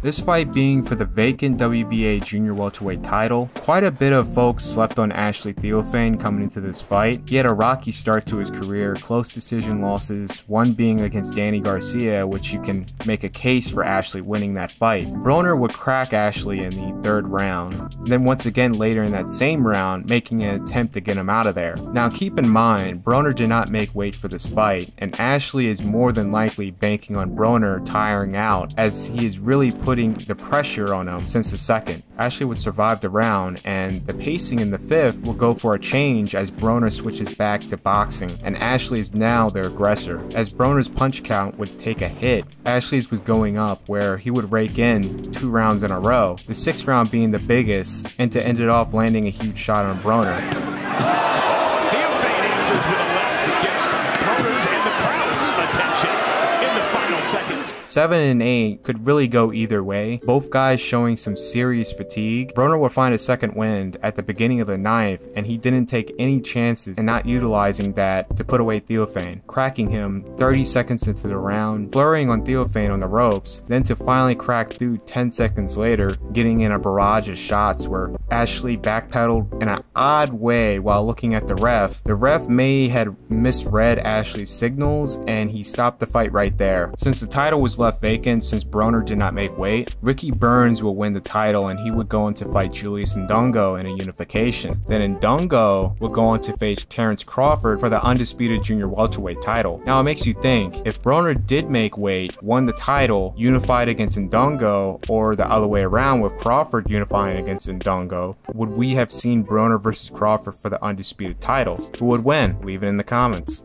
This was a good fight in the year 2014. This will be my opener to the top 5 best fights of that year. Obviously, fights like Salido versus Zheng Dang, Takayama versus Rodriguez Jr., and Crawford versus Gamboa will be at the top, but this was a matchup not many was expecting to turn up like this, and Broner really delivered, digging deep when it mattered most late in the fight, dropping Taylor in the 12th round. 115-112 was the first official judge's score, and I believe that was the right score. I felt like Broner needed to win that round big. He certainly felt like that himself, and he made it happen. Now, I made a 30-minute video of the entire tale of this fight. Go check that out. With that being said, most who remembered this fight only remember what Maidana did. The 2 knockdowns, the hump, and Broner being juggled to one side of the ring to another, and his walk back to the locker room. All while completely ignoring the work Broner put in to tighten up the scorecards. Broner was having the most success when he would mix it up with the style you see now and his original style, on top of upping up his round by round punch count. Yeah, that's really true. And the right answer is so. 3-punch combination into the body shots. Putting the work in round. Broner catches Maidana. As we go to the 6th round, Broner lands a left hook to the body.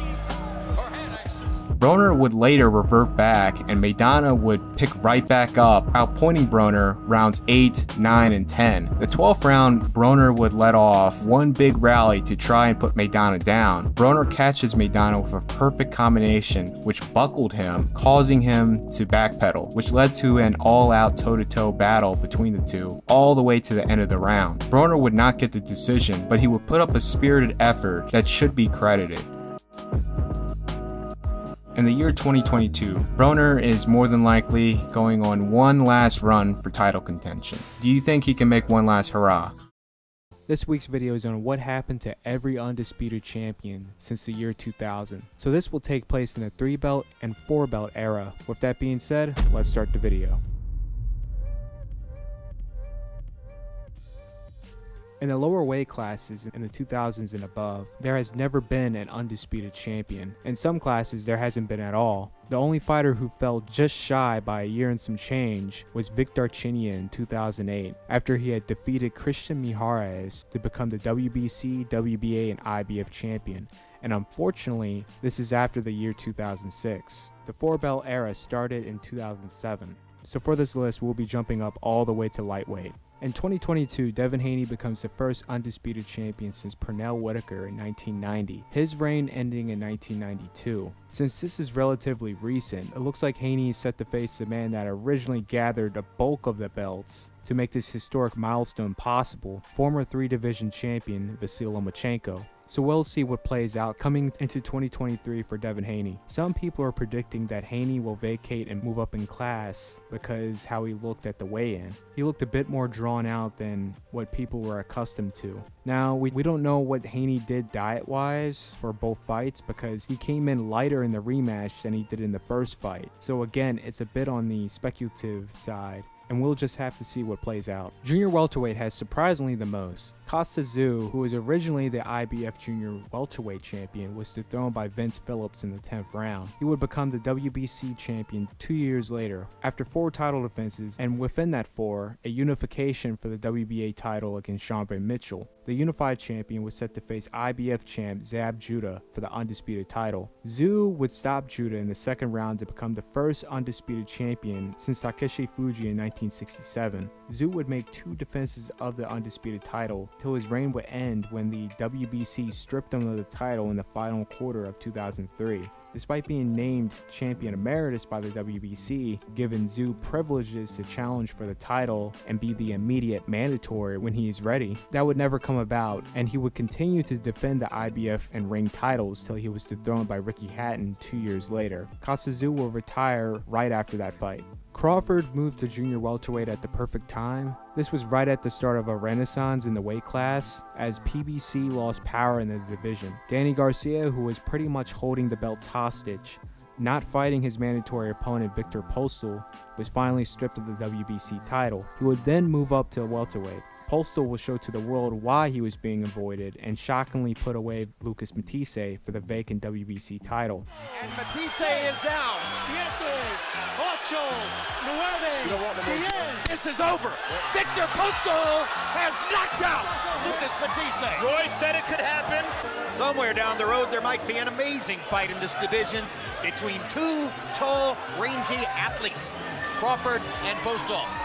Lamont Peterson, who was the IBF champion, followed up as well. He was stripped of his IBF title after the Garcia fight. Keep in mind the Danny Garcia fight was a non-title fight at a catch weight of 143 pounds. But Peterson's title was on the line if he were to lose to Danny. He lost and he was stripped of the title, and mandatory, the 47-0 Cesar Rene fought for the vacant title against Ik Yang. Adrian Broner would surely pick up the vacant WBA title, and he would get stripped in his next fight against Theophane, and Ricky Burns would pick it up in his fight against Michelle Rocco just a month later. Crawford would pick up the WBO title against Thomas Delorme just a year later. He would unify against Viktor Postol for the WBC and ring title. After some change of hands with the IBF title, unknown undefeated Namibian fighter Julius Ndongo would emerge victorious as the IBF champion. Then he would unify against Ricky Burns, and here we go, Crawford versus Ndongo for the undisputed title. Terrence Crawford will become the first undisputed champion in men's boxing since O'Neal Bell in 2006. Pacquiao just losing to Jeff Horn,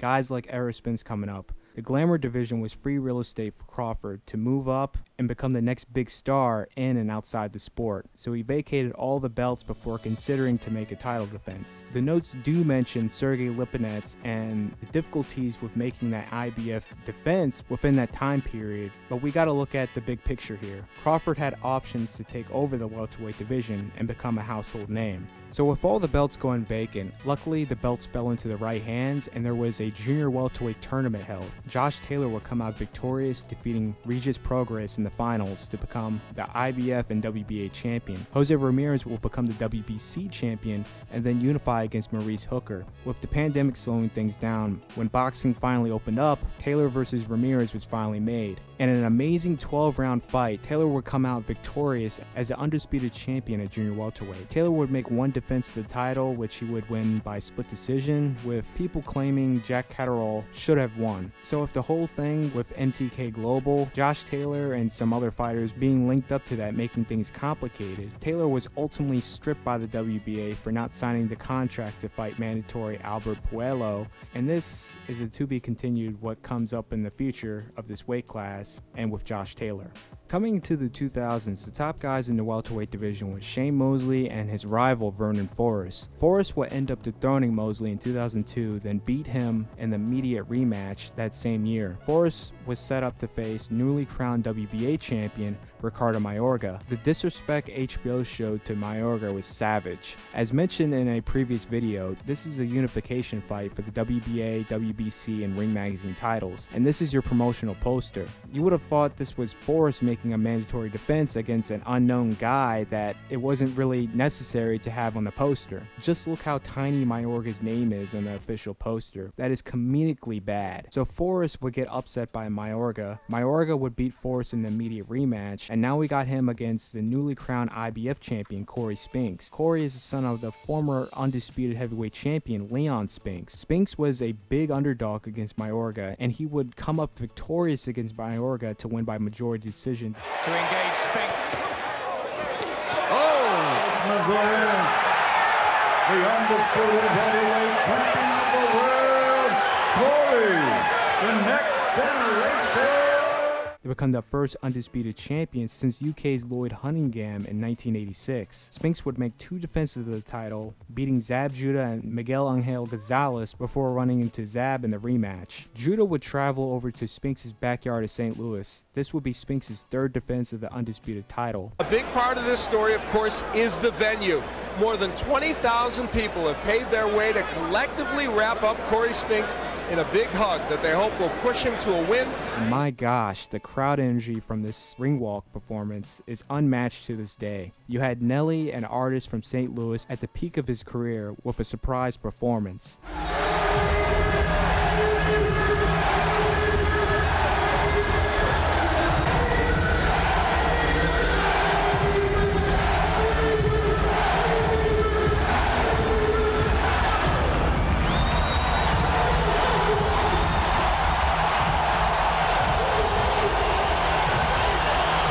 That crowd was wildin'. That's a sight we won't see and hear from fight fans in the States. Them folks from Omaha at Crawford's Hometown Fights, the only people I can say that can remotely rival that energy. Straight backwards. He's consistent. That's who's going to be the whole fight.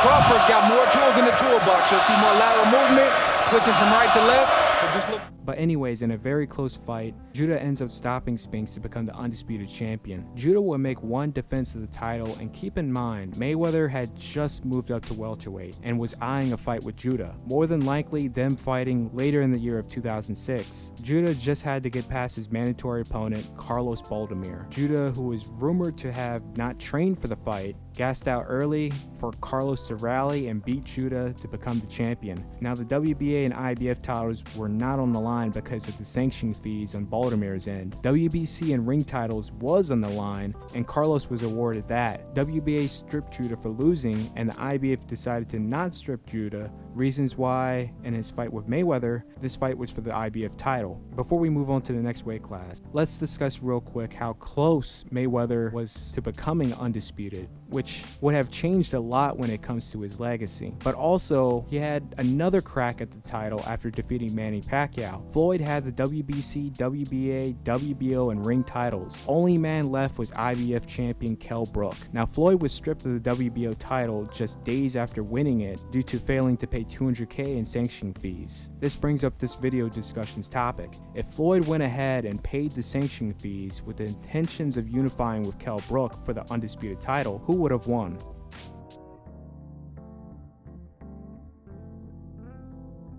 After Wright's heartbreaking loss against Fernando Vargas, he rebounded, claiming an IBF regional belt to later claim the vacant IBF title against Robert Frazier. Wright would go on to make 4 defenses of the title. During all that, Oscar De La Hoya had beaten Javier Castillejo for the WBC title, then unified against Fernando Vargas for the WBA and ring titles. De La Hoya would lose it all against Shane Mosley in the rematch. Mosley was set to face Felix Trinidad for $10 million, but he decided to risk it all and fight Winky Wright for the undisputed title, which most certainly would have upped the purse for a Trinidad fight and a 3rd fight with Oscar. Wright, who was mostly shadow banned from having big fights, fought like a man possessed, shutting down Mosley's offense and putting on one of the greatest performances to beat Mosley to become the first undisputed champion since the 2-time undisputed champion Koichi Wajima in 1971 to 1975. Wajima still has the most title defenses as the undisputed champion to this date. Well, Wright's reign would end anticlimactically because he was a guy who was never supposed to have been in that position to begin with by the powers to be. Wright would be stripped by the IBF title a month after the Mosley fight for giving Shane a rematch. Wright's reign as the undisputed champion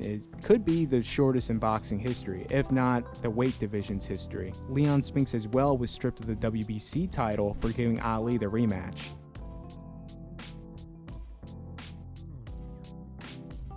I don't too much care about the pound for pounds. The Roy Jones and Pernell Whitaker, they can deal with that on themselves. But I want to be the undisputed middleweight champion of the world. We haven't had one since the 80s. After Hopkins' defeat against Roy Jones Jr., he would rebound and win the IBF title against Segundo Mercado in the rematch. Since Hopkins could not get the fights he wanted because, like Wright, just one of those fighters that are blacklisted by the powers to be. From early on, he had a rage against the system. Promoters and managers were taking too much money out of his purses, and he used that rage in a positive way. He did the next best thing, which was be as active as possible, making title defense after title defense, moving up through the world ranks by default. Hopkins made 12 defenses in 4 years. Due to Hopkins' consistency, despite not getting the fights he wanted, he was ranked #1 by Ring Magazine coming into 1999. I would not shut up, and I kept talking, and I kept banging the drums, and I kept winning. I kept winning, and when you win, people has to listen. His relentless drive kept him going in an atmosphere in which a lot of people weren't particularly interested in seeing him survive or thrive. But we all know that fighters are being taken advantage of, and our lives is on the line, man. That's what I'm trying to say. You telling me I shouldn't be in this sport if I don't agree with the laws and the politics that goes in the sport, and I say you're wrong. I say that's the problem. What are you going to do to change it? I can't do nothing in one day, but what I can do by being, hold up, this is very important about my power. By being the middleweight champion of the world, one of the best in the world. If you don't want to listen, you would give me that time. That's the reason you're doing this interview now. Thank you. Keith Holmes would pick up the WBC title the same time Hopkins picked it up in 1996. He would get dethroned in 98, but regain the title in 1999. Japan's Shinji Takahara would pick up the WBA title. He would lose to William Joppy. Joppy would lose it to Julio Cesar Green, in which Joppy would beat him in the second fight, and then end the rivalry, beating Green in the third fight. Coming into the year 2000, HBO and Don King formed a middleweight championship series to unify the division. This was between IBF champ Bernard Hopkins, WBC champ Keith Holmes, WBA champ William Joppy, and the fighter that this tournament was tailored around, unified junior middleweight champion Felix Trinidad. Hopkins beat Keith Holmes for the WBC title. Trinidad beat Joppy, and the finals was between Hopkins and Trinidad. Hopkins would upset Trinidad, stopping him in the final round to become the first undisputed middleweight champion since Marvin Hagler in 1987. Huge right hand by Hopkins. Down goes Trinidad. He knocked out Trinidad. Bernard Hopkins has put himself up there in the list of all the great middleweights.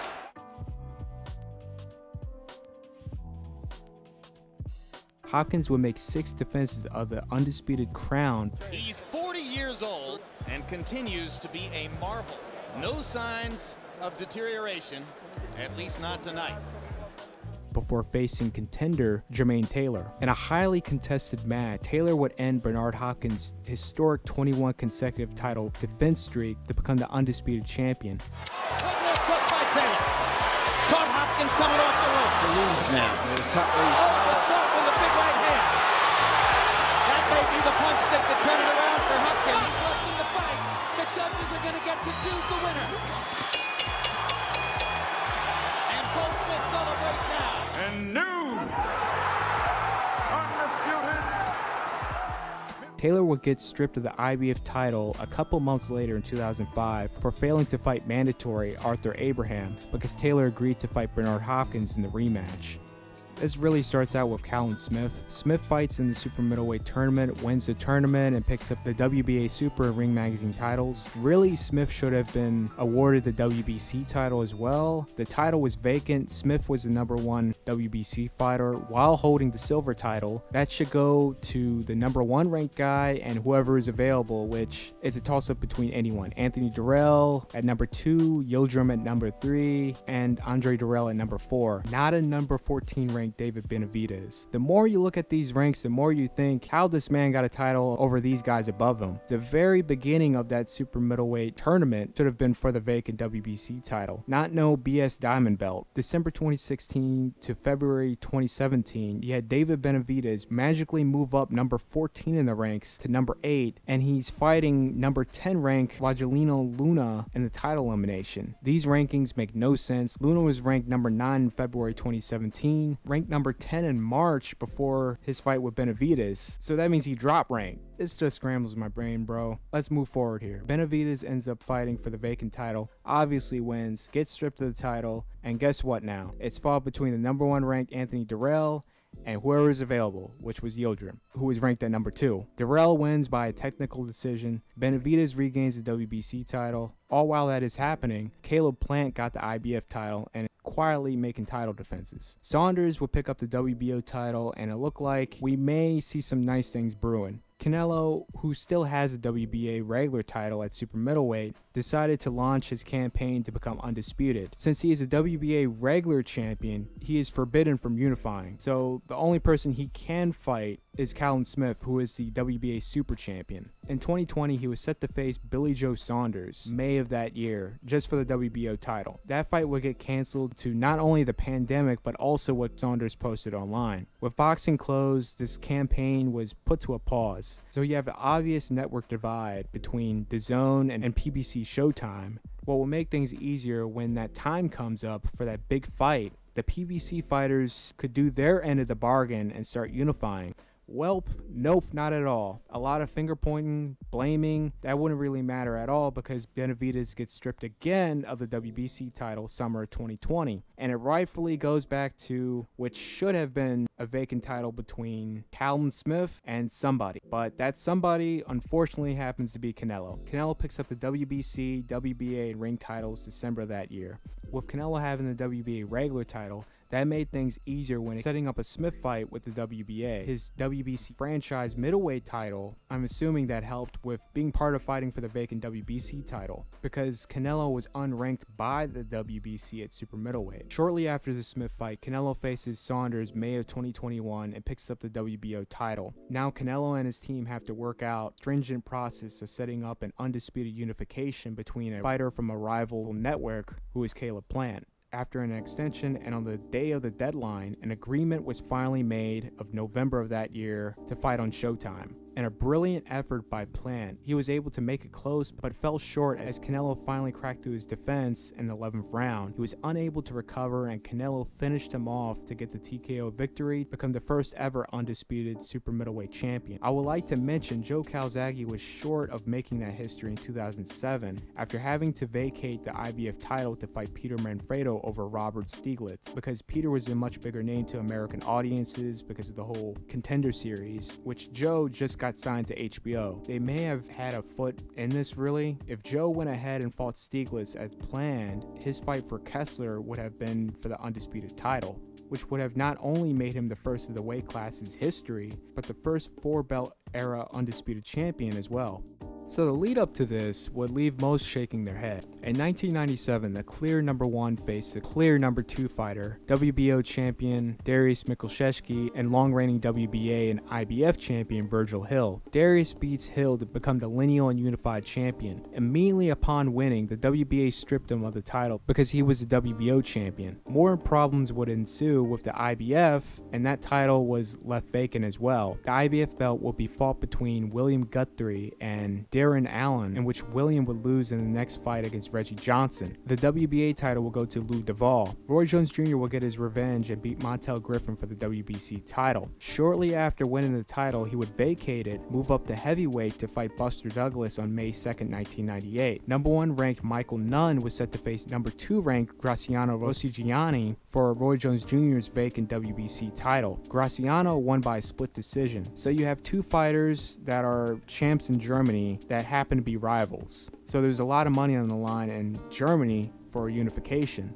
Jones backed out of his fight with Buster Douglas, and the WBC named him champion in recess and claimed due to a typing error, Graciano has supposed to have been the interim champion and not the champion, and they demoted him. A fight was made between Roy and Graciano in November 1999. The fight would be called off by Roy's promoter because Graciano didn't attend the New York press conference, and Muhammad claimed that he couldn't promote the fight if he wasn't present. The WBC on these strange grounds stripped him of that title as well. So Roy continues like nothing happened, unifying against Lou Duval and waiting for the undisputed fight with Reggie Johnson. All while this is happening, remember all that money for a possible Graciano and Darius fight? Yeah, the WBC thought the Germans were gonna lie down and forget about that. Graciano's team would take the WBC to court and win. Now ESPN says it's a $31 million award in damages, and court case websites state it's $27.8 million award, 7.8 in compensatory damages, and $20 million in punitive damages. Anyways, The WBC was unable to pay any of this and proceeded to file for Chapter 11 bankruptcy to keep from paying Graciano, and then filed for Chapter 7 bankruptcy to avoid once again. Now, I don't know how much the WBC is worth. They're labeled a non-profit organization since 1982, which they're exempted from paying taxes or exempted to an extent. I'm not a financial guy, so whatever. Going by their tax filings and total revenue they are grossing on average, using the last decade as an example, they are making $2.4 to $4 million annually. So therefore, going by what's on paper, there's a chance they may not have been able to pay Graciano. Who knows Graciano's financial situation in those years, because since the WBC filed for Chapter 7 bankruptcy, in fear of not getting any money back at all, because that would mean the WBC wouldn't exist, he settled for an undisclosed amount of money. Alright, that's a lot to discuss here, because if that didn't happen, Graciano is fighting Darius for the WBC and WBO titles. More than likely Darius wins, and this changes a lot when it comes to how negotiations and how the public perceives a fight between Roy Jones Jr. and Darius Mikulaszewski. So with all that being said, Jones finally gets his crack a year later and faces Reggie Johnson for the undisputed light heavyweight title and completely shuts him out to win by a wide unanimous decision. This goes to another controversy in 2001. Ring Magazine reintroduces the Ring title. Instead of grandfathering in the lineal champs, just what the WBC and WBA did when they first came into power by grandfathering in the current undisputed champions, they didn't do any of that with the lineal champs, which created a massive amount of confusion in every weight class, especially since some of these lineal champs were just normally ranked or not even ranked as number one. So you had Roy Jones made the Ring champion and Darius was the lineal champion. This would later sort itself out in boxing as a whole when all these lineal champs lost or retired as a champ. Except the light heavyweight division. The lineage never went vacant, and Beterbiev is the lineal unified champion, ranked number 2, while Bivol is ranked number 1. So since the Darius fight was not going to happen, Roy went after any title that was there to add to his collection, beating Eric Harding for the vacant IBO title. And when Julio Cesar Gonzalez defeated Darius, that fight was swiftly made between him and Roy. Not only the WBO titles was on the line, but also some random belt organizations got involved as well. The WBF, NBA 2, and IBA titles. 8 titles were on the line for this fight. After 7 defenses as undisputed champion, Roy Jones, after his fight with Clinton Woods, would vacate the IBF title. Jones holds second to the most undisputed title defenses at light heavyweight. The man on top is Archie Moore at 8 defenses, and his reign would have actually lasted longer if the NBA didn't strip Moore for failing to fight EBU champion Eric Schopner. The amount of disrespect O'Neal gets is insane. He's the first undisputed cruiserweight champion since Evander Holyfield in 1988, and the last undisputed champion of the 3-belt era. The 4-belt era started in 2007. I don't know why TV networks and analysts keep on mentioning Jermaine Taylor. Bell became the undisputed champion January 2006 when he defeated WBA and WBC champion John Mark Mermack.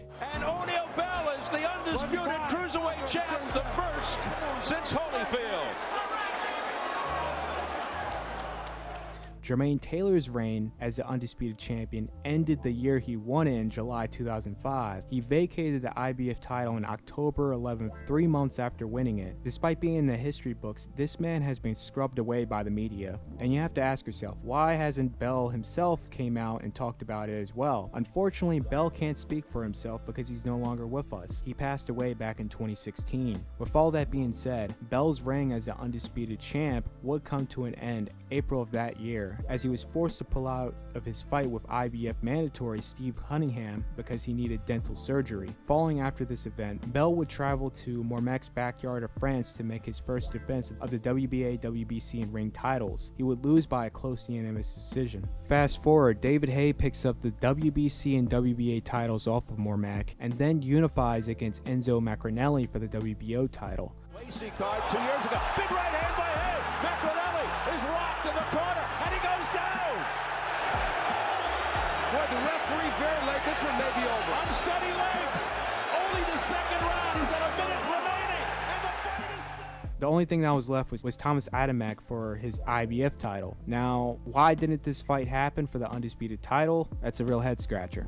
So after that era at Cruiserweight, it seemed like no one wanted to fight each other. It was really a lot of nothing going on when it comes to unifications. Juan Pablo Hernandez and Steve Cunningham were the only guys to step up. Hernandez was the IBF champ, Cunningham was ranked number 3, but I can't confirm the ranks because the only archive Ring Magazine rank of that year has him as number 3. Marco Huck was number 1, but Huck moved up to heavyweight, lost to Povetkin that year, and moved back down and got a draw. So I can imagine in between that time, Cunningham was moved to number 2 in the rankings upon that fight being made and it being for the vacant ring title. It's very weird. At a certain point, all these guys fought each other when they didn't have titles, but when they did end up winning a title, they didn't bother trying to unify. They were more than likely making a crap ton of money defending against mandatories, and the money just wasn't there for unification. And it really seemed like everyone was cool with that, because I can't find anyone calling anyone out. You had these guys raking up crazy title defense counts and attractive boxing records. And then Alexander and Big Capital came and shook up the whole division. Once Usyk came on the scene, he was an immediate draw with Ukrainian fight fans. Once Alexander got the WBO title, very quickly, promotions and networks of these fighters all came on board when a company by the name of Kamosa AG threw in $50 million total purse for a tournament, not only in the cruiserweight division, but for the super middleweight division as well. The cruiserweight division woke up and there was a lot of good fights. Usyk would beat Bradis for the WBC title. Murat Gassiev, the IBF champ, would defeat Dorticos for the WBA title. And then you have the finals with Usyk and Gassiev. Usyk will win by a wide margin on the scorecards to become the undisputed champion. Tony Bellew had vacated the WBC title prior to pursue a David Haye fight, which ended up turning into a 2-fight series. Once it was finished, Usyk had given him the shot to fight for the undisputed title in his final defense before moving up to heavyweight. Historically, this is definitely the biggest fight in cruiserweight history. It was a fun watch while it lasted. Usyk would take over in the second half of the fight and take Bellew out in the 8th round. This would be Tony's last fight, and for Usyk, he would vacate all the belts and make a beautiful transition to heavyweight, where he would defy the odds and beat Anthony Joshua to become the WBO, WBA, IBF, and IBO heavyweight champion. AJ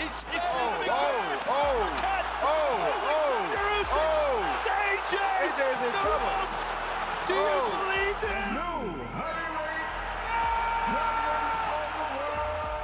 After defeating Oliver McCall in the rematch for the vacant WBC title, Lewis couldn't really do anything because of the network divide between Showtime and HBO. Lewis fought exclusively on HBO, and the rest of the belt holders fought on Showtime. As the Tyson versus Holyfield fight was always been a fight everyone wanted to see, that fight offer came up after Holyfield's fight with Bobby Chise, and due to the fact that Holyfield did not look good, quoted by Mike Tyson, he took the fight. Yeah, I fight him, and that's how that happened. Yeah, because, you know, he looked really in the fight before he fought me. That's it. It just so happened they found that that's the best time to fight Holyfield. I'm right for the picket. He couldn't even knock Bobby Chase out. The media was already against Holyfield as they claimed he was past his prime and he can't beat Mike just because he wasn't a real heavyweight but a manufactured one. You know, the media had a lot to do with the aura of he's invincible and all that. And from the very beginning, I told you that he wasn't. Tyson was a great fighter, probably the most overrated fighter in the history of the division. The most beatable fighter in the history of the division, and Holyfield is just a notch above what you guys think he is. The 22-1 underdog would upset Tyson to win the WBA title. He would follow up and beat Tyson in the rematch. Oh, Tyson's in trouble. Tyson's ready to go. A straight right hand. The top stops the fight, and Holyfield has won. I can't believe what I'm saying. After the Tyson fight, Holyfield would beat Michael Moore in their rematch to earn the IBF title. After a defense against Von Bean, the undisputed unification between Lewis is set for March of 1999. The first undisputed unification since Tyson versus Spinks, and there will be the first undisputed champion since Riddick Bowe. The fight started off competitive early, but started to get midway through the fight, Lewis would gain momentum and begin to take over. Holyfield would have some moments, but through the public's eyes, it was certainly not enough to get a foot in the cards. The fight would be controversially ruled a draw, much as the press and even the mayor of New York at that time bombed the decision. Jumping the gun with the conspiracy passing them off as facts is also not the right thing to do, because we very well could have had two judges who had a very shitty day on the job, which in a job like this, you should do your best to bring your A game each time, but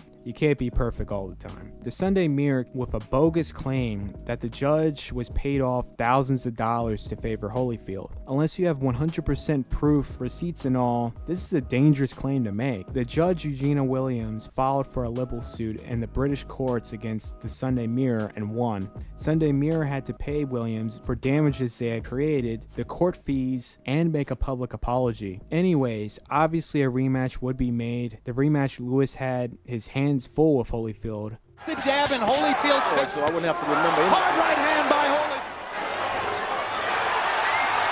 Lewis is bending down. And Holyfield landed the left hook. Bending down. You know what? He's good. And I guess when he's Holyfield off.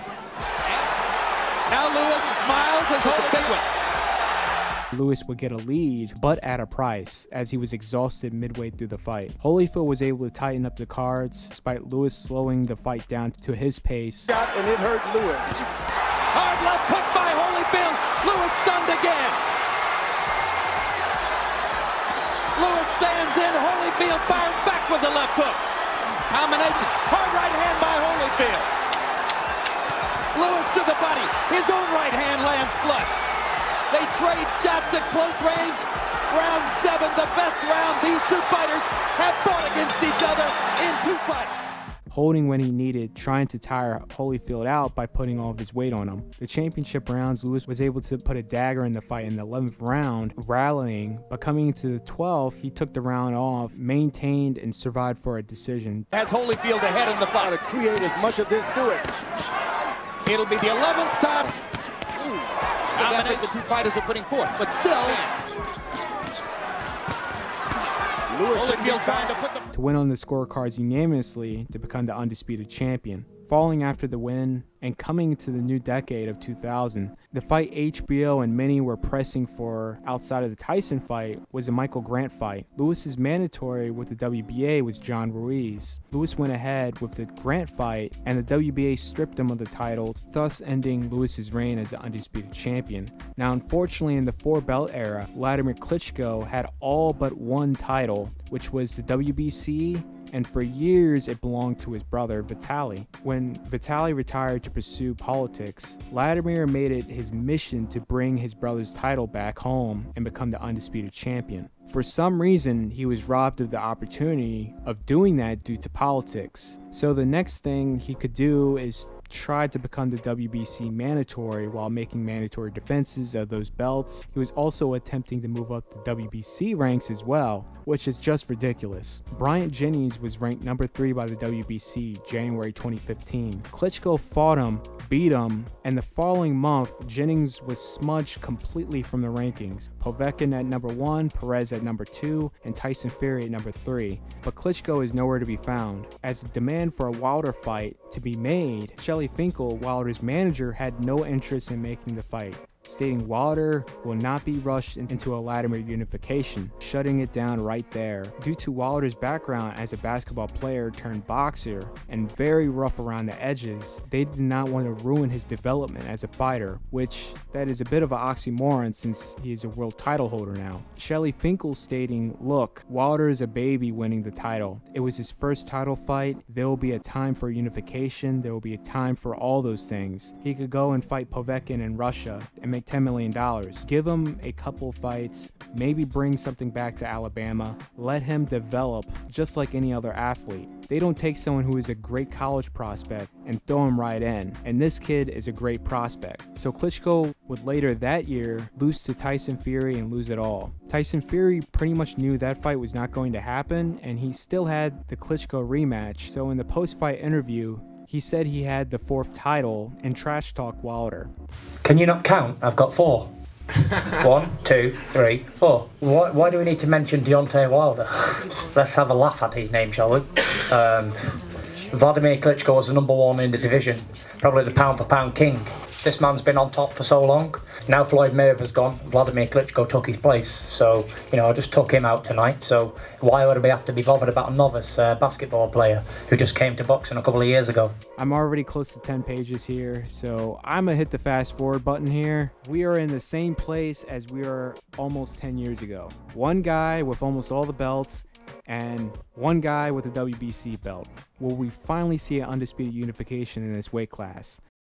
So Jermell, after falling short in 2014 and 2015, getting a fight with Demetrius Andrade on 2 different occasions for the title, which anything Andrade related would be a whole video itself. Charlo would finally get a crack at the vacant WBC title against John Jackson in 2016. He would stop him in the 8th round, and it was just smooth sailing with title defense after title defense.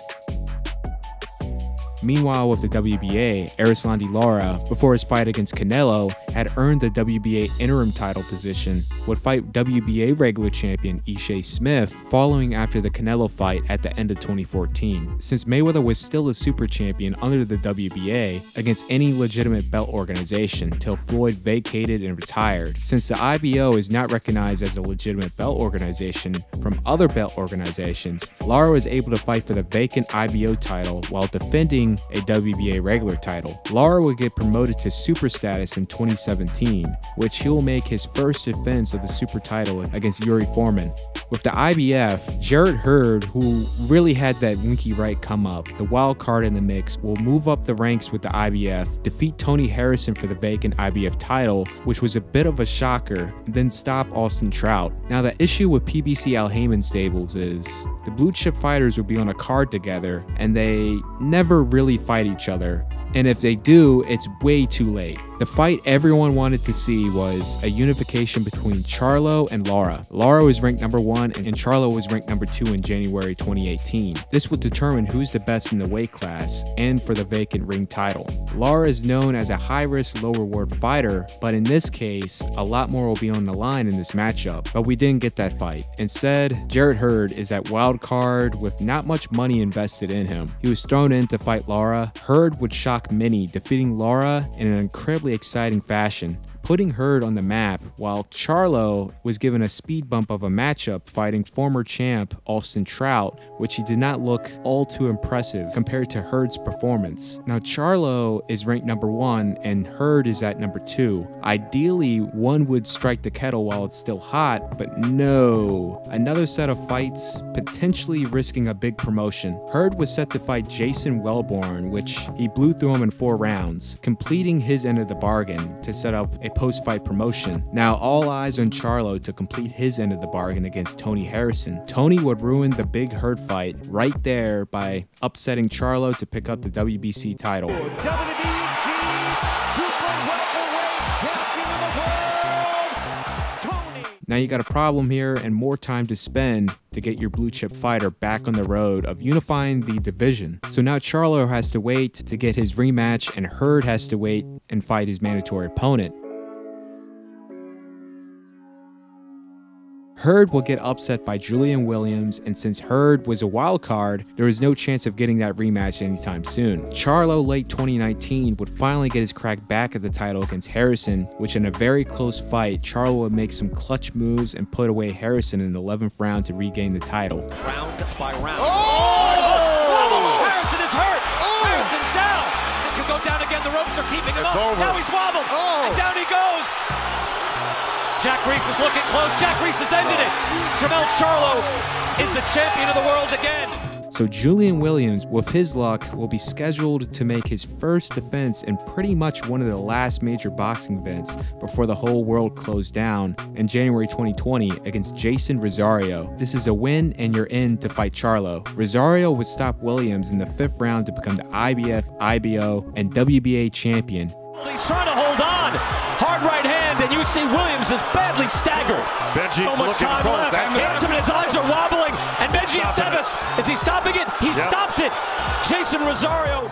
8 months later, when boxing sorta opened up, Charlo and Rosario would unify for the WBA, IBF, and vacant ring titles. In impressive fashion, Charlo would shut out Rosario, knocking him 3 times. the third time being the finisher leading to the KO victory for Charlo to become the new unified champion. Now we cover what is going on with the WBO. In 2015, Demetrius Andrade was stripped of the WBO title due to his inactivity and failing to provide an opponent to face within a 9-month span. The next man in line to fight for the vacant title is Liam Smith, who will pick up the title. Due to Golovkin failing to get a fight with Saunders and an attempt of getting all the belts together for our undisputed unification against Canelo, it was now Canelo's turn.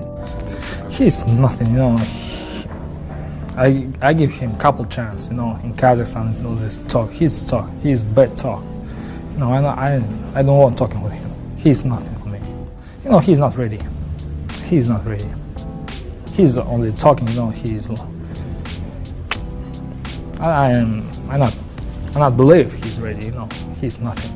Since Canelo could still make junior middleweight, he was still ranked by the WBO at junior middleweight, so therefore he could fight Smith for the title and seamlessly set up a fight with Saunders. Saunders was supposed to make his US and HBO debut on the Canelo-Smith card. This would set up their fight, and the winner fights Golovkin for the undisputed title that September in 2017. Saunders bails out of the fight with Rosado, leaving Canelo hanging. Canelo still wins the title with Smith, then Saunders leaves Canelo hanging again. Canelo vacates the title. Chavez Jr. is brought in as Saunders' replacement. Miguel Cotto would pick up the vacant WBO title against Yoshihiro Kamagai in an exciting 12-round shutout summer of 2017. Cotto would set up to face Saddam Ali in his farewell retirement fight, which he was doing good till he tore his bicep in the 7th round. Ali would take over and win by a close decision to dethrone Cotto and ruin his farewell to the sport. Ali was originally set to face Liam Smith, but that fight would get canceled, and Jaime Munguia, who is already on the path of being Prospect of the Year, will be thrown into the fight for the title.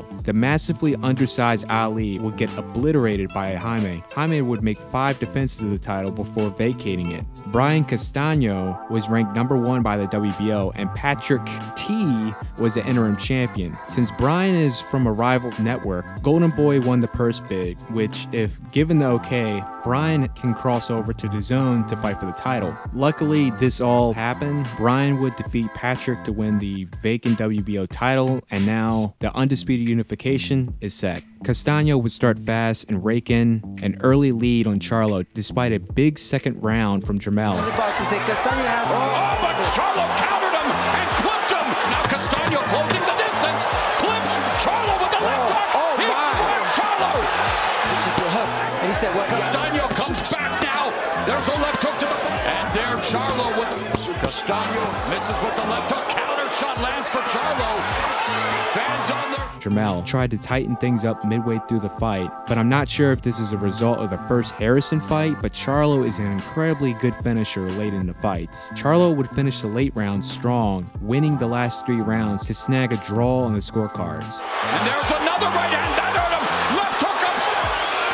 Oh, right hand by Castano. Charlo firing back. Left uppercut there. Castano just has a split decision draw. Obviously, there will be a rematch. The second fight would take off right where it ended, even more exciting than the first. The only difference is Charlo is taking a lot more risks this time around, fighting toe-to-toe and being first with Castano. Despite Castano landing quite a bit of hard leather on Charlo, Jermell was able to fire back and win the exchanges. After more toe-to-toe action in the 9th round, Charlo will finally crack through Castano to knock him down. Castano still did not have his legs. Charlo, with his brilliant finishing skills, would waste no time and energy perfectly putting away Castano with a body shot he did not see coming, as he was expecting Charlo to headhunt. Castano, clearly the wind knocked out of him, was unable to make the count, resulting in a knockout victory for Charlo to capture the undisputed crown and become the first since Winky Wright when he defeated Shane Mosley in 2004. So after all that, what's next for Charlo? The two who seem to be in the picture for a potential matchup is #3 ranked Tim Tszyu, the son of former undisputed junior welterweight champion Costa Tszyu, and number 2 ranked WBC interim champion Sebastian Fundora, which personally I think it will be a dangerous fight for Fundora because he takes an immense amount of punishment in fights he should easily win due to his body type. This man won the genetic lottery. He is a junior middleweight who is 6'5" with an 80-inch reach. That's a heavyweight reach right there. This man is taller than Thomas Hearns, has a longer reach than Hearns, but fights like he has the reach of a Yuriorkis Gamboa. With Charlo's aggression and style, if Fundora doesn't transition to a boxer puncher and utilize his God-given range and height, it's going to be a rude awakening. I am quite shocked we haven't seen him seek training from the Kronk Gym, where that is pretty much their signature, cultivating fighters with such features. Despite Fundora being an interim champion, I don't think his handlers are rushing into setting up a Charlo fight, as a fight with Tony Harrison is in talks. With Tim Tszyu, it seems like he's almost primed and ready to go for such a matchup. Despite the Charlo fight talk, it seems like he will be having a tune-up before making the ultimate decision. Keep in mind, if something crazy happens, if they fight these guys, technically they only have one crack at the title, just because Charlo holds all the titles. So it looks like both will be taking their time. Now Charlo under the IBF and WBO may fight Russia's Bakram Murtazaliev, as he's ranked number 1 by the IBF and number 4 by the WBO. Now we just gotta wait and see what comes up in 2023 with who Charlo will fight. Titles, titles, titles. So many titles. What's good? What's bad? What is meaningful? And what titles are the equivalent of an overpriced multifunctional paperweight / desk ornament / home invasion weapon? Because that's the only thing you're going to be using that for if you're wasting your time chasing for the real title. I'll be covering and rating them all. This is Office Honcho's guide to world titles in boxing.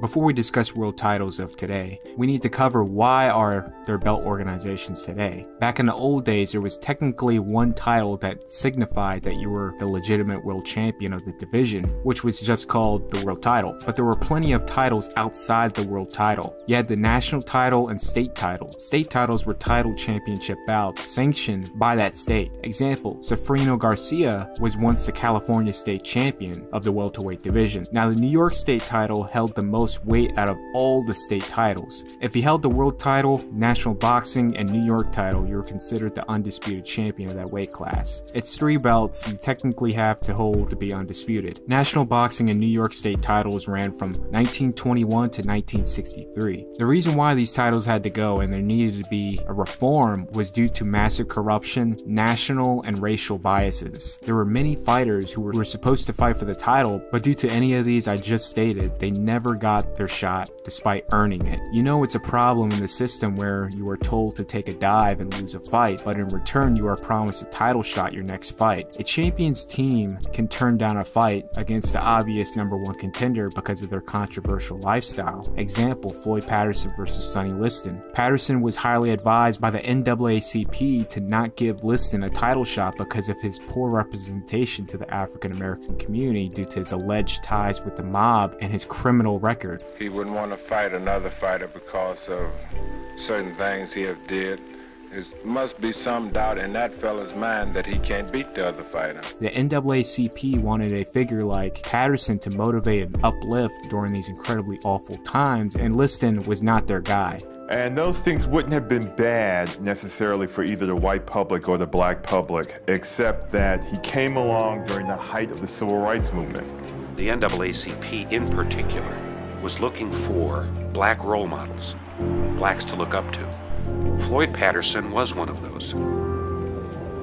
The NAACP, they were very unhappy with Liston's negative image, and they begged Patterson, please don't take the fight. Patterson, the gentleman he is, ignored the demands and gave Liston the title shot because he earned it and did not judge him based on his alleged lifestyle. I think he's proved himself as far as being the number 1 contender is concerned. I personally think that he has every right to fight for the championship despite his unfortunate background. They didn't want me to fight him either because there was a good chance of him winning the fight, and I guess if he should win the fight, he would represent the black race. I just felt that he is a man who's had a very similar life to mine, and I felt that he should get a chance, so I overrode my manager and I gave him a shot.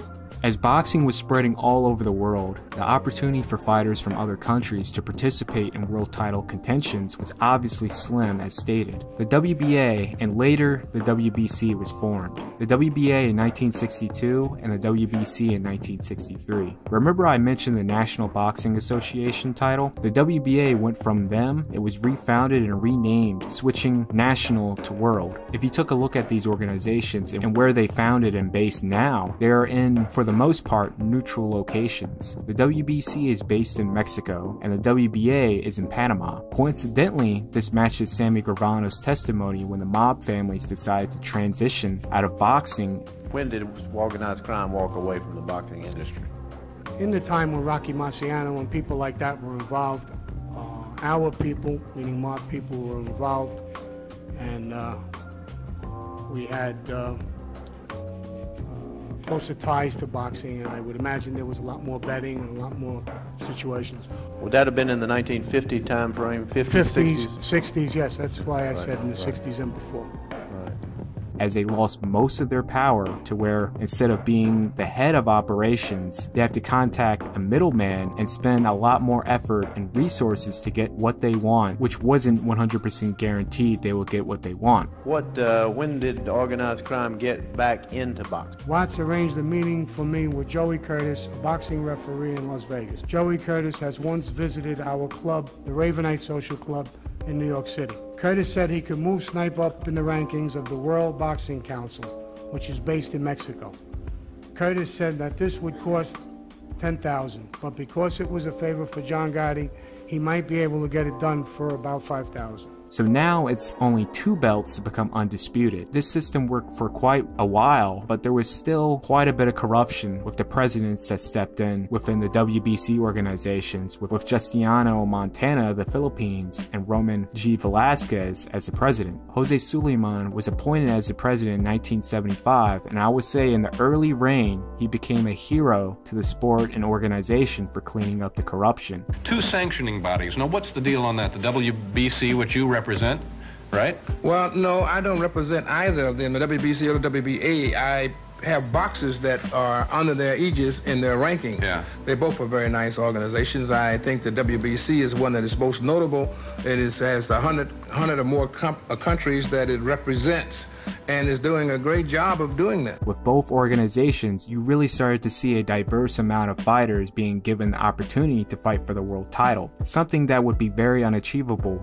years prior. You had many champions from Asia and Europe getting shots, and most certainly a lot more fighters from Mexico were given the opportunity to fight for the title as well. But why do we need 2 of these guys? Well, I hear many complaints, many criticisms, many accusations, but no alternatives, you know. So therefore, I get to deal with what is real. And what is real is that they exist, and they're doing a quite capable job, because boxing has a resurgence now that is unprecedented. Let me, well, that's certainly true. It seems to be more and more fights and more televised fights, and I would guess that the actual attendance is higher than it used to be. Tremendous. It boggles the mind. Before the WBC and WBA was formed in the early 60s, there was only 5 champions from Mexico. Only 3 held the legitimate world title. After these organizations were formed in the past 10 years, you saw a massive surge of unseen talent from the country of Mexico that unfortunately before 1963 would have been unheard of. Besides all of that, it's more money and more promotion on the world scale to the general public in every country. It was the night when boxer Kim Gi-soo defeated his taller and more skilled Western opponent to become the first Korean to win the World Boxing Championship. 세계 챔피언 그 이름 한국의 아들 김기수 선수. 대한민국 국민도 할 수 있다. 대한민국 체력도 세계 챔피언이 될 수 있다는 것. 이것으로 인해서 그 국민들의 사기가 Korea's confidence helped the nation achieve a double-digit GDP growth rate for the first time. It's amazing homecoming sites like these of Jae Do-ya winning the WBA lineal junior middleweight title in 1975, that boxing is a worldwide sport, and having it predominantly centered in America to where in order to make it in the sport, you have to go there, thus bottlenecking the sport's potential. Reasons why sports like rugby, baseball, and football is much much more popular on the worldwide scale than American football. Though the NFL generates plenty of revenue and viewership domestically, their lack of cultivating an international audience and league development early, like the rest of the sports mentioned, has really bit them in the butt. So this is a brief explanation why the titles of old had to go and these new belts took over. Time to move to Chapter 2, National and Regional Titles. Since boxing is a worldwide sport, when there's thousands fighting, you're gonna need a streamlined ranking system to where a fighter is ranked upon both on a national and regional scale. These are very important titles. If you're not some hotshot linked up with an influential promotion and network, you're going to need these credentials. America is the only country I know of where the media has completely devalued these titles, and the rest of these nations where boxing is relevant, they are celebrated among the fans and press. There's nothing lacking there, and if you get practically into that kind of fight, then he becomes the favourite.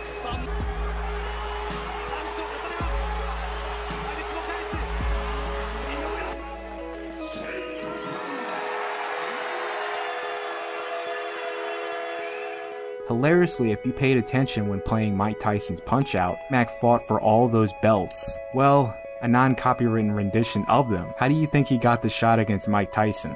For the UK, the Commonwealth and British title are the most important titles one can get to become a contender. For the rest of the European countries, they do have their own national title. The regional title for all of Europe is the EBU title. Some fighters from the UK may actually get all 3 titles before getting a title shot based on what's happening in the weight class. Billy Joe Saunders is a perfect example. He held the EBU, Commonwealth, and British Empire title before ultimately getting a shot to fight Andy Lee for the WBO middleweight title. If you're an American boxer, you're going to need the following: the USBA, NABO, and NABF. The USBA title signifies you are the best in the USA. The next step up is the regional belts, NABO and NABF. These signify you're the best in North America. NABO is linked up with the WBO, and the USBA is linked up with the IBF. The best recent example of a young fighter who is not going to get the shot at the title, and if he really wanted that shot as fast as possible and early, was Teofimo Lopez. He took the hardest, most textbook route to earning his shot at the title. I call it the B-side route. This is what Lopez did. He moved up the national ranks. He did beat a ranked WBC opponent, but that doesn't matter. He won't get the shot with the WBC. We will cover that later. After that fight, he fights for the NABF and USBA title. He is now in the world ranks and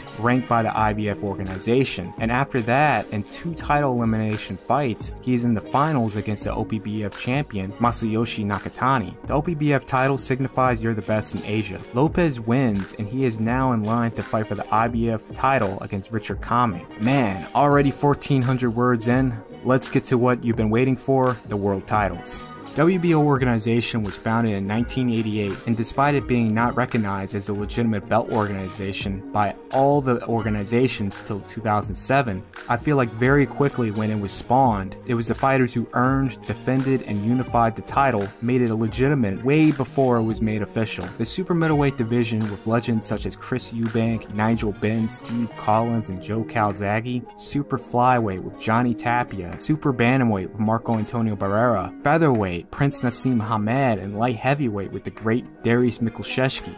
You made it all in Albuquerque, my brother. We made it, baby. It's been a long road. Moving up with the WBO is pretty straightforward, as they have regional sectors that all meet up to the world title. NABO, the North American body. Asian Pacific, I believe the Asian Pacific title also includes the Oceania region as well, so New Zealand and Australia. Unlike with the WBA, WBA has an Oceania title, which I feel like for boxing it should be the whole Pacific region. I sort of see this with football, with the Australian national team back in the day, how hard it was for them to qualify for the World Cup because they were stuck in the Oceania division. Not only you have to win the division, but also have to beat the 5th ranked South American team. Since FIFA woke up and used some common sense, Australia was finally moved to the AFC.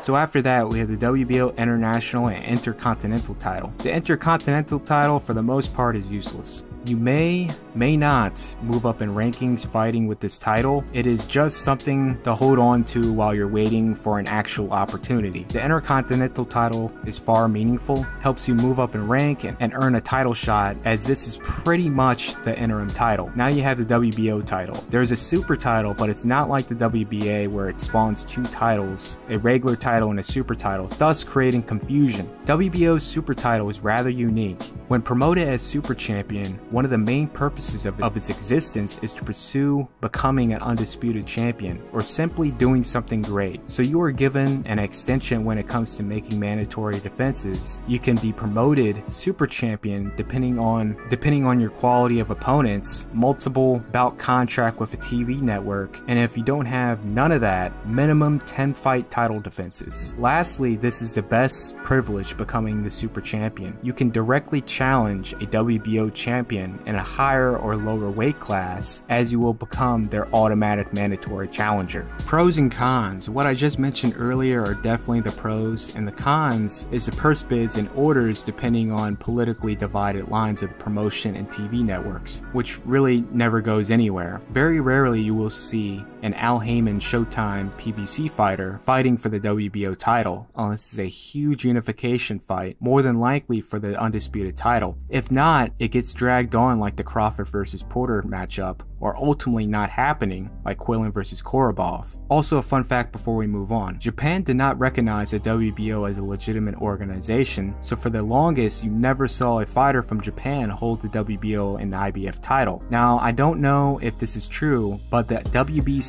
and WBA had a deal with the JBC many years back where they will give their fighters more of a chance to have a crack at the title if they only recognize them. Example, the 2009 unification between Hozumi Hasegawa and Fernando Montiel was unofficial because the JBC did not recognize the WBO and IBF titles. Though the JBC did not honor it, the WBO will sanction this as a unification bout for the WBO champion Montiel, and his belt was on the line alongside WBC champions Hozumi Hasegawa's. WBA, pretty much one big ol' headache here. So they have their own regional belts, but the most important thing to discuss here is the funky titles outside of that. You have the gold, regular, and the super. Now, the big problem with these three belts is most don't know the difference between them, to where promotions and networks know that, so they will just go ahead and promote it like it's a legitimate world title fight. The promotion to the Barrios versus Davis fight was a complete false advertisement. Josh Taylor is the undisputed champion, holds the real WBA title. Apparently this man didn't exist in the promotion leading up, and this fight was promoted in a fashion where it made you believe Barrios held the real title, in which, in this case, Barrios held a glorified interim title. And recent news, the WBA retires the interim title. So now, the gold title is the interim title for the regular title, and the regular title is the interim title for the super title. The WBO did their super status right because it does not create any confusion who's the actual legitimate champion. Okay, let's explain the regular title in its purest form. When there is not a super champion, whoever holds the WBA title is a legitimate WBA champion.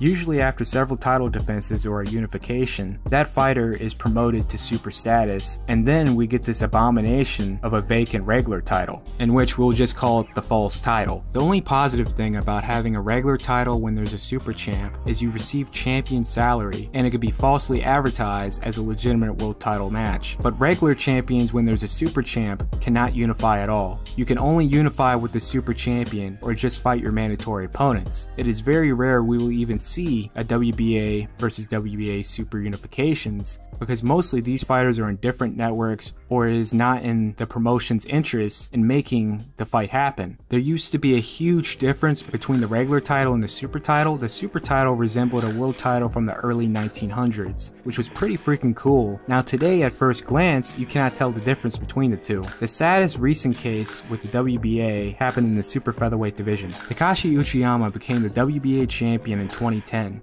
After several defenses, he was promoted to super status. He was dethroned by Jezreel Corrales in 2016 and loses a rematch. Jezreel Corrales is a WBA Super Champion, and somehow when he was making his defense against Alberto Machado, the titles did the old switcheroo. Machado wins the vacant regular title off of Corrales, and Gervonta Davis fights Jesus Cuellar for the vacant super title. Now keep in mind, Jesus had not fought in almost 2 years, and on top of that, never fought at super featherweight. So how was he even given a shot in the first place? So this situation here is a big headache because Machado beat the man that beat the man, then later lost to Cancio. Then Cancio lost it to Alvarado, and now currently held by Roger Gutierrez. So when there's an obvious popular A-side fighter in the weight class, the WBA is not really the best organization for the little man, the B-side man. Now this is the easiest segment to cover. The IBF is the most straightforward, least confusing organization. I love how this organization is more lean to B-side fighters, real wild cards in the sport. If you can hold the weight and do your duties as champion fighting your mandatories, you can really go places holding this title. IBF was formed in 1983. Out of the 4 belt organizations, the IBF is the only organization based in America. It did not take long at all for the IBF to be recognized as a legitimate organization, spawning the 3-belt era. Out of all the belt organizations, they are the most strict when it comes to mandatory defenses. Perfect example of fighters truly using the best of what the IBF has to offer is Bernard Hopkins and Winky Wright. These are guys who never got the opportunity to even move an inch through any other belt organization ranks besides the IBF. They were able to win a title, since this is a legitimate title, if they do their job and fight their mandatory opponents. If they stick around long enough, huge opportunities will come their way. In Hopkins' case, Tito Trinidad moved up to middleweight,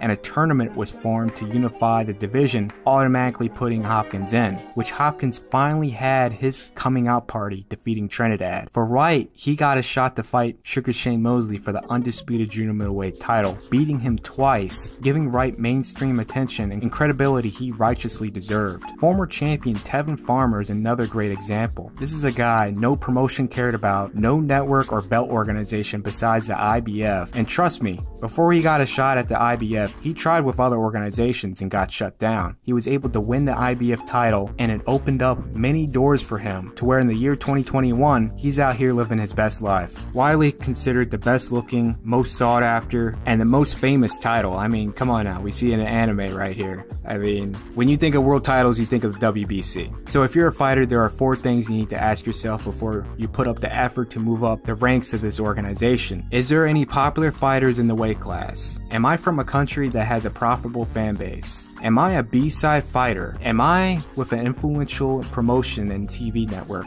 The sooner you come to a realization you don't have at least 2 of these features, or maybe even 3, this is not the organization you should immediately go after for a title run, because you're going to be waiting. The WBC is that fancy restaurant that has a waiting list that stretches out to next year and then some for openings, and many fighters end up falling to this. Hey, this isn't faux dive.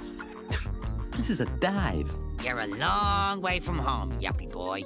I'll start a tab. Don't let me get started on the mandatories, how poorly enforced it is on A-side fighters, but my gosh, if you happen to be a B-side, you better be ready to get thrown out to the wolves. So they got their own regional titles, pretty straightforward. Then we get to the Diamond. That title is pretty much, hey, sorry, we can't get you a shot at the moment for the real title because, you know, politics. So here you go. This title is useless. You think that got Pacquiao closest to a shot at the WBC title after defeating Cotto? Absolutely not. So now you have the silver title, and depending who you are, it may be a short wait to the title shot, or, and I mean a very emphasized or, you will be waiting 3 to never getting that shot. So I have 3 examples of fighters gathering dust. Thailand's Srisaket Rungvisai. So Rungvisai wins the WBC Super Flyweight title before a hotshot A-side fighter comes into contention. He will lose the title in a rather close fight against that hotshot A-side fighter. Rungvisai, the great fighter he is, easily rose back up through those rankings, winning the WBC regional belt, then to defeat Jose Salgado for the WBC silver title to earn his rematch for the title, becoming Cuadras' mandatory May of 2015.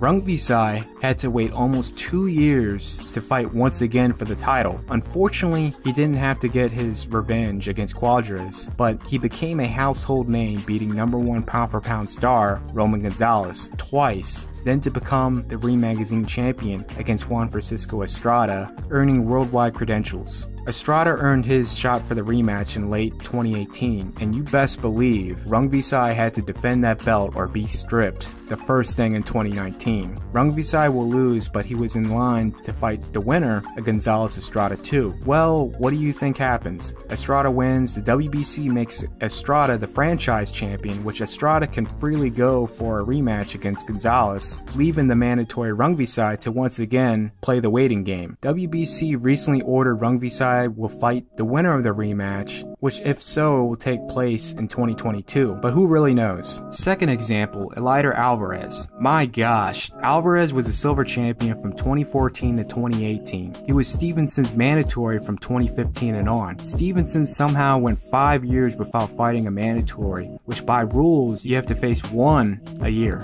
Stevenson's last mandatory opponent prior to the Alexander fight in December 2018 was in November 2013 against Tony Bellew. Just wow, this man would have been dethroned ages ago under the IBF, or better yet the WBA organization. Even Ring Magazine thought his title reign was not of quality and stripped him of the Ring title, which I have never heard of such a reasoning by Ring Magazine to strip a fighter of a title. And example 3, which is a recent one by the way, poor old Dylan White. He became the #1 challenger in 2017 for the WBC title. It's been 4 years, now going on 5 years. He has the interim title, defending it on supposedly October 30th. I don't know why he's risking his rank and interim title, because if he loses like he did against Povetkin, I don't think he will get a generous second chance. With the Alvarez situation, you can at least make a case that Stevenson's promoter, who happened to be Alvarez's, was purposely manipulating and exploiting the WBC rules to prevent two of his fighters from fighting each other for years. By this point, Dylan White could have made it up to IBF rankings, fought for the title, lost, rebounded, and lost again, and potentially be in another run for the title.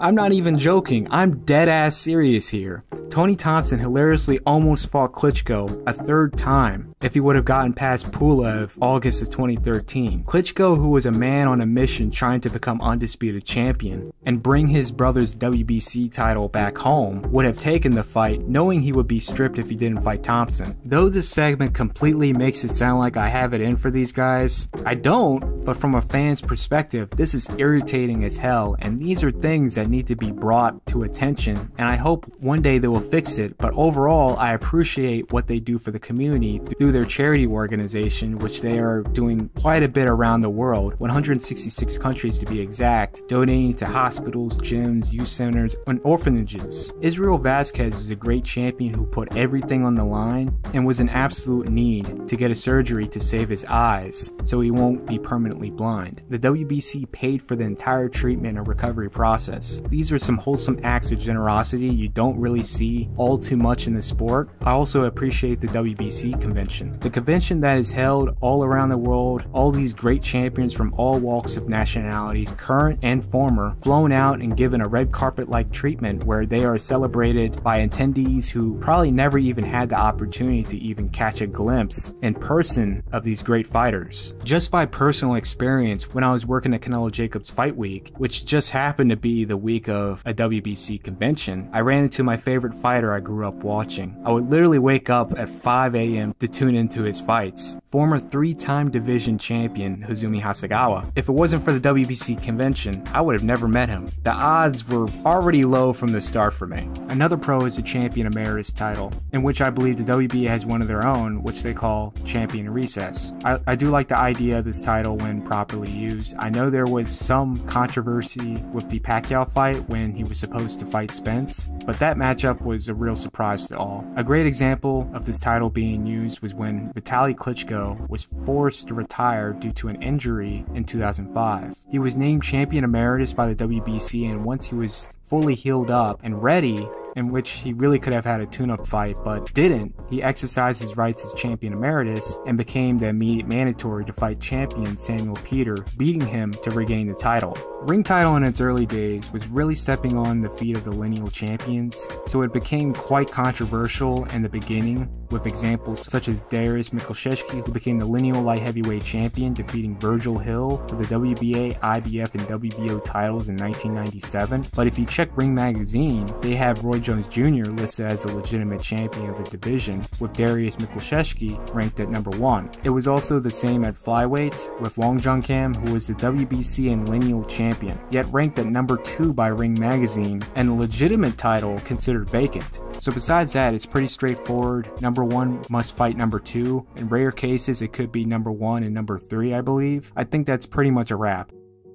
In conclusion, pros and cons. WBO, pros, easy to follow. It has the best of both worlds when it comes to allowing fighters to do something great, try to get a unification, go after a fighter from another weight class, and enforcing mandatory defenses. Cons, you're limited to who you can fight, based on politically divided lines between networks and promotions. Most who have the WBO belt is with Top Rank, ESPN, Matchroom DAZN, or an affiliate of the 2 networks. Those title holders have little to no chance of fighting a fighter from a rival network such as PBC Al Heyman, unless it's for the undisputed title. WBA, pros. Fighters first, more money to fighters since it's vaguely promoted as a title fight. Cons, belts look the same and leave fans confused. IBF, pros. My opinion, second best looking belt, favors the fans and the fighters, gives B-side fighters great opportunity to succeed in the sport. Cons, hard to keep, strictly enforced rules that in some cases hold a successful fighter back, mostly where if you're a multi-belt holder, you need to pick your opponents within the IBF first and hope